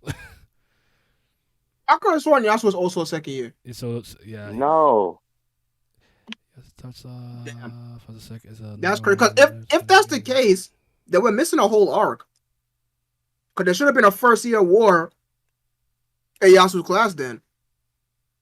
But they don't have no hitters in their class. That's what I'm saying. Like, but to be honest, no, he's right. When he met Boya being picked on Kutsu, he was a freshman. A year passing since Suzerain soon evolves from Boya as a mere underling to one of his closest, most trusted friend. No, he's right. He's technically a freshman. I honestly, I thought they were the same age. I didn't know that. Wow. So now, well, there you go. There's an undersight right there. There was no first year war. Yeah. For Yasuo's gen. There might have been, but they were probably too focused on Boya. Oh, but now I remember. Not only that, sorry to cut you off, Pat, but Suzerain was kind of pathetic until freaking Boya showed up. Because if Bando's faction was the strongest, they're not even seniors, they're sophomore. Mm-hmm. I think they were literally low key riding off the coattails of Rindaman. That was really what it is. Because Rindaman was just that like equalizing factor, maybe if anything. I don't know. Well, Rindaman wasn't going to school. No, my point is it's like maybe there's the fear. I know some of them like, yo, he won't move, he don't care, he's independent. But maybe there's that fear that it's like, but what if on the one day I decide, all right, let's go, he just showed up to school that day, like, who the fuck are you niggas? And you're like, damn it. Like, could you imagine your luck? Yo, pull up, let's go, boys, we taking him down. Like, it's like, yeah. I also think he getting like the One Punch Man like king treatment, which is not, and they kind of tell you, they're like, Rindaman fucking killed his whole family and fucking drowned a dog, like they just making up shit. So like these niggas got too scary to even move, to even go that direction. So yeah, they were I definitely think they were living off his coattails, because they were just like, oh, because Rindaman like, man, I don't even do this shit. I don't even fuck with y'all. I don't care about none of this. But I'm pretty sure they were using his name probably. Oh shit, my fault. Now Bando is a fucking senior because he graduated the same time as fucking Rindaman. But, yeah. But that means that means both the first, actually all 3 years, there was no hitters. Like Hiromi, Pan, and Mako, they hitters, but they not. They calmed down tremendously from their middle. Yeah, from their middle school years. So they wasn't like, they didn't have that extreme ambition no more by the time they got to fucking Suzerain. And not only that, but they was mostly just feuding with Bando and stuff. So that means, Suzerain kind of was like, itself did not live up to the hype, or at least is a flat background setting until Boya gets there. And that's when niggas start doing shit again. They're just NPCs until the main character. Yeah, they're literally just NPCs, just fucking backdrops of set pieces until Boya came and was like, oh shit, all right, he here. Time to start doing shit. All right, you know your lines, you know your role. I walk up to him. He's like, do not break the pots in my house. So I don't know, but yeah. No, but shit, that means, that's a good point, Pat. I'm glad he's brought it up. But actually, like as much as I I agree with like I do like remember like that year, like not having a first year war or anything like that. I don't remember exactly when he transfers and school's already started. I don't remember if it's like halfway, beginning of the year. I don't remember exactly, but no, it's a good point. Because maybe Takahashi came up with the concept of the first year war thing during the manga, like, and it was just too late to do it with that year, or maybe because the year already started, it had already happened. But you're right, there was no hitters. They had nobody in that first year war ended, and like, this it's you, and everyone but then went home.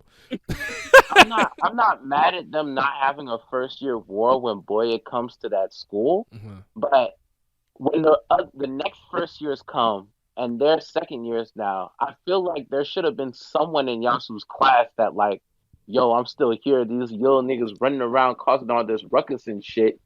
Like, you know?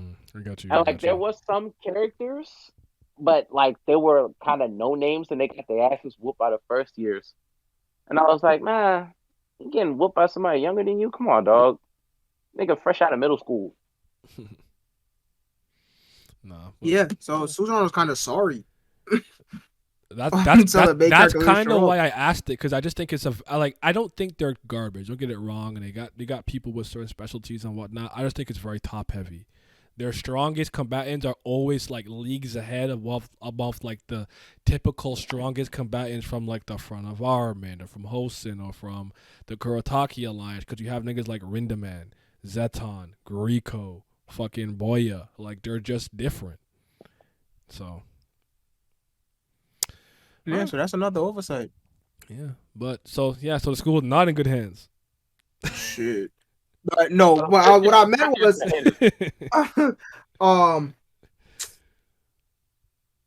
Butcher and them. What the rest of them niggas' name? I have it written down. It was Shit. Butcher, and there's the other one who looks ugly as fuck, and he's big like him too, and he has the Bakudan punch. Right? You talk about him? Yeah, what Tetsuoman, something like that. Where do I have this shit written down? Mm-hmm. Yo, have y'all seen the Crows live action movie with Genji? Yes, I own the first one. Simi has all 3. I watched all 4 of the movies. I own the first one. I've also read Crows and Crow Zero. I read everything in the Crows universe, even QP. So, yeah, we even read Crows Ladies, and I'm actually caught up on Worst Gaiden, Mr. So, yeah. Did you find it? No, I'm still fucking looking. I have this shit written down. It's pissing me off. Mm-hmm. Vince, did you want to chime in on, is Susan in good hands with the current freshmen after Crows? Were they in good hands or were they not in good hands? I'll be honest with you, bro. No school ran by delinquents is in good hands. He went literal. Nah, you know what? Fair enough. I said, man, they don't know what they doing, bro. Especially when you got somebody like Boya, he wasn't teaching them how to lead. He wasn't teaching them nothing. I mean, he was cool, but he was teaching. Man did not want to be a leader. He's like, again, me, reluctant leader. I'm like, not interested. Yeah, and even then, but it's not like nothing. Like they can learn certain like attitude stuff from him, but they can't do what he do.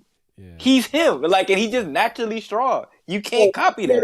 Freaking Sonogo no Crows. That's why I couldn't find it. So yeah, fucking Kurosawa Kazumitsu, Kanbei Yoshikatsu, aka Butcher, Harada Tokyo, who was recommended by Gunji, and Arayuki and Kamata Shinji. Damn niggas are not moving me at all. They was not moving Butcher's me. Not actually that bad though, all things considered. But fair. I know you haven't read it in a while, but I got you. Yeah, for words. So, but Gunji and them, they moving me. Yeah, Zetan, Gunji, Hideyoshi, Masa, Yonezaki, they moving me. They raw. The rest of them niggas, Arayuki and all them, nah, I'm good off them. No, that's what about no, that's fair. I guess we can go to the last 2 topics though. I don't mind kind of mentioning them together if you want, just because. But I know it's getting late. You guys need to sleep. I'm sorry. So Crow's Gaiden has Kizu Kyosuke where you moved. What did Crow's Gaiden add, if it did add anything for you guys? And then Sona no Crows. This is the bridge between Crows and Worse and Next Generation of Delinquents. Was it good? Thoughts on Gariko? So we'll just get into that and then we'll wrap it up. Crow's Gaiden. I mean, it didn't add anything new. It just made me have a further liking for the characters. So the Makopan and Hiromi backstory that just made me like them even more. That's the line that they have where it's like it's not a waste of time spending 3 more years or 4 more years with the people that you care about them. Like that hit. Yeah, that's what Mako said to Hiromi when Hiromi was like, I don't think I'm gonna go to high school. I think I'm gonna drop out after fucking graduation and shit. Mhm. So that just made me like them even more. And then fucking the one with Bando, that just made me like him even more because you know how much he liked the front and how the front, even though they're literally by definition a gang, how they really felt like family to him, and he grew up enjoying that camaraderie and stuff. And then it unfortunately changing due to freaking the older Kuno brother. I have his name written down, but I ain't gonna search for that fucking bum. Mhm. And then You tell me. it literally corrupting him and shit. And then it ended with Bando saying that everything changed once he showed up, aka Boya. That just made me like Bando even more. And then fucking the only one that added something was the freaking Lonely Jokers, aka Parko and Dangerous one. Because fucking Kyosuke, man, Yeah. shit is so depressing, dog. Like he took damn, what's his name? Because I want to say it begins with a J, right? I want to say Janai so bad. Janai, yeah, that's Yeah. it. He took his death the worst. Zuda Janai. And Got then to like the. yeah, those final pages where he literally retraced Janai's final steps before dying. Shit is just, man, that shit just break my fucking heart. And it's just yeah, it's just so depressing. But it's a shame that he didn't get to make it to fucking the actual Crows manga since that nigga was stayed in juvie the whole time. He didn't get out till Yeah. after the events of the They manga. and But they stated he's Boya like and he's the strongest out of all of them. yep, So I like to see him in the manga, but it is what it is. yeah, because we only got to see him wash the freaking no name Yeah. and shit. But nah, that shit was fucking crazy. And then Sono Go No, that added a lot because jumping immediately from worst to crows legitimately felt like playing Kingdom Hearts 2 without playing Chain of Memories. I felt so lost. I'm like, where the fuck? My first question was like, where the fuck is Boya? He got left back. Where's he at? Mm. Does he just disappear like he never existed? Nobody talking about it. Besides the fact that she was not able to unify Suzerain. I'm like, where'd he go? Who all these new niggas? Like, I was so lost. So that added a lot. I wish I read Sonogono before I read freaking Words because I was actually really fucking confused. Read it worse immediately afterwards. Yeah. I wish I had that foresight too. I wish I freaking did a little bit more research, but hey, I was just hype. I was always kind of like nerdy like that because that's where I was raised. So I was just like, I need all of it, and I just kind of look up. I'm like, oh, this is the like year in between and stuff. But I know Pat, you did read the Crows Aftermath though. So no go no Crows, right? I did not. Oh, Oh wow. you were guided. 3 chapters. Oh, I Yo, couldn't. you're so No, funny. nah, because the way that you said it, I thought I assumed that you had read Sono Gono Crows, but you didn't read Guide, and I didn't realize you didn't do either. Also, I would have told you to focus on Crows the Aftermath. So I don't know if you want to plug your ears or whatever, because I ain't hold it back. But No, it's okay.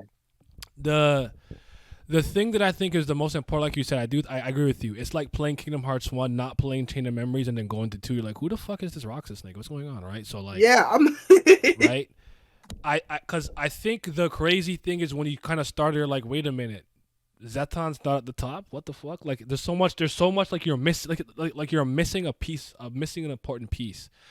But this was really important because you start to see the beginnings of the 6th generation of Fire Armor with Tesho, so that's important. So you're seeing the baton being passed there, and then the crazy thing is like. This is where they start to build the Suruzen outside legend. That there's always some guy who comes from out of the town, randomly transfers to school, and he's the guy.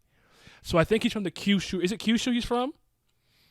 Yeah, I believe so, yes. Right? So they're talking about the first year where, who go win, yada, yada. And it's like some guy named Gariko mollywopped everybody. And like, he's the, what the fuck? Like, I don't know, blah, blah. And I think Zeton actually bet like a small amount of yen on other. Yeah. That could have been after, but I think he said other. No, he did. He did. And then after, that's when they come to the rooftop to chill out. And after, remember, this is Zeton 2 when he's like on top. And he's like way bigger as a sophomore. And you see him on the phone over there. He's just like, and as he walks past him, Zeton senses like, what the fuck? And after I don't remember if he throws a punch or a kick, and one of his kicks, and he dodges the kick, and like, what the fuck is wrong with you, bro? And he takes his phone, he breaks it. And then after the narrator comes, and I do want to clarify something here, because the narrator just like, and for the third time in whatever, Zeton suffered his what? I think they said his third defeat. The second, Second I believe defeat? it was. It was, right? Yeah. Because I remember people saying that what's the big guy from Snakeheads that knocked out that snook Tetsujin. Tetsujin. People are like he lost to him, and I'm like, no. They said that he threw a kick at him and he took it. It didn't necessarily say that those guys lost. I think they fought and retreated. They did what they could and they retreated.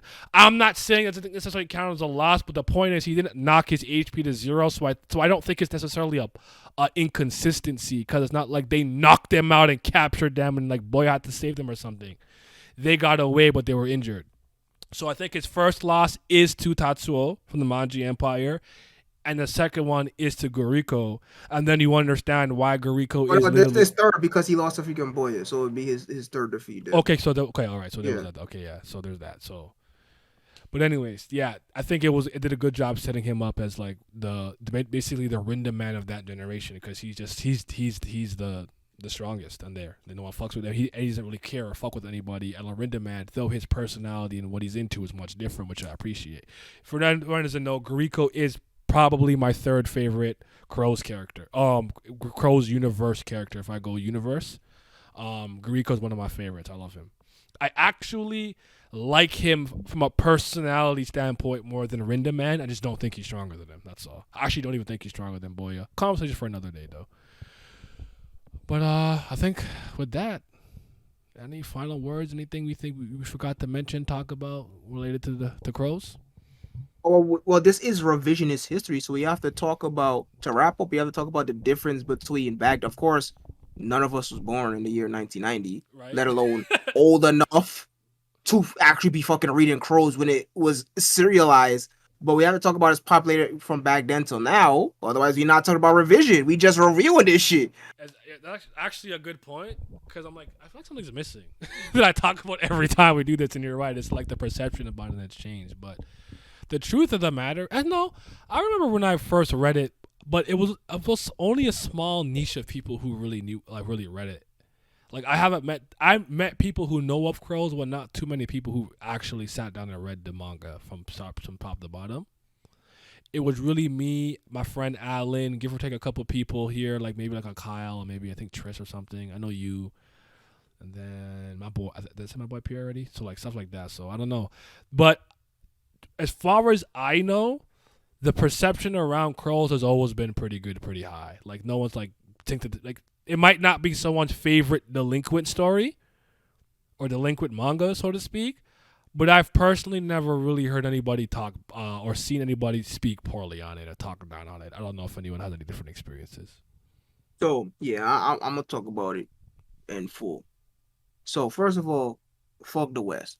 We not the domestic audience. Mm-hmm. And this shit did not get officially licensed over here. So we don't count. Right? But Crows is literally pretty much like in the same vein of like fucking Kanikuman, as in it's a hidden treasure. It's a locked up hidden treasure. Mm-hmm. This is one of the most popular manga of all fucking time. It's pop culture. Yep. It may not have been the very first Yankee manga, but it influenced so many Yankee series after it, to the point where its popularity has not waned to this day. High and low. That's crazy. Go ahead. I was just about to talk about High and Low. That's wild. That's crazy. High and Low is a live action movie and television series that would not exist without Crows. Not only would it not exist without Crows, it crosses over with Worst. Not only is it still ongoing, but it has an official crossover with Worst. So it's officially a part of the Crows universe now. So it's like, bro, Crows, and it's so funny because as I said in the beginning of the beginning of this stream, Crows has this weird thing where it's popular, but it gets bad adaptations. Mm-hmm. So it got a bad OVA. Its first video game was a bad, allegedly, on Sega Genesis or a Mega Drive. But it still influenced damn near every manga in Shonen Champion after it came out. it damn near influenced the entire Yankee. Like it changed the face of Yankee manga, the Yankee genre after it came out, and then it has live action movies, 3 live action movies. There's a second video game on PS4 and Vita. It has a collaboration with High and Low, which is an ongoing series. It's like, bro, this shit is fucking popular. 46 million copies for a shonen manga that came out in the 90s that's not Shonen Jump. It's legendary status. Yep. But unfortunately, it is an unknown outside of its domestic audience. Not that many people know about it. They might have seen its art around here and there, but just as Yeti said, there's not that many people who have actually read it, let alone read it from beginning to end. Yeah. So it's very unfair. That's why I compare to Kaneko Man, where like people they know if you like have you seen this, and you might show a picture of like fucking that's Ultimate Masu. Yeah, like you could show a picture of Boya throwing a punch at like fucking Tatsuo or something, and they'll be like, oh, I've seen this before, but they never read it. So they could point it out by name, but they don't know what it is. Mm-hmm. So it's an unknown outside of its domestic audience. But in Japan, no, that shit is fucking legendary, dog. Yeah. It's in a weird way, to some degree. I didn't even know it was popular because very few people talk about it. I don't know. Maybe I don't talk about it enough. I mean, but I never really gave it its credit, like the way it permeates and bleeds into other series and stuff. Because if there's one thing, do you guys remember when I was watching the High and Low movie series? Mm-hmm. What was the first thing I compared it to? Like I obviously don't think it was as good, but I'm like, bro, the Crow's influence here is so obvious. It's it's everywhere, even in some character designs and whatnot. Because I've definitely unfortunately I don't remember anyone's names right now, but I definitely one of the ones from the Oya, I think, reminds me of Genji a lot. So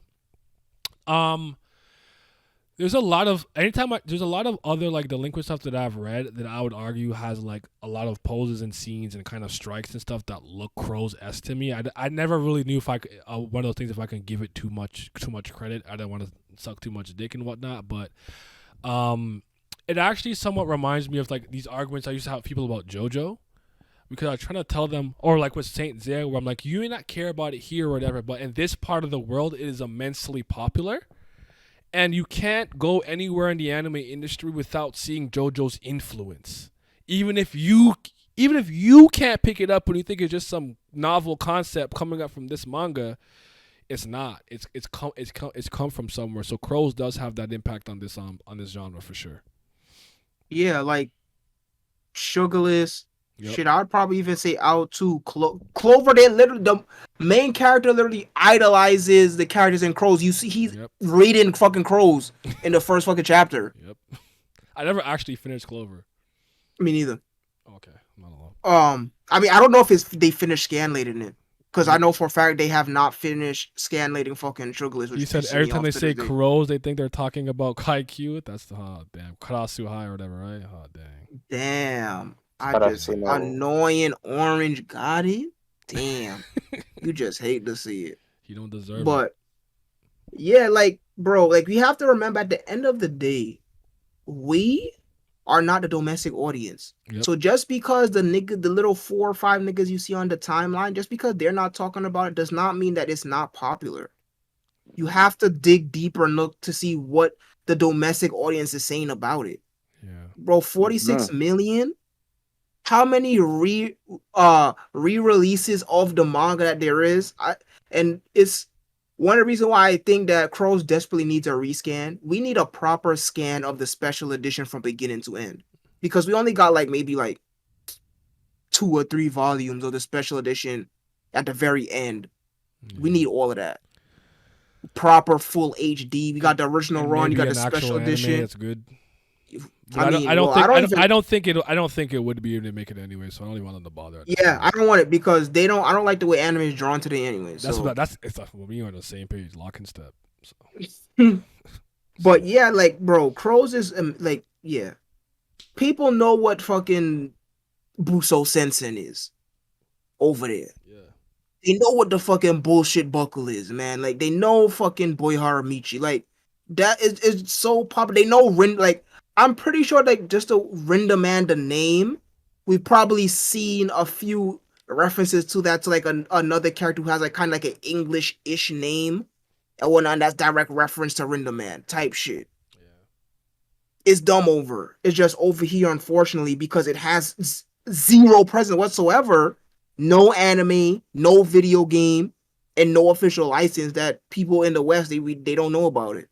Besides hardcore manga readers. And and a lot of these people don't do any research on their own. They need to be told what to read by somebody or something. They don't just like you. I think one thing that I think is maybe a lost art today. I could be wrong. Maybe I'm just conflating with a couple of tweets and stuff that I see. Do you know how many of my favorite manga nobody recommended to me? I just found that shit on my own. Yup. I even used to sometimes. I think maybe it was manga. Was it manga here or manga reader? And it'll surprise me. Sometimes I just click that and it'll just give me a random manga and I try it. Yup. So I think that's also a thing that happens. Like, I do think some people like want to hear at least from a content creator or a popular person or friends that they trust that this is something that they should try. With me, it's like I'll just go try some shit, bro. Like no one needs to tell me nothing, and then I'll do the additive research because I remember the day I found out how popular Saint Seiya was, and I think is it South America specifically? Yes. Yeah, like I was like, oh wow, like I did not know that. And even pretty recently, I actually didn't know this at all. But Pat was the one who told me this, and I looked it up and stuff, and it's really true. I did not know that France had the second biggest anime audience or like market in the world. I actually just assumed like North America / the U.S. was honestly I did, but it's France, but that actually makes a lot of sense to me when I think about how many things that I can't find in English from a fucking fancy ass. But I can find it. But I can find it en français. So yeah. But yeah, no. So this series honestly does have a lot of impact on this genre, though, for real. Absolutely, and then it's one of those things too because the Yankee genre in general is like a dying breed. Because you don't really see, just as Vince was saying, that country just don't care about fighting like that anymore. You don't really see Yankee manga being made like that anymore. Like that's not the in style. You don't see that many Yankees walking around the streets no more. Nah, you got bowl cuts and you got them little niggas and they trying to fucking flirt and shit. Like that's what they doing nowadays. They barking. What's that? Chainsaw Man? They barking over yeah. there. Like, yeah, they are fucking chain. I mean, hey man, listen, I like to put the collar around my own neck too. But I also like to throw fucking hands. And that's what the fuck I grew up with. And that's it. Crows is such a product of its time. That delinquency, Yankeeism was so big in the fucking 90s. And it just goes to show. The way that they dress, how they talk, their attitudes, it was so big. And it's so in everything. You know, TV, sports, everything. The manga. Look, Yu Yu Hakusho right fucking there. The two main characters are fucking two Yankees, right? So it's a really a product of its time, and the Yankee genre is a dying breed. So we're saying that it's heavily influenced, but you could argue back, well, I don't see no manga like that today. But that's because Yankee manga isn't really drawn like that the way that it was drawn back in the day. I would argue with High and Low's kind of popularity, maybe as far as putting that on the big screen, it gained a little bit of notoriety because it actually had a TV series then the movies. Because I never actually got to see the whole television series. I watched the road to the movies at first or whatever. So I'm like, so maybe, and Crows did get like another movie, like the fourth one. I didn't like it, but well, not at all. But I like the stuff with Genji. I really do. So. But yeah, man. Like the fact that I even got 3 movies, and not only got 3, the first 2 movies were directed by legendary action movie director, wasn't it Takashi Mike? So it's like, bro, they had heavy hitters behind the fucking movies too. Like, this shit is popular. It's just again, unfortunately, one of those series where it's unknown where we're at. Yeah. And it's such a shame too because I really would love to see Crows get the proper recognition worldwide that it deserves. Like a video game that is not a budget anime game. Like I think Burning Edge looks nice and I still want to buy it. But like a proper for the low. Yeah. I mean, honestly, I was willing to pay the fucking $80 when it first released back in the day. So much I like this fucking series. I was initially. I'm like, oh my god, let's go. Okay, with the imported, blah blah. And I was kind of looking at them like, you know what I'm saying? Wait for a price drop, nigga. Yeah, but especially when but 2014, my pockets were shaking it, boy. Okay, that's like what, a year after college, I think, for me. My pockets were empty, my nigga. Okay, so $80 for that was not a risk I was willing to take yet. There was like, yo, the first press edition, you get to play as Guriko. I said, wait, hold on. No, I kind of need this game, boy. But yeah, for to get like a proper video game, like in the realm of like Yakuza or whatever, get a proper at least OVA or something, get a license. I wish, because people would like it. The type of thing that people like today, if they read something like that, they would like this. They would see the hands being thrown, they would instantly fall in love with it. There's only one, I guess, kind of complaint that I somewhat understand, but I make an exception for this series, and then like I guess people whining about the violence. Oh, it's bad, and then like maybe no bitches, but but I couldn't really see. I can understand. Cause there's something like there's no bitches, so. But nah, man, no one that I know who's Red Crows didn't like it. No one. So I'll. That was my last point of contention. Oh, go ahead. Ain't no bitches. So we don't need them. No, look, exactly. I was gonna say, like, you don't need them. At the same time, it's like, but where they at though? I'm not mad at it. All right, Mako, you know what I'm saying? What do you hold on? That actually he over there boo loving. Yeah, so. Traitor. That shit's so funny to me. They made the fucking bat with the spikes in it. I said, you guys are insane. Relax. Let the man live his life, bro. Like, let your bro live. But all right. Any final comments, anybody? Read this manga, man. You're doing yourself a disservice if you don't read it. Again, if you don't like action at all, if you a slice of life merchant, if you just want to see niggas going to school, niggas doing literally nothing, if you a burger, that's fine. If you're a herb, go be a burger down the block. But if you're a real stepper, if you like action, if you like violence, and if you like stories of not only camaraderie but of growing up and navigating through life, you have to read Crows, though. You have to. It's like essential. It's manga essentials 101. It's one of those things you just have to fucking read. Yep. Pat and or Vince. Yeah, this series is one of them. So you can't really call yourself a fan of the medium without reading this series, I feel like. That hashtag them. Yep. Vince? Them niggas not reading this. Y'all wasted y'all breath. We know. I'ma still struggle anyway. It's worth it for this series. I am an optimist. I will. So just the last thing that I'm gonna say is, again, I have, if you like MCs like Onizuka, Gintoki, Boya's MC, you're gonna love. Exactly, well said. Just remember, like, if anybody who's here who's already read Crows and stuff, I do have a Crows X worst video, and I do have a video where I talk about why Boya Harumichi is my favorite character on the channel.